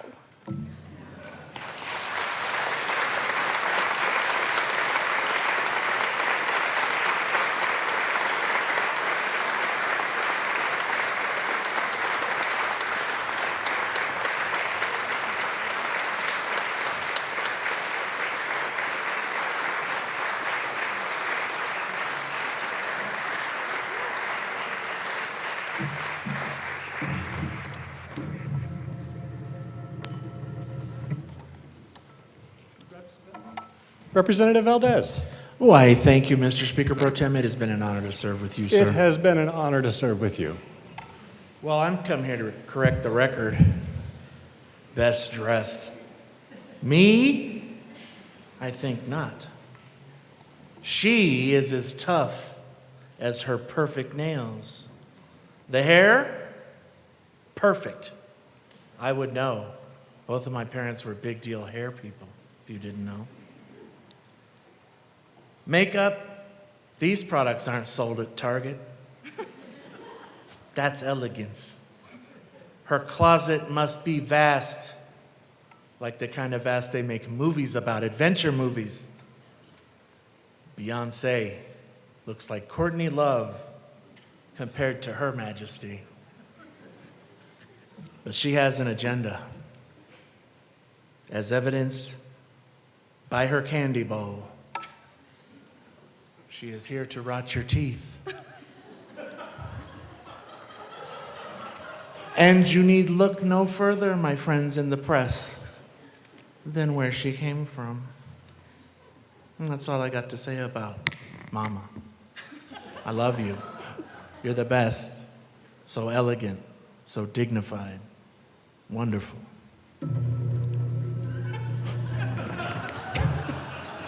Representative Garcia. Thank you, Mr. Speaker Pro Tem. It is pretty dope to serve with you. It is completely rad to serve with you. You know, when I joined the House, I was given a mentor, and my mentor was the majority leader. And I thought, heck yeah, direct line to leadership. And then I realized her other mentee was David Ortiz. You know, one of the things that the majority leader and I have in common is our love for our dogs. She loves her her dogs so much. She named her she named her dog Pistol. And one of the things I learned quickly about the majority leader is her generosity. For the last 4 years, I always knew where to get a Diet Coke for free. I also learned that when I complimented something she was wearing and asked to try it on, I would somehow be able to walk away with it. By the way, ML, I love that little necklace you got going on. Can I have it? Try it on. We don't always get along, though. We fight like two rams. Our horns lock, and we are stuck. And then we remember that we are both equally stubborn, and the only option is for the ML to give up. You know, the ML is always willing to listen to her caucus and hear us out. You know, all it takes is for 13 of us to walk out. And then she graciously responds with, "In my office now." You know, the ML has made history thanks to the rambunctious Republicans from the class of 2023. Hashtag Rule 14, hashtag FAFO. But in all seriousness, it has been an incredible adventure to serve with the majority leader, who many of us call Momica. She runs this floor unlike any other. She moves mountains to make sure no one's bills die on the calendar. Momica, you helped me get my feet under me when I got here. You shared strategy and advice with me. You helped me and others get our bills done. And the Senate will be lucky to have you.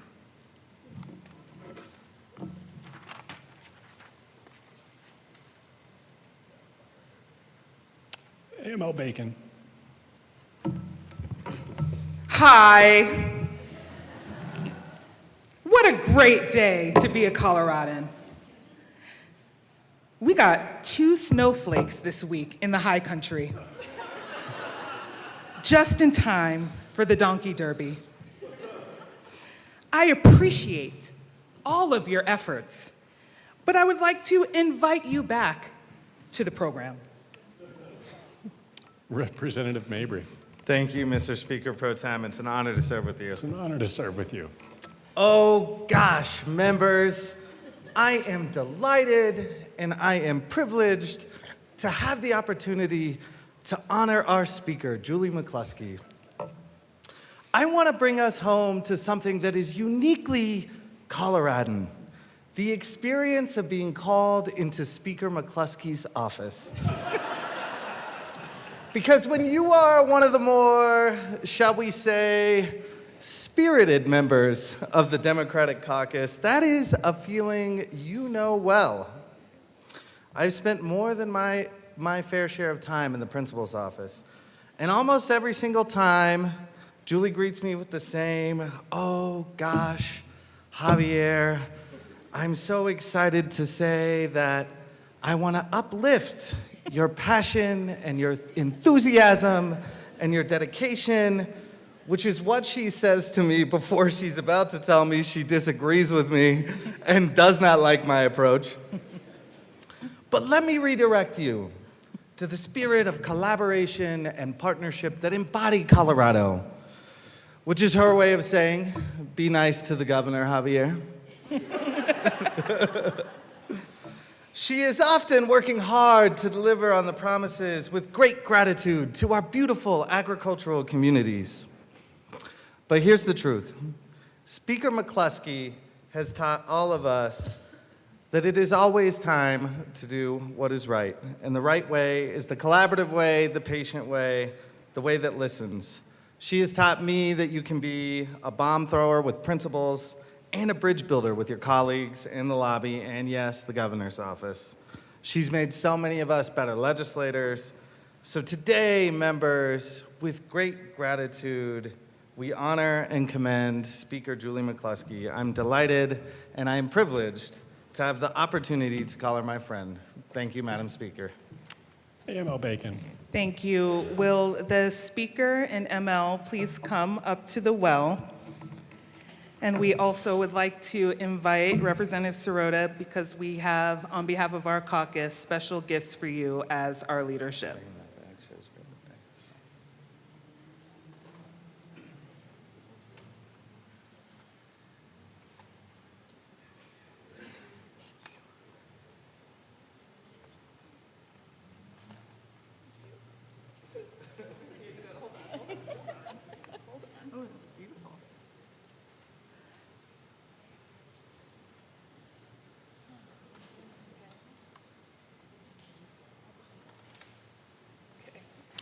AML Bacon. Okay. We gave you all a gift of jewelry made from our rose onyx from the Capitol so that you could have a piece of the building with you in remembrance of all of us. So on behalf of our Democratic caucus, we wanted to say thank you so much for your leadership and service.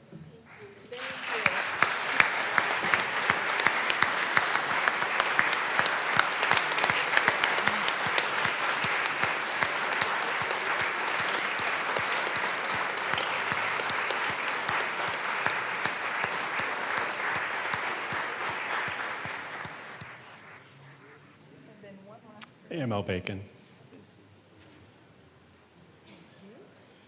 And when we have our next break, we have gotten some treats, some cake in celebration of you. And so we are looking forward to everyone partaking. Thank you so much, everyone. Thank you.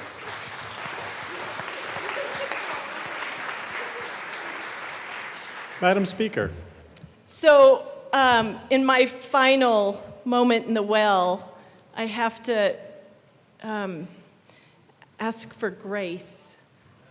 Aren't we humbled all the time in this job because we just make mistakes? I was so proud of myself. I counted 5 times to make sure I recognized everybody in this body who will be leading us forward, and I skipped 2 of my body parts, right? Nobody's getting this. All the body parts were listed, and everybody was included, but I skipped over the eyes, the vision of this body, who are my dear friends, Representative Mabry and Zokai. Thank you for leading with such vision. And the arms of those that hug us, those that love us. Gilchrist, Lindsay, Hamrick, Wilford, oh my goodness, thank you for your love, your kindness. If you thought I left you out, I'm really not that mean. Love you all. Thank you so much. Let's take a break. Thank you, Mr. Speaker Pro Tem. Thank you, Madam Speaker. The House will stand in a brief recess. Wait, okay, don't leave. It is time for the annual Sine Die Music Film Festival. Yeah. And Music Festival. Sine Die Film Festival. Here we go. As soon as we can.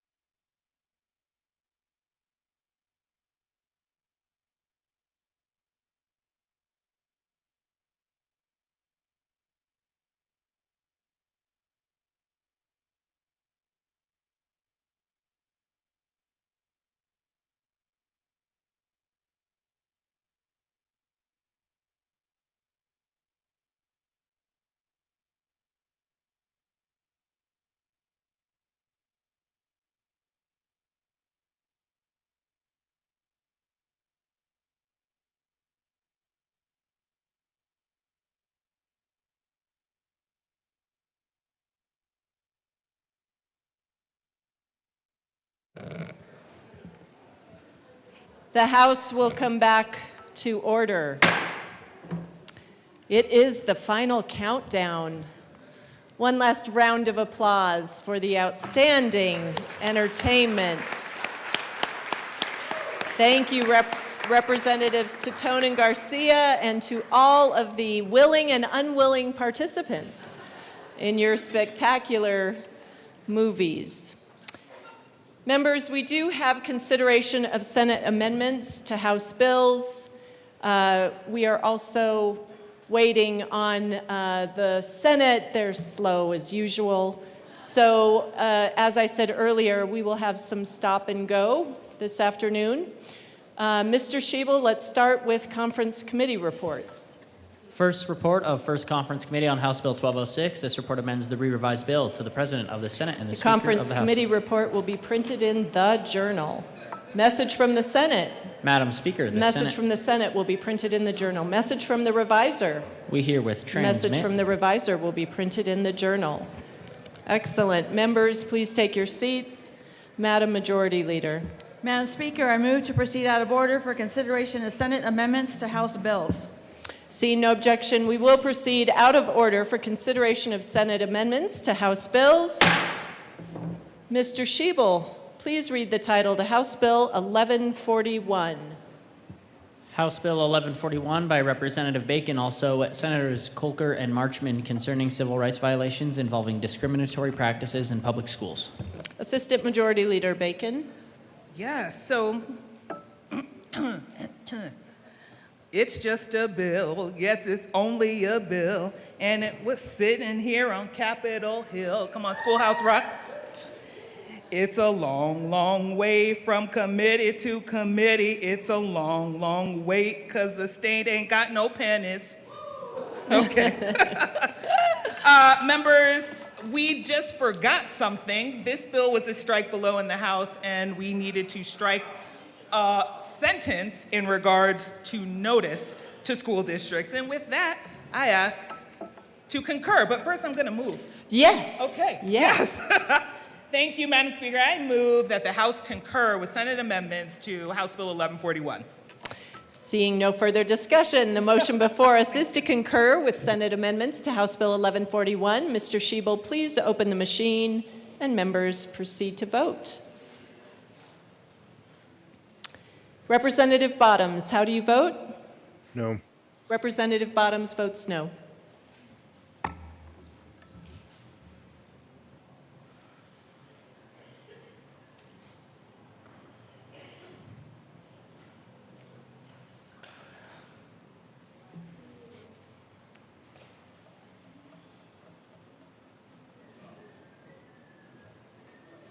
Foray is excused.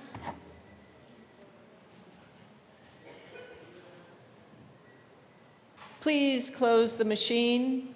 With 54 aye, 10 no, 1 excused, the motion to concur is adopted. Madam Majority Leader. Madam Speaker, I move for the repassage of House Bill 1141 as amended. The motion before us is the repassage of House Bill 1141 as amended. Mr. Schiebel, please open the machine, and members proceed to vote. Representative Bottoms, how do you vote? No. Representative Bottoms votes no.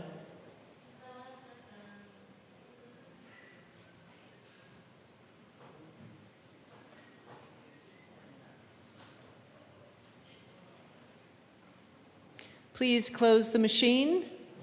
With 43 aye, 22 no, 0 excused, House Bill 1141, as amended, is repassed. Co-sponsors.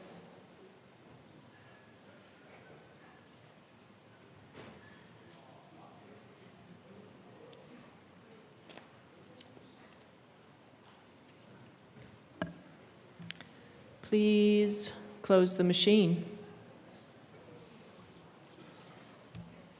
Mr. Schiebel, please read the title to House Bill 1223.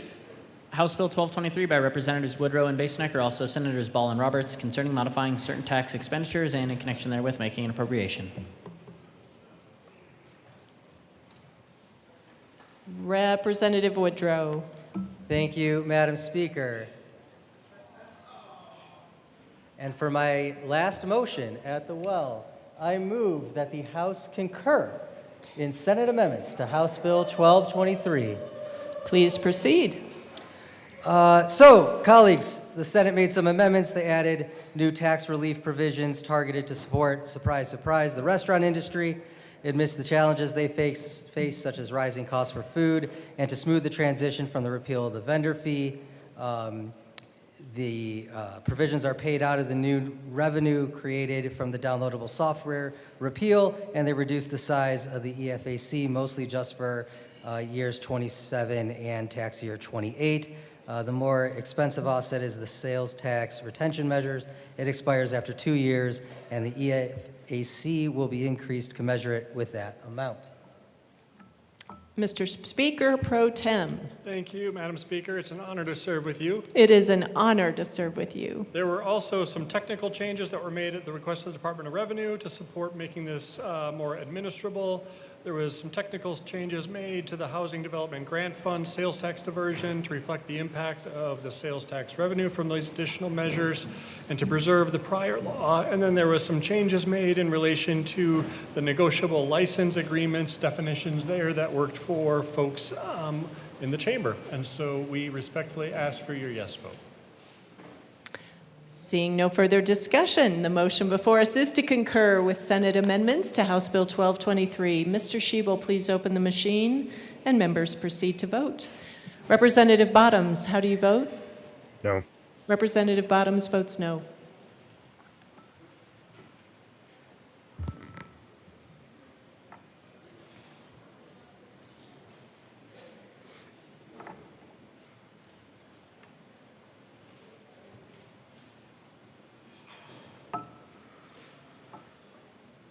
Story and Valdez. Please close the machine. With 39 aye, 26 no, and 0 excused, the motion to concur is adopted. Madam Majority Leader. Madam Speaker, I move for the repassage of House Bill 1223 as amended. The motion before us is the repassage of House Bill 1223 as amended. Mr. Schiebel, please open the machine, and members proceed to vote. Representative Bottoms, how do you vote? No. Representative Bottoms votes no.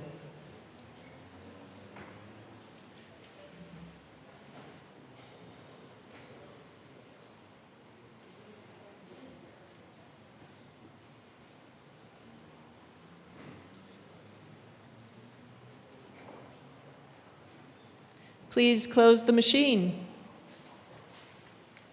With 36 aye, 29 no, and 0 excused, House Bill 1223 as amended is repassed. Co-sponsors.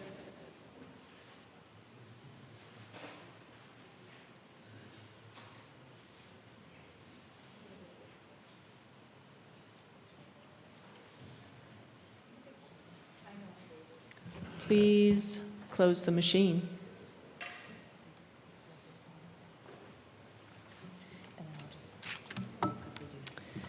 Mr. Schiebel, please read the title to House Bill 1236. House Bill 1236 by Representatives Zokai and Mabry, also Senators Ball and Hinrichsen, concerning arbitration reform. Representative Zokai. Thank you, Madam Speaker. I move that the House concur with Senate amendments to House Bill 1236. Please proceed. Thank you, Madam Speaker. If you give the Senate a bill, they'll ask for some changes to go with it. So you'll give them some changes, but then they'll probably want some clearer language. So when they get the clearer language, it'll remind them that they'll want to have business interests look it over to make sure they're happy. But when they ask the business interests, they'll ask for less damages and more time. So they'll give the business interests less damages and more time. And they'll get so excited that they got exactly what they wanted that apparently they'll text all of you and ask you to kill the bill. But threats to kill the bill will remind the Senate that they really do need arbitration reform. And so they'll ask you for a bill. And chances are, if the Senate asks you for a bill, they'll want some changes to go with it. Representative Mabry. Thank you, Madam Speaker. Okay, members, in the Senate, and I have to thank our co-prime, Senator Ball, who did a lot of work to get this through. We gutted the section on excessive fees, so now that it'll just reflect common law. We've confirmed with major arbitrators that they're already in compliance with this section. We watered down the section that penalizes parties who refuse to pay their arbitration award. We called out specifically that the time is told if an appeal is filed.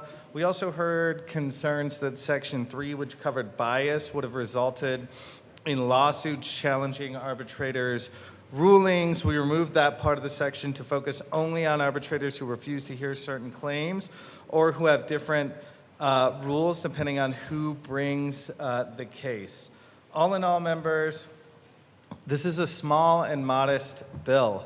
If you want to learn more about this issue, I highly encourage that you watch last week tonight's segment on forced arbitration and the impact that it has on workers and consumers. But the reality is we're limited in our ability to do what needs to be done in this space because of federal law. This is a modest bill, and I hope you will support our reforms on how this process plays out in Colorado. And a yes on our amendments. Representative Zokai. Thank you, Madam Speaker. Just because we are going to be voting on the bill as well, I want to say that I could talk a lot about arbitration and the ways it can be manipulative and be a bad thing for consumers and workers, but Chair Mabry asked me to keep it short, so I'm going to do that because I'm very passionate about this topic, so please come talk to me if you want to know more. This bill does not do anything to prohibit somebody's ability to go to arbitration. It is saying that when arbitration is compelled, we want to make sure people can actually go. And so it is about the fees that are put on consumers when they go to arbitration, as well as making sure that they have an arbitrator who is willing to hear their claim. And it was significantly pared back in the Senate, but we're willing to accept those changes, so we ask for you to join us on concurring as well as voting yes on the bill. Seeing no further discussion, the motion before us is to concur with Senate amendments on House Bill 1236. Mr. Schiebel, please open the machine and members proceed to vote. Representative Bottoms, how do you vote? No. Representative Bottoms votes no.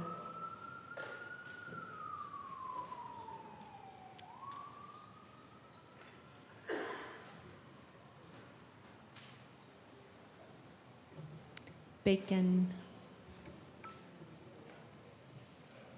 Please close the machine. With 44 aye, 21 no, 0 excused, the motion to concur is adopted. Madam Majority Leader. Madam Speaker, I move for the repassage of House Bill 1236 as amended. Mr. Speaker Pro Tem. Thank you, Madam Speaker. I'll keep my remarks brief. I'm just aware, and I'm aware because other people apparently have gotten communications, but those were not sent to me. Some of you might know that I was on the construction defect bill last year. I championed that legislation with then Representative Byrd, and I've heard that phrase be thrown around in conversation with this bill. Let me say that it's interesting that if there are concerns, they have not come to the sponsor of that bill. And if there are concerns about this bill and construction defect reform, I, of course, am happy to address them. But I want to commend these sponsors for their work and do not believe there is an issue to be found here. And so I appreciate their work in this space. This is a House bill. This is day 120. The process has worked. I would suggest, members, that we vote yes on this bill. Stand with your colleagues. If there are ever issues in the housing space, you know that there are colleagues in this chamber who are always willing to work on that issue. So please join me in voting yes on this bill. Seeing no further discussion, the motion before us is the repassage of House Bill 1236 as amended. Mr. Schiebel, please open the machine and members proceed to vote. Representative Bottoms, how do you vote? No. Representative Bottoms votes no.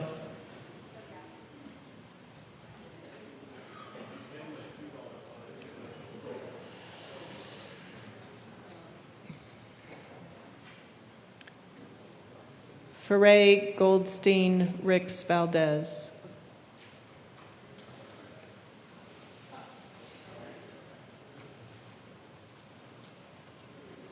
Please close the machine.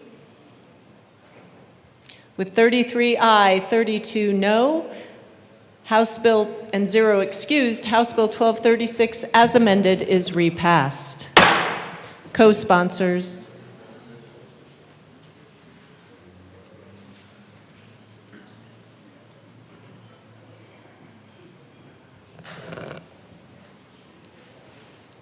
Please close the machine.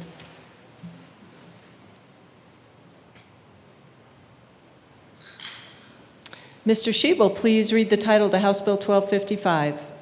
House Bill 1255 by Representative Story, also Senator Cutter, concerning protections for users of electronic media and in connection therewith requiring an operator of a social media platform to ensure the social media platform provides a streamlined process to allow a law enforcement agency to contact the social media platform concerning a search warrant and requiring an operator to report to a local law enforcement agency if the operator's social media platform takes an adverse action against a user of the social media platform. Representative Story. Thank you, Madam Speaker. I move to concur with Senate amendments on House Bill 26, 1255. Please proceed. I have a haiku. Tightening language, working with our stakeholders to protect our rights is the reason that I asked for this concurrence. The Senate added 2 amendments in Senate Judiciary, which then on the Senate floor, those 2 amendments were struck. And then there was an amendment added to protect reproductive health and included in the definition of the social media platform, and also tightened the definition of adverse action. And I urge an aye vote. Seeing no further discussion, the motion before us is to concur with Senate amendments to House Bill 1255. Mr. Shebel, please open the machine and members proceed to vote. Representative Bottoms, how do you vote? No. Representative Bottoms votes no.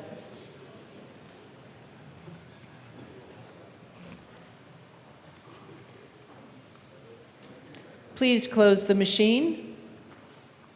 With 43 aye, 22 no, 0 excused, the motion to concur is adopted. Madam Majority Leader. Madam Speaker, I move for the repassage of House Bill 1255 as amended. The motion before us is the repassage of House Bill 1255 as amended. Mr. Shebel, please open the machine and members proceed to vote. Representative Bottoms, how do you vote? No. Representative Bottoms votes no.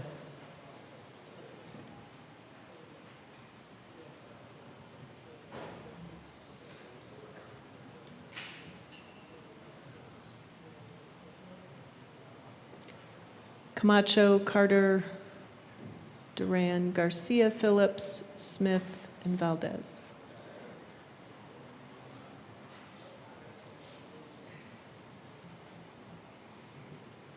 Please close the machine. With 35 aye, 30 no, 0 excused, House Bill 1255 as amended is repassed. Co-sponsors.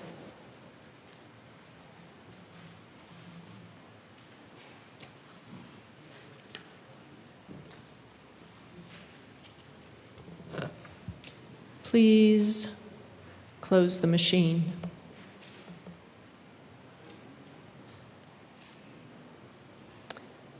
Mr. Shebel, please read the title to House Bill 1272. House Bill 1272 by Representatives Froelich and Velasco, also Senators Cutter and Weissman, concerning protections for workers necessitated by climate change and in connection therewith making an appropriation. Representative Velasco. Thank you so much, Madam Speaker. I move that the House concur with Senate amendments to House Bill 1272. Representative Froelich. Thank you, Madam Speaker. As the rock god's foreigner said about the Senate, you're as cold as ice, willing to sacrifice. You never take advice. Someday you'll pay the price. Or in the words of the immortal Buster Poindexter, ole, ole, ole, ole, ole, ole. Me mind on fire, me soul on fire, feeling hot, hot, hot, party people. All around me feeling hot, hot, hot. We ask for a yes vote. Seeing no other references to rock bands, The motion before us is to concur with Senate amendments to House Bill 1272. Mr. Shebel, please open the machine and members proceed to vote. Representative Bottoms, how do you vote? No. Representative Bottoms votes no.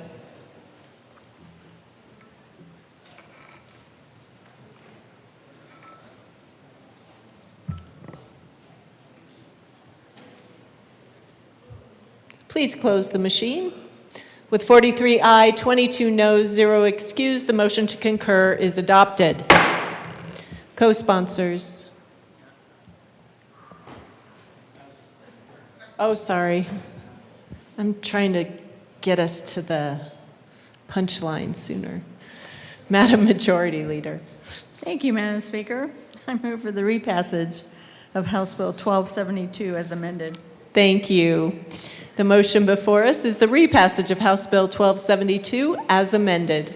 Mr. Shebel, please open the machine and members proceed to vote. Representative Bottoms, how do you vote? No.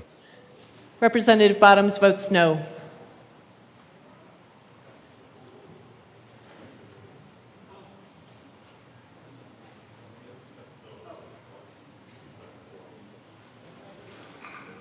Story.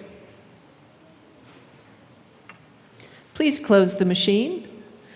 With 43 aye, 22 noes, 0 excused, House Bill 1272 as amended is repassed. Now co-sponsors.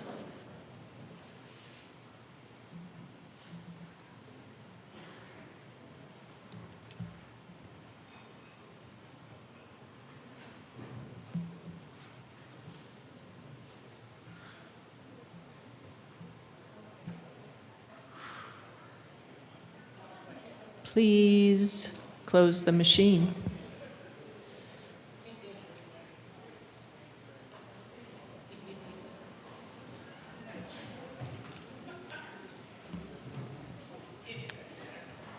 Mr. Shebel, please read the title to House Bill 1309.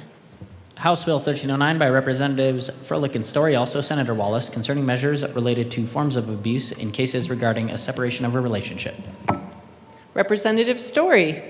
Thank you, Madam Speaker. I move that the House concur with Senate amendments to House Bill 1309. Representative Froelich. Thank you, Madam Speaker.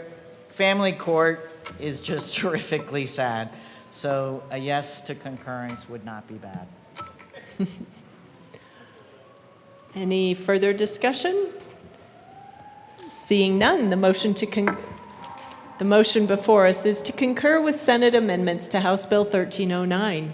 Mr. Shebel, please open the machine and members proceed to vote.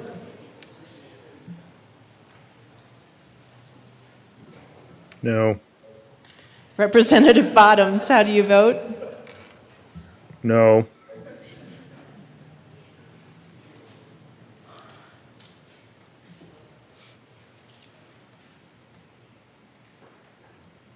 Please close the machine. With 44 aye, 21 no, 0 excused, the motion to concur is adopted. Madam Majority Leader. Madam Speaker, I move for the repassage of House Bill 1309 as amended. The motion before us is the repassage of House Bill 1309 as amended. Mr. Shebel, please open the machine and members proceed to vote. Representative Bottoms, how do you vote? No. Representative Bottoms votes no.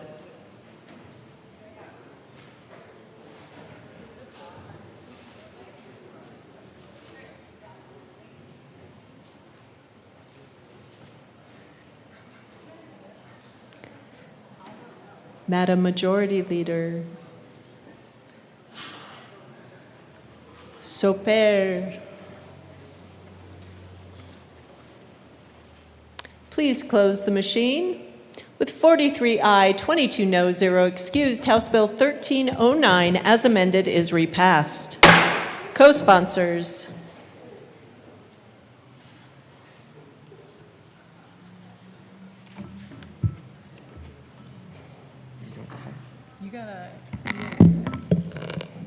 Please close the machine.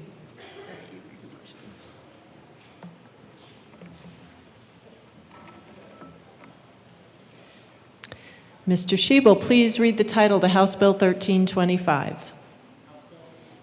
House Bill 1325 by Representatives Caldwell and Frey, also Senators Ball and Pelton, concerning natural medicine. Minority Leader Caldwell. Thank you, Madam Speaker. I move that the House concur with Senate amendments to House Bill 26-1325. Please proceed.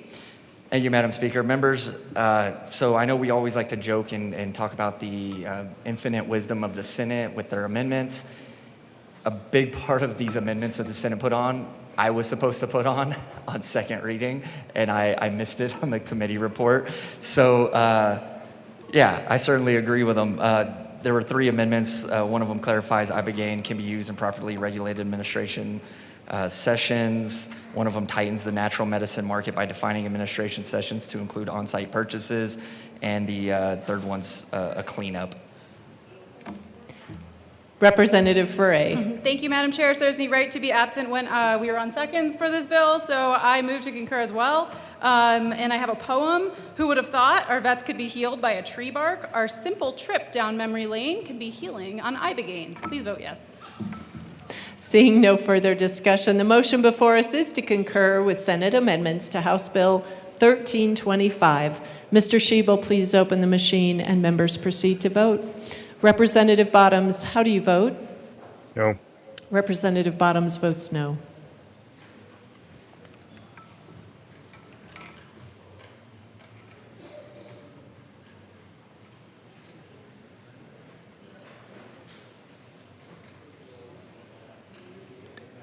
Representative Bradfield. Please close the machine. With 59 ayes, 6 no, 0 excused, the motion to concur is adopted. Madam Majority Leader. Madam Speaker, I move for the repassage of House Bill 1325 as amended. The motion before us is the repassage of House Bill 1325 as amended. Mr. Shebel, please open the machine and members proceed to vote. Representative Bottoms, how do you vote? No. Representative Bottoms votes no.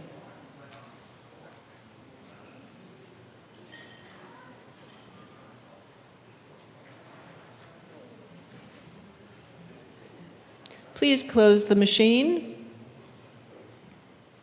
56 aye, 9 no, 0 excused. House Bill 1325, as amended, is repassed. Co-sponsors.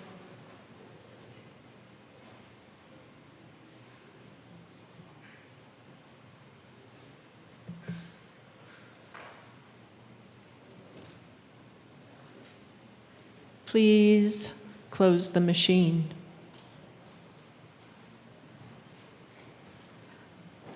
Mr. Shebel, please read the title to House Bill 1418.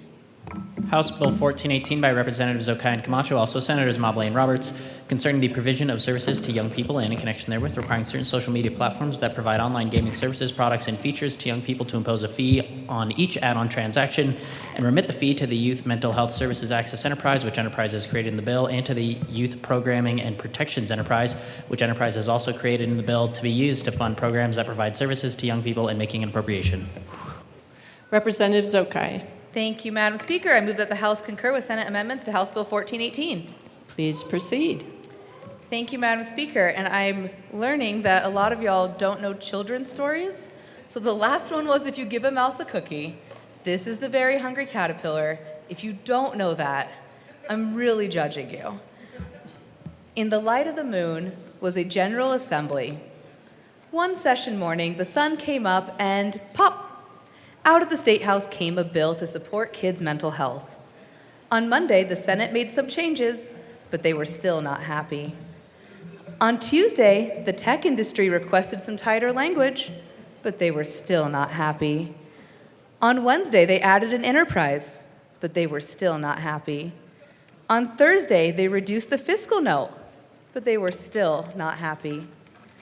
On Friday, they addressed constitutional concerns, changed definitions further, established the nexus, added some ledge deck, and clarified the enterprise's authority. That night, they had a headache.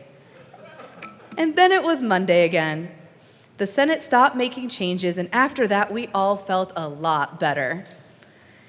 Now the Senate wasn't unhappy anymore, And it wasn't a little bill anymore. It was a big, fat bill. And it came back over to the House, and it was a beautiful bill that will save crucial programs. So please vote yes. Representative Camacho. Thank you, Madam Speaker. It is an honor to serve with you. It is an honor to serve with you. And in your honor, while we will judge you if you do not know the hungry caterpillar, we will do it, assuming the best of intentions.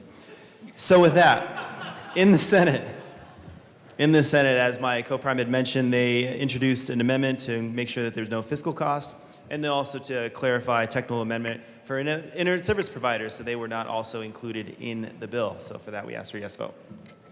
Seeing no further discussion, the motion before us is to concur with Senate amendments to House Bill 1418. Mr. Schiebel, please open the machine and members proceed to vote. Representative Bottoms, how do you vote? No. Representative Bottoms votes no.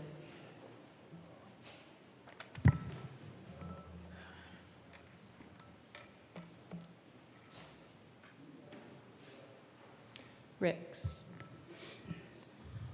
Please close the machine. With 42 aye, 22 no, and 1 excuse, the motion to concur is adopted. Madam Majority Leader. Madam Speaker, I move for the repassage of House Bill 1418 as amended. The motion before us is the repassage of House Bill 1418 as amended. Mr. Schiebel, please open the machine and members proceed to vote. Representative Bottoms, how do you vote? No. Representative Bottoms votes no.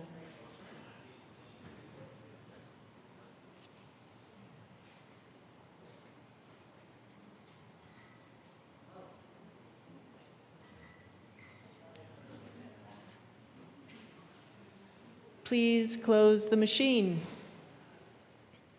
With 38 aye, 26 no, 1 excused, House Bill 1418 as amended is repassed. Co-sponsors.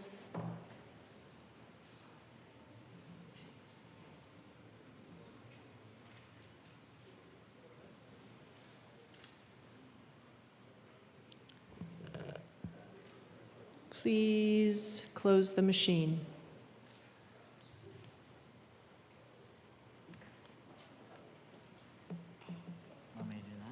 Mr. Schiebel, please read the title to House Bill 1424. House Bill 1424 by Representatives Wilford and Froelich, also Senators Cutter and Wallace, concerning measures to increase protections for persons engaged with transportation network companies. Representative Froelich. Thank you, Madam Speaker. I move that the House concur with Senate amendments to House Bill 1424. Please proceed. Representative Froelich. Thank you, Madam Speaker. Well, this happens when you have 4 bills on Sine Die in the Senate. Nothing funny about the rideshare stats. Calling in a ride is a gamble like playing craps. But if you're good at your job like Wilford, you keep talking and accepting changes to reach an accord. So we did that, and the Senate did what's best. We asked for concurrence and give us a yes. Representative Wilford. Thank you very much, Madam Speaker, and to my co-prime for putting together a poem. I appreciate that. The Senate merely made technical changes. We took a piece out of the bill over here in this chamber. There was still a piece of the bill in when it went over to the Senate that needed to be removed. Otherwise, there was just clarifying language that was added. So the bill that we passed in here remains the bill that will be sent to the governor's office. And I do want to just take a moment and say thank you. It's obviously been a really difficult experience for me. Getting to this point's just been incredibly emotional. I never thought I would work on rideshare safety or rideshare issues at all. And I never thought that I would run legislation that would be so personal. After last session and the bill being vetoed, I fell into a really deep depression.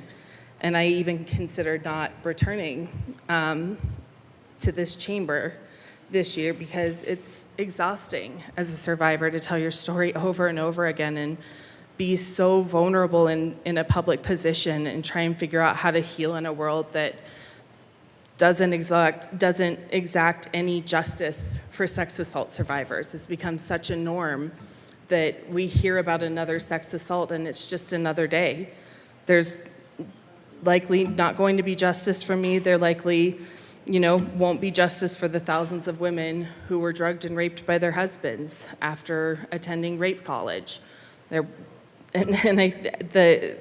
also think about the Epstein survivors and everything that they're put through every to the day. bill, Representative Wilford. But this bill is a bright spot, and when the governor signs it, we will, in Colorado, have the strongest safety regulations on the book in the nation. And I think that's something that we can all be proud of. But make no mistake, the transportation network companies want you to believe that they're just an app and they don't have responsibility for the things that happen on their watch, but they do. They promise safety and they control every facet of the app, and so they should be held liable and they should be on the hook when things go wrong. Please vote yes. Thank you. The motion before us is to concur with Senate amendments to House Bill 1424. Mr. Schiebel, please open the machine and members proceed to vote. Representative Bottoms, how do you vote? No. Representative Bottoms votes no.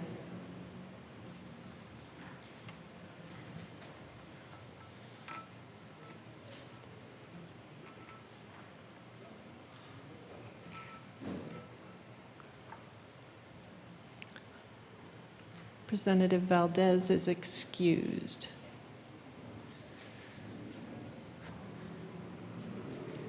Please close the machine. With 43 aye, 21 no, 1 excused, the motion to concur is adopted. Madam Majority Leader. Madam Speaker, I move for the repassage of House Bill 1424 as amended. The motion before us is the repassage of House Bill 1424 as amended. Mr. Schiebel, please open the machine and members proceed to vote. Representative Bottoms, how do you vote? No. Representative Bottoms votes no.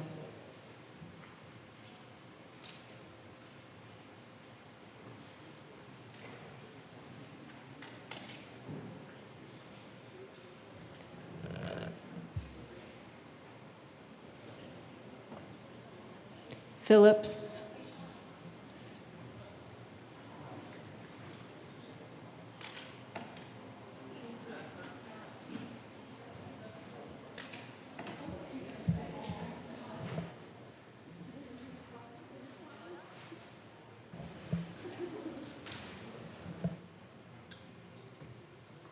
Please close the machine. With 43 aye, 21 no, 1 excused, House Bill 1424 as amended is repassed. Co-sponsors.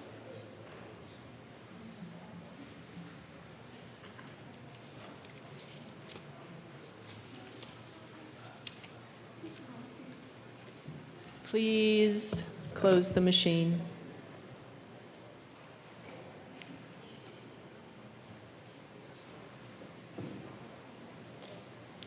Mr. Schiebel, please read the title to House Bill 1426. House Bill 1426 by Representatives Camacho and Zokai, also Senator Roberts, concerning the 2026 legislative report submitted by the Department of Law to the Joint Judiciary Committee of the General Assembly and in connection therewith, implementing recommendations contained in the report. Representative Zokai. Thank you, Madam Speaker. And let me also, for the last time, say it's been an honor and a joy to serve with you. It is an honor and a joy to serve with you. Madam Speaker, I move that the House concur with Senate amendments to House Bill 1426. Please proceed. Thank you, Madam Speaker. And hopefully you all know pout pout fish, but we'll find out. Deep in the water, where the reps hang out, lives a glum, gloomy swimmer with an ever-present pout. I'm a gov-gov fish with a gov-gov face, and I ask for amendments all over the place. And I say no, no, no. Along came a senator, quite a clever, polished sight. He is wordy, he is wonky, he made the language right. Hey there, gov-gov fish, you kaleidoscope of nope. How about a little yes, a little joy, a little hope?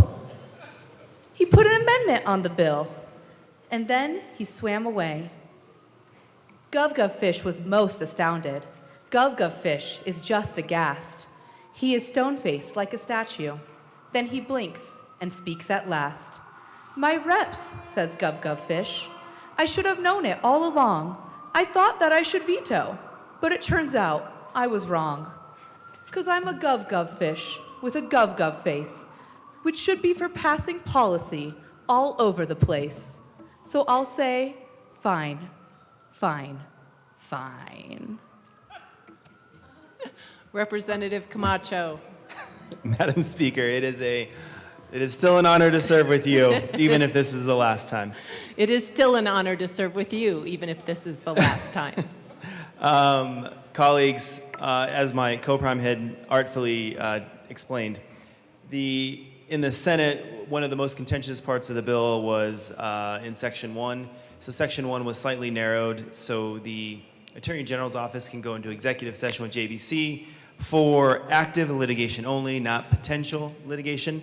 So we ask that you not be a pout fish and vote yes for the amendments and the bill. Thank you.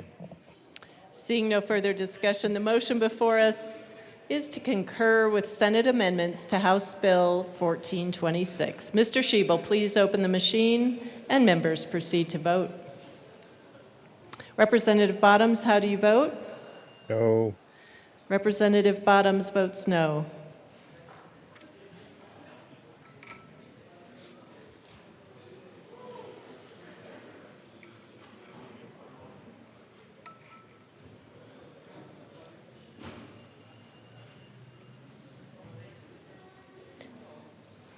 Please close the machine. With 48 ayes, 17 noes, 0 excused, the motion to concur is adopted. Madam Majority Leader. Madam Speaker, I move for the repassage of House Bill 1426 as amended. The motion before us is the repassage of House Bill 1426 as amended. Mr. Schiebel, please open the machine and members proceed to vote. Representative Bottoms, how do you vote? No.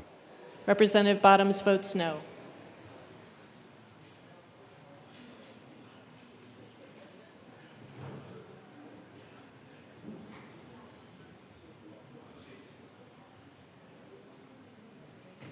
Please close the machine.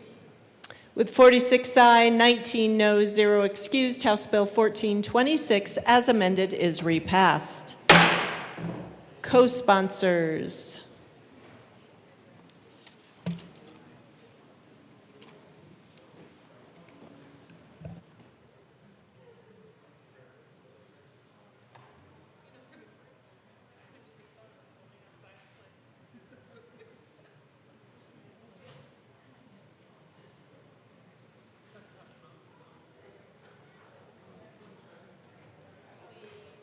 Please close the machine.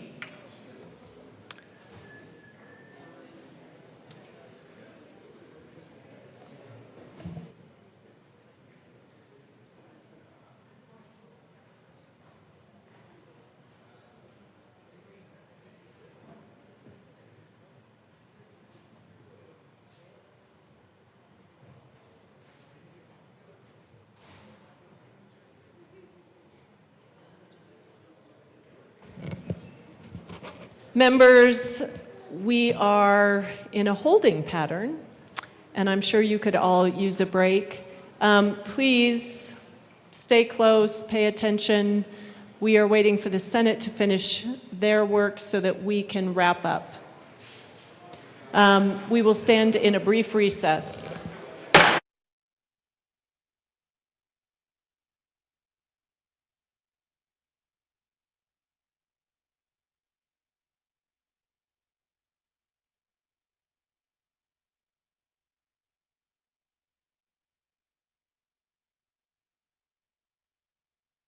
Quick announcement, we are cutting the cake for those of you that need lunch.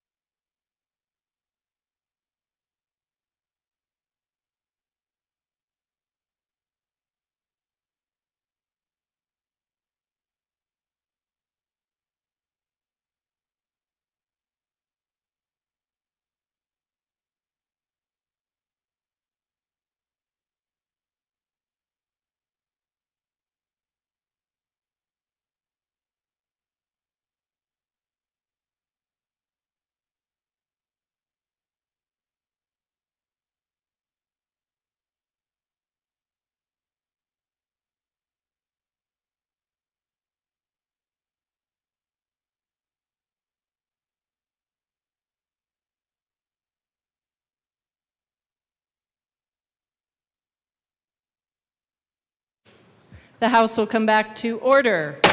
Pursuant to a request from, sorry, I did it in reverse order. Message from the Senate.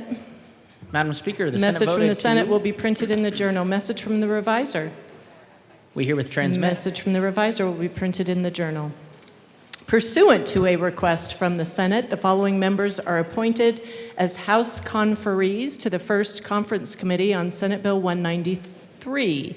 Representative Brown as chair, Sirota and Taggart.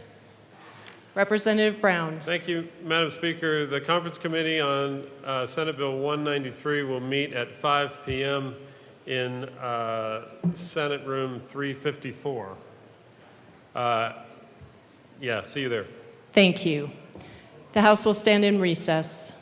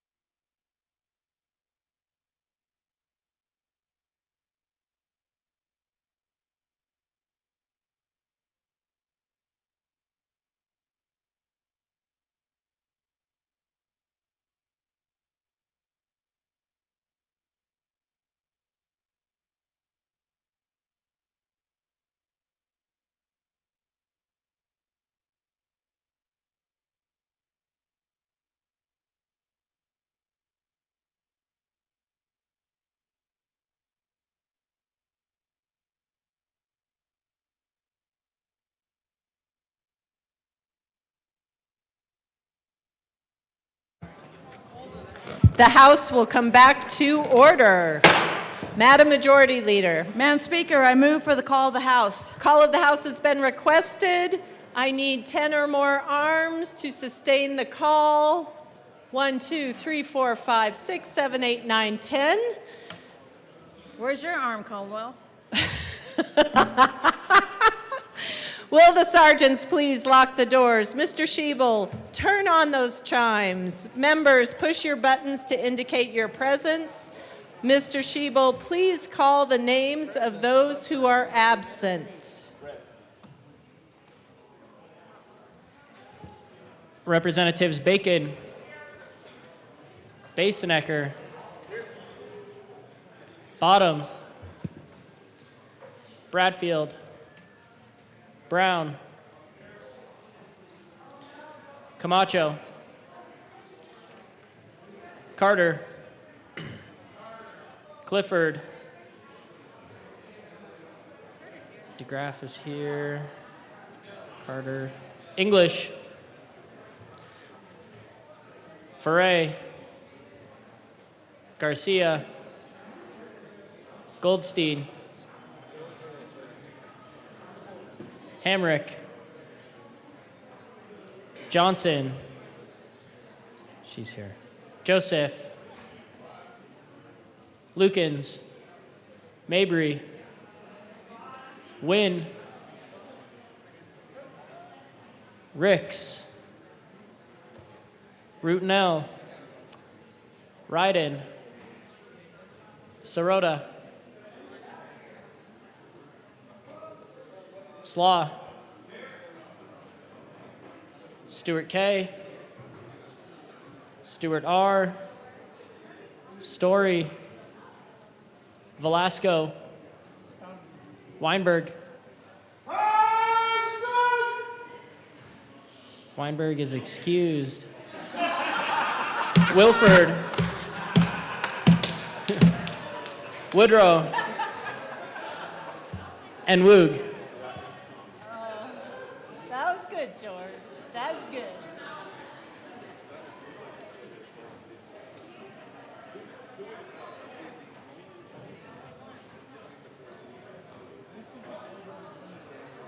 Okay.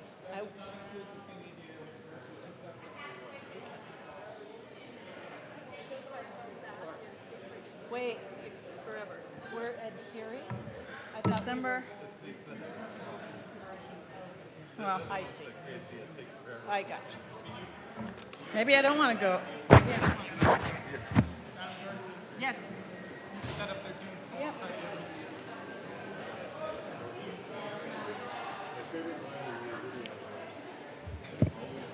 One more time, George.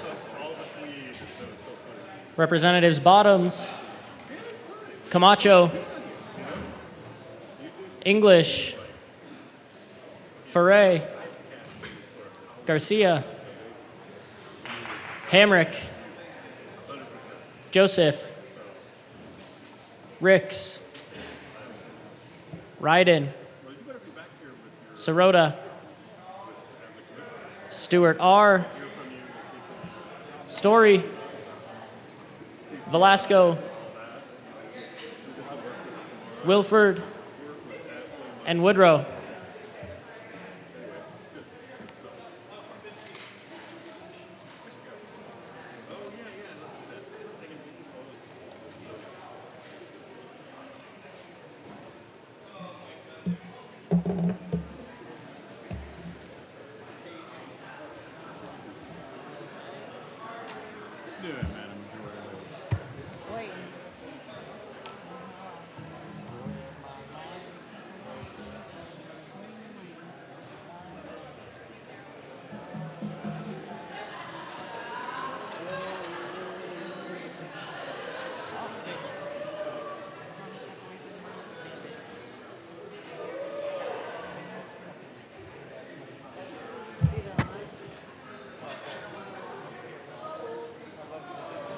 How are we all doing?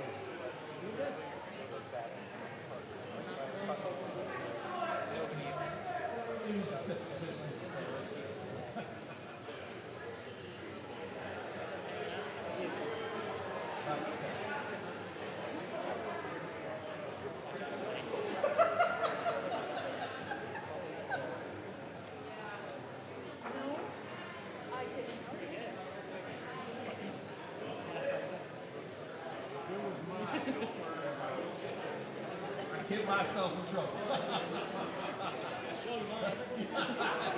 Exactly. Anybody remember the Lawrence Welk show? That is not approved by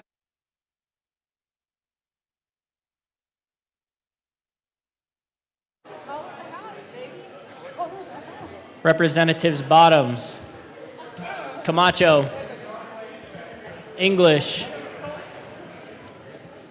Foray, Garcia, Hamrick, Joseph, Ricks, Ryden, Stewart R., Story, and Woodrow.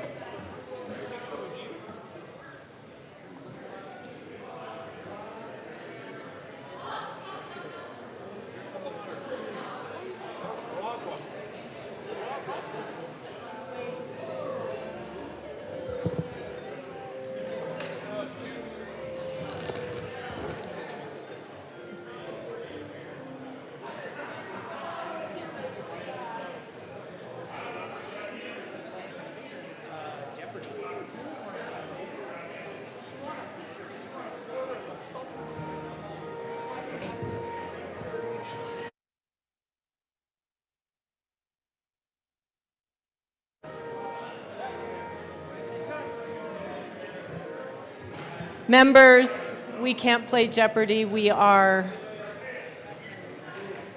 Thank you.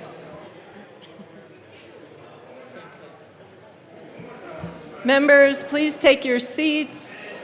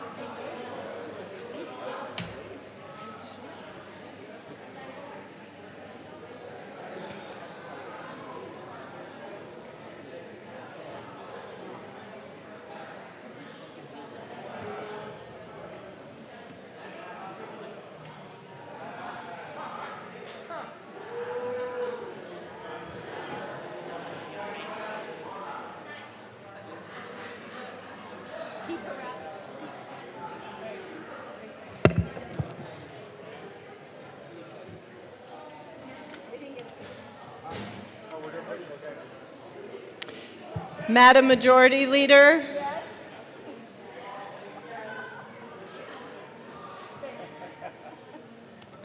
Thank you.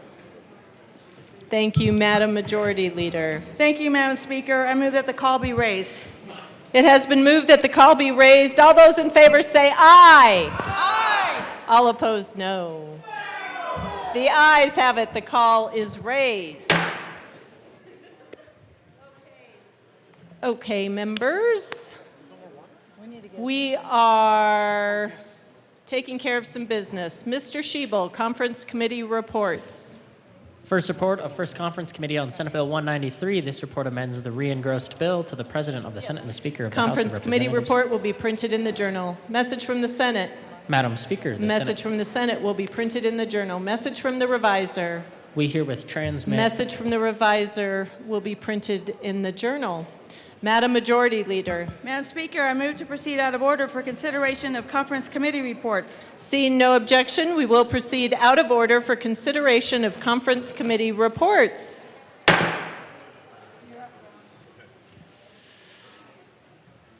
One moment, Representative Brown.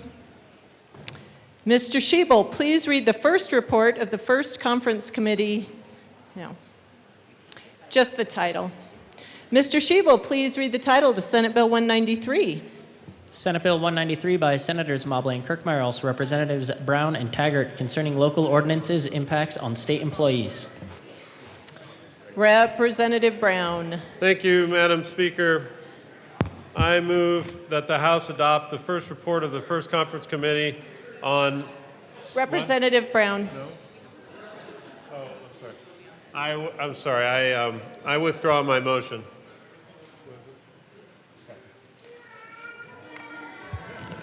You're going to take a bunch of grief.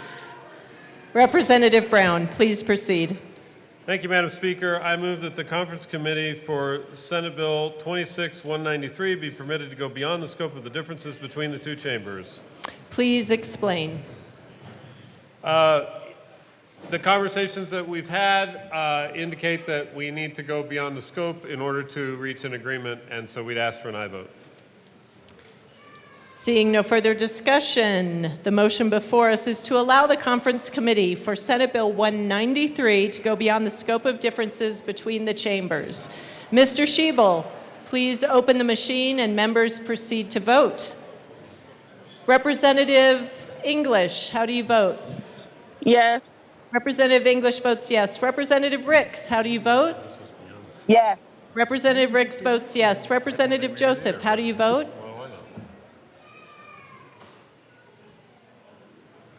Representative Joseph, how do you vote?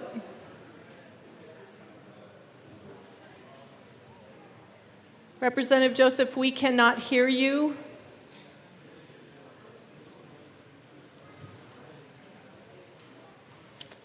Representative Yes, Joseph. Madam Speaker. Yes, Madam Speaker. Thank you. Representative Joseph votes yes. Foray is excused.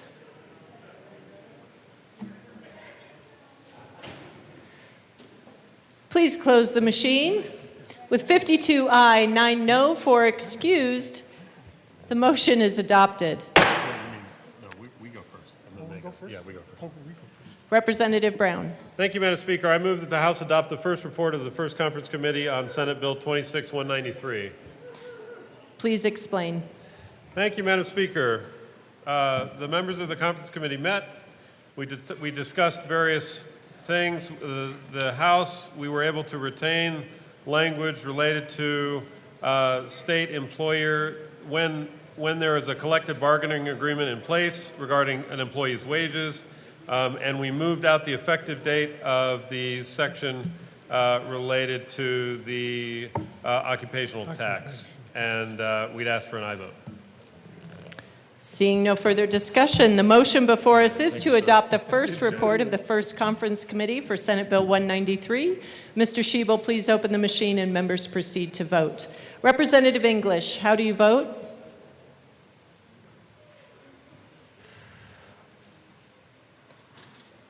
Representative English, how do you vote? Yes. Representative English votes yes. Representative Ricks, how do you vote? Yes.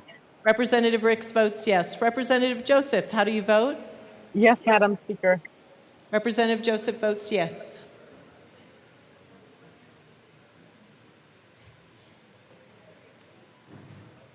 Please close the machine.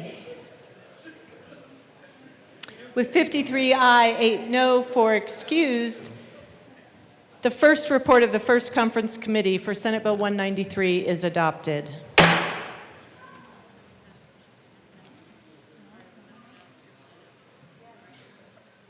Madam Majority Leader. Thank you, Madam Speaker. I move for the repassage of Senate Bill 193 as amended.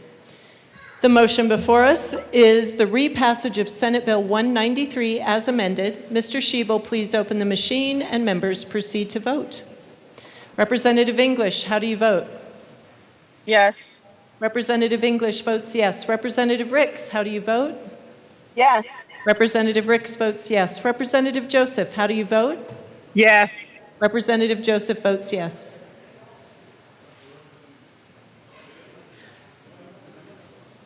Please close the machine. With 60 aye, 1 no, 4 excused, Senate Bill 193 as amended is repassed. Co-sponsors.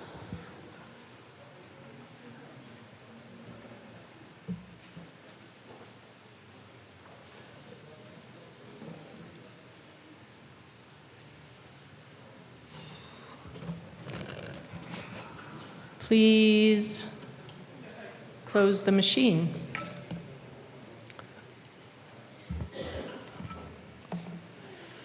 Madam Majority Leader. Madam Speaker, I move to proceed out of order for consideration of Senate amendments to House bills. Seeing no objection, we will proceed out of order for consideration of Senate amendments to House bills. Mr. Schiebel, please read the title to House Bill 1289. House Bill 1289 by Representatives Garcia and Brown, also Senator Weissman, concerning modification of certain tax expenditures and in connection therewith making and reducing an appropriation. Representative Garcia. Excuse me, one sec. I need to associate.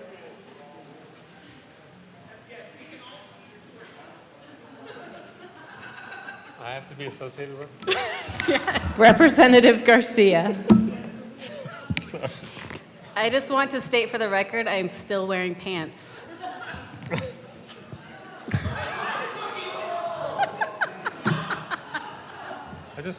I'm Madam Speaker. Okay. I move for the consideration, I move to concur with Senate amendments to House Bill 1289. Please proceed. Thank you, Madam Speaker. In the Senate, they removed the IDD caregiver tax credit issues with implementation because we need more time to figure that out. We corrected the date for the film festival incentive tax credit. We created a process by which a retailer that is not in compliance can be removed from the program for the heat pump tax credit. We fixed the spelling of curacao. I know you were worried about that. And we changed the deduction of gasoline and special fuel loss from 1 to 1.5%. Representative Garcia. Through careful work and long debate, we shaped the bills that guide the state. The IDD caregiver credit still needs thoughtful time to fit the bill. The film festival's date now stands, corrected with attentive hands. For heat pump credits, rules are clear. Non-compliant retailers disappear. Curacao is now spelled just right. Its accent restored back into sight. And fuel loss rates have changed once more from 1 to 1.5. These fixes strengthen what we do, refining laws to see them through. For progress made and work well done, we ask your yes vote, everyone. Representative Marshall. Thank you, Madam Speaker. So, colleagues, if you listen to those amendments,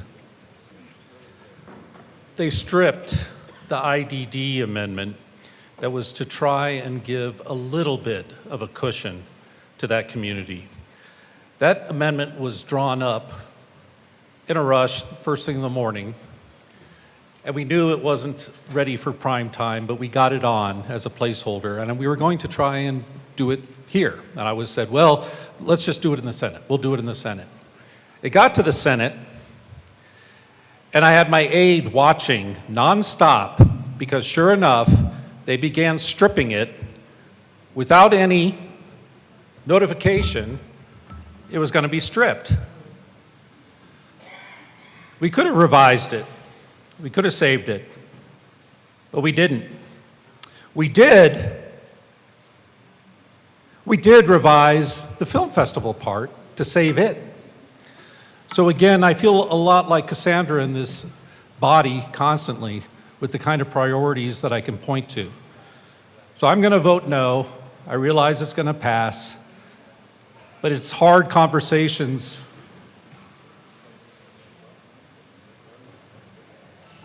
They won't be funny conversations with my constituents when I get back. Thanks. Seeing no further discussion, the motion before us is to concur with Senate amendments to House Bill 1289. Mr. Schiebel, please open the machine and members proceed to vote. Representative Joseph, how do you vote? Yes, madam. Representative Joseph votes yes. Representative Ricks, how do you vote? Representative Ricks, you are here.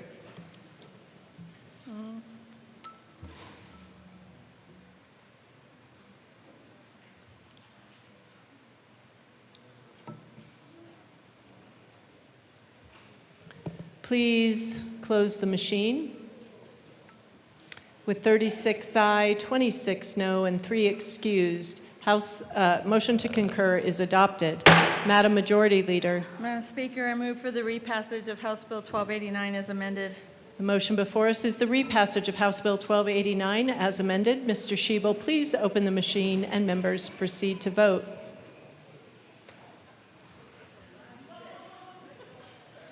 Representative Joseph, how do you vote? Yes. Representative Joseph votes yes.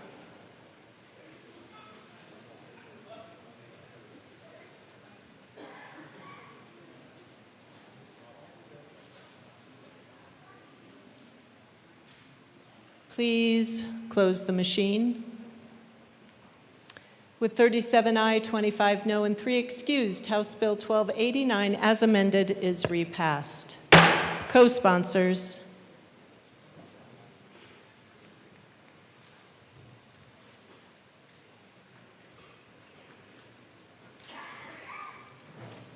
Please close the machine.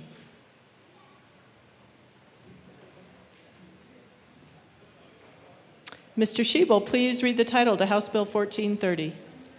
House Bill 1430 by Representatives Basenecker and Sirota, also Senators Lindstedt and Amabile, concerning adjustments to transportation funding. Mr. Speaker Pro Tem. Thank you, Madam Speaker. It's an honor to serve with you. It is an honor to serve with you. Madam Speaker, I move that the House concur with Senate amendments to House Bill 1430.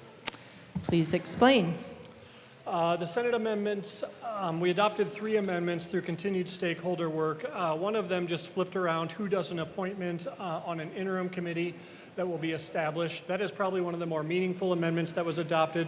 We established a working group similar to what's been done with artificial intelligence or RTD to be able to really dig into the issue of transportation funding in the state of Colorado. That is contingent upon 175 not moving forward. But I will just say that I would like to thank the folks who are proponents of 175 for engaging in such a deep and meaningful way.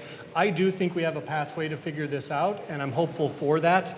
The other amendment that was adopted actually establishes an enterprise for some existing fees that are paid into transportation that just go to the HUTF. Now they're actually specifically earmarked for road improvement in the state of Colorado. It's $7.5 million a year. It's not nearly enough. We know we need to do more, but it starts the clock on that enterprise in a meaningful way. And so we think it's another sign of good faith that we're committed to figuring this issue out in a way that hopefully results in a win-win. So we'd ask for a yes vote on these amendments.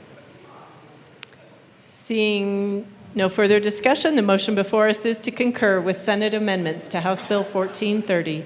Mr. Schiebel, please open the machine and members proceed to vote.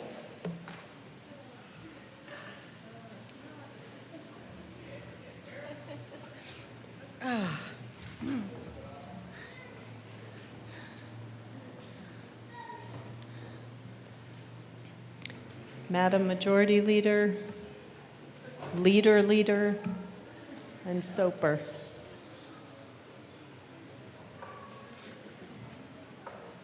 Please close the machine. With 43 aye, 19 no, 3 excused, the motion to concur is adopted. Madam Majority Leader. Madam Speaker, I move for the repassage of House Bill 1430 as amended. The motion before us is the repassage of House Bill 1430 as amended. Mr. Schiebel, please open the machine and members proceed to vote.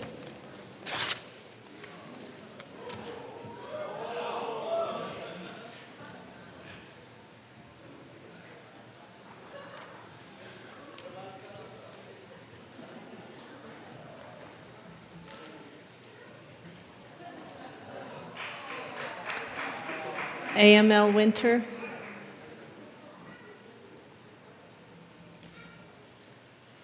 Please close the machine.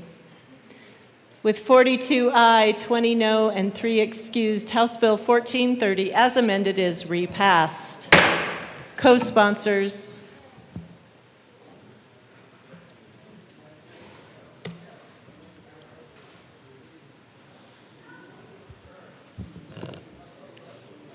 Please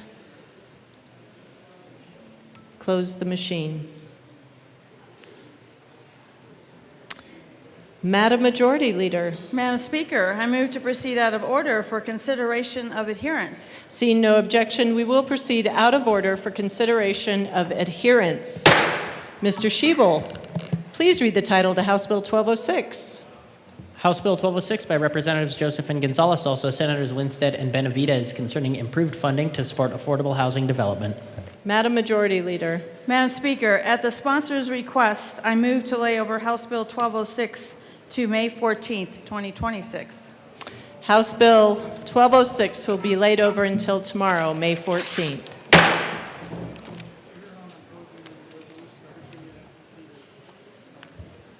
Mr. Speaker Pro Tem.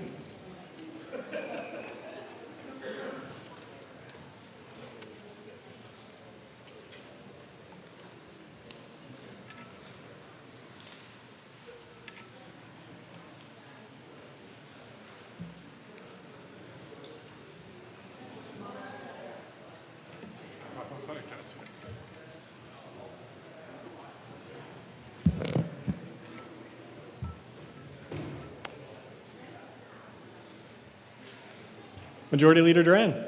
Mr. Speaker Pro Tem, I move to proceed out of order for consideration of resolutions. Seeing no objection, we will proceed out of order for consideration of resolutions. Madam Majority Leader. Mr. Speaker Pro Tem, I move for the immediate consideration of House Joint Resolution 1032. Seeing no objection, we will proceed out of order for the immediate consideration of House Joint Resolution 1032. Mr. Schiebel, please read the title to House Joint Resolution 1032. House Joint Resolution 1032 by Representative Duran, also Senator Rodriguez, concerning the appointment of a joint committee to notify the governor that the second regular session of the 75th General Assembly is about to adjourn sine die. Majority Leader Duran. Mr. Speaker Pro Tem, I move for the adoption of House Joint Resolution 1032. Any discussion? Seeing none. Members, the motion before us is for the adoption of House Joint Resolution 1032. Mr. Schiebel, please open the machine. Members, please proceed to vote.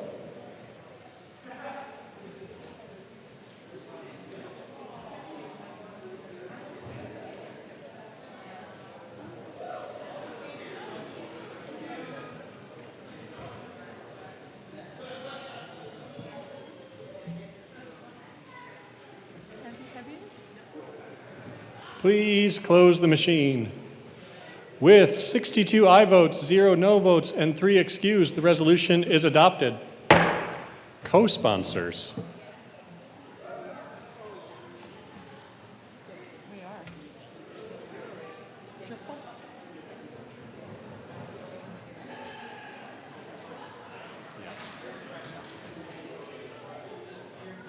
Please close the machine.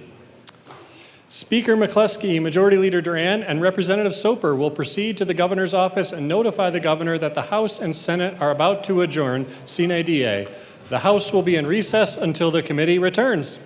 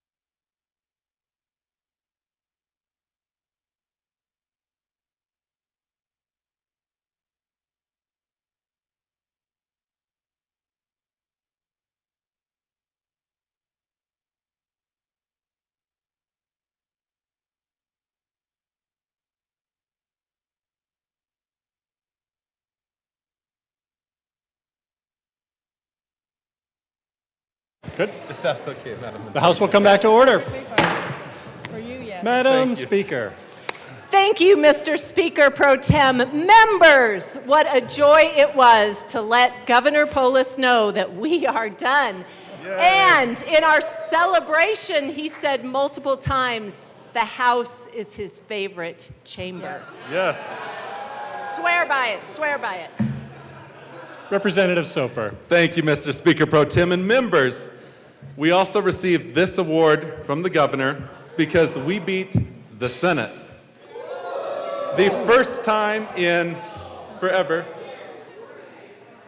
that the House has actually beat the Senate in adjourning sine die. And he also said, yes, and because of our budget situation, he admitted that we would have had a much bigger, maybe made out of metal trophy, but this is all the state could afford. Majority Leader Duran. Thank you, Mr. Speaker Pro Tem. We're not only the best chamber, we do the best work, pass the best bills.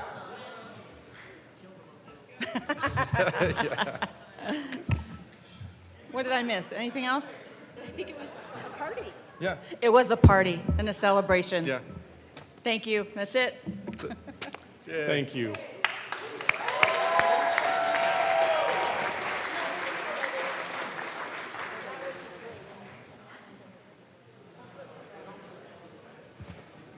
Thank you, members. Representative Tatone. Thank you, Madam Speaker. Hey, everyone. We were doing some work on the journal, and we found out that there was a poem by the poet laureate put into the journal in 1976 for the bicentennial. So we asked the poet laureate to write us a poem for the sesquicentennial, and here it is. It's 150 lines long. Don't worry, I'm not going to read it, but we have some for you here. But I'll just read a little excerpt, and then we were going to ask for it to be printed in the journal. Here, why don't you? I'll read the first part. Colorado became the 38th state in the Union on August 1st, 1876. Constructed is a list poem that covers parts of Colorado history, from the indigenous peoples who first called the land home and the settlers who traveled across the plains to the modern-day hustle of our growing towns and cities. Colorado is a combination of the adversity of natural disasters and human conflict, balanced out by some incredible triumphs and celebrations, because Colorado's admission incurred during the centennial year of the United States Declaration of Independence, known as the Centennial State. Representative Garcia. So, to begin, was Why don't the you read this part in the oh, sorry. Since 1876, Colorado's story has been immense, from mining booms, social shifts, environmental events, and a culture that is constantly evolving. Here is a 150-line list poem composed of 15 stanzas of some moments that define Colorado through questions of who Coloradans are today. So the poem is called 150-Year Question by Chrysostomus Apache, the poet laureate. So, to begin, was the beginning a date in history, or a benchmark with the voices, or of the first light in a day, or when the dinosaurs walked the plains, or the recognition or acknowledgement of the first peoples, or the establishment of a university, or the start of a battle or massacre, or the migration of people looking for a home, or the building of townships and mass transportation, or the first 6.6 earthquake. Now we're going to go to the end. I know y'all want to get out of here. I know. Just It's hang just on. humor us. Was the beginning of a defining moment towards action, or another defining moment of a mass shooting in a store or bar, or a hockey team winning a Stanley Cup, or an NBA championship, or legislation protecting historical African American sites, or designating highway and intersection construction its own season, or reintroduction of the gray wolf to the western slope, or commemoration of 150 years of statehood and a country 250, or realization that there is magnificent beauty that defines the grassland, plateaus, mountains, and we are so fortunate? Or is it a state with 6 million diverse people striving to live together? And we ask that it be printed in the journal. Yes, say that again. We ask that it be printed in the journal. And if it doesn't get in the journal, which I know it will, I also just want to acknowledge it will be recorded in history because the amazing work of Catherine Coons from the Colorado Channel, who is retiring this year. Thank you for all your work. Yay, Catherine. Members, Members, that one. the That's how poem, we talk to her. the poem will be printed in the journal. Thank you both. Madam Majority Leader, we need to lay over the balance of the calendar and then proceed to the end. A clarifying question, Representative Soper. Thank you, Madam Speaker. We have a clarifying question for the readers of the poem. How do we know that it's actually printed in the journal if no one's here tomorrow?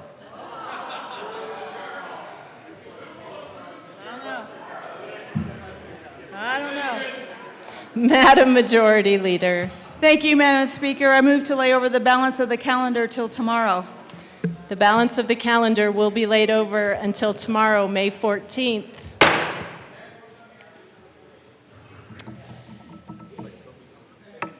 Ready? Madam Speaker, I move the House adjourn, sine die.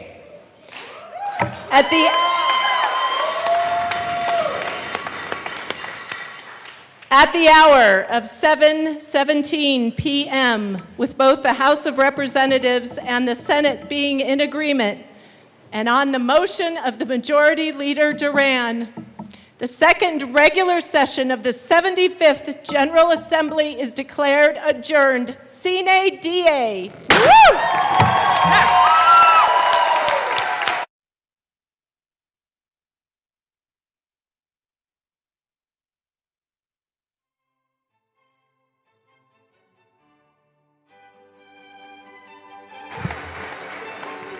Madam Majority Leader. Madam Speaker, members, can I have you come down to the well so we can get a group photo?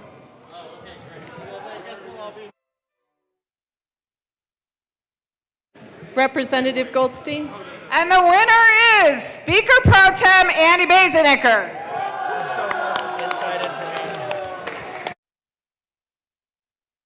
Representative Gonzalez. Madam Speaker, I know I have not said this. I think it's time for me to say this as we sine die. It has been an honor and a privilege to serve with you, Madam Speaker, and it has been an honor and a privilege to serve with you, Majority Leader Duran. Thank you, Representative Gonzalez. It has been an honor and a privilege. Everybody pile in. Who's got the best camera? Who's taking a picture?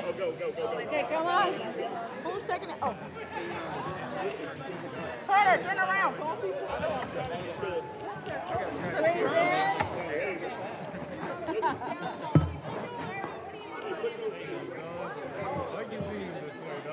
Whose phone is that? His memory's leaving. Jazz hands. Nobody? I'm on the wrong side of the aisle. Laurel, come on. Hold on, she doesn't want to.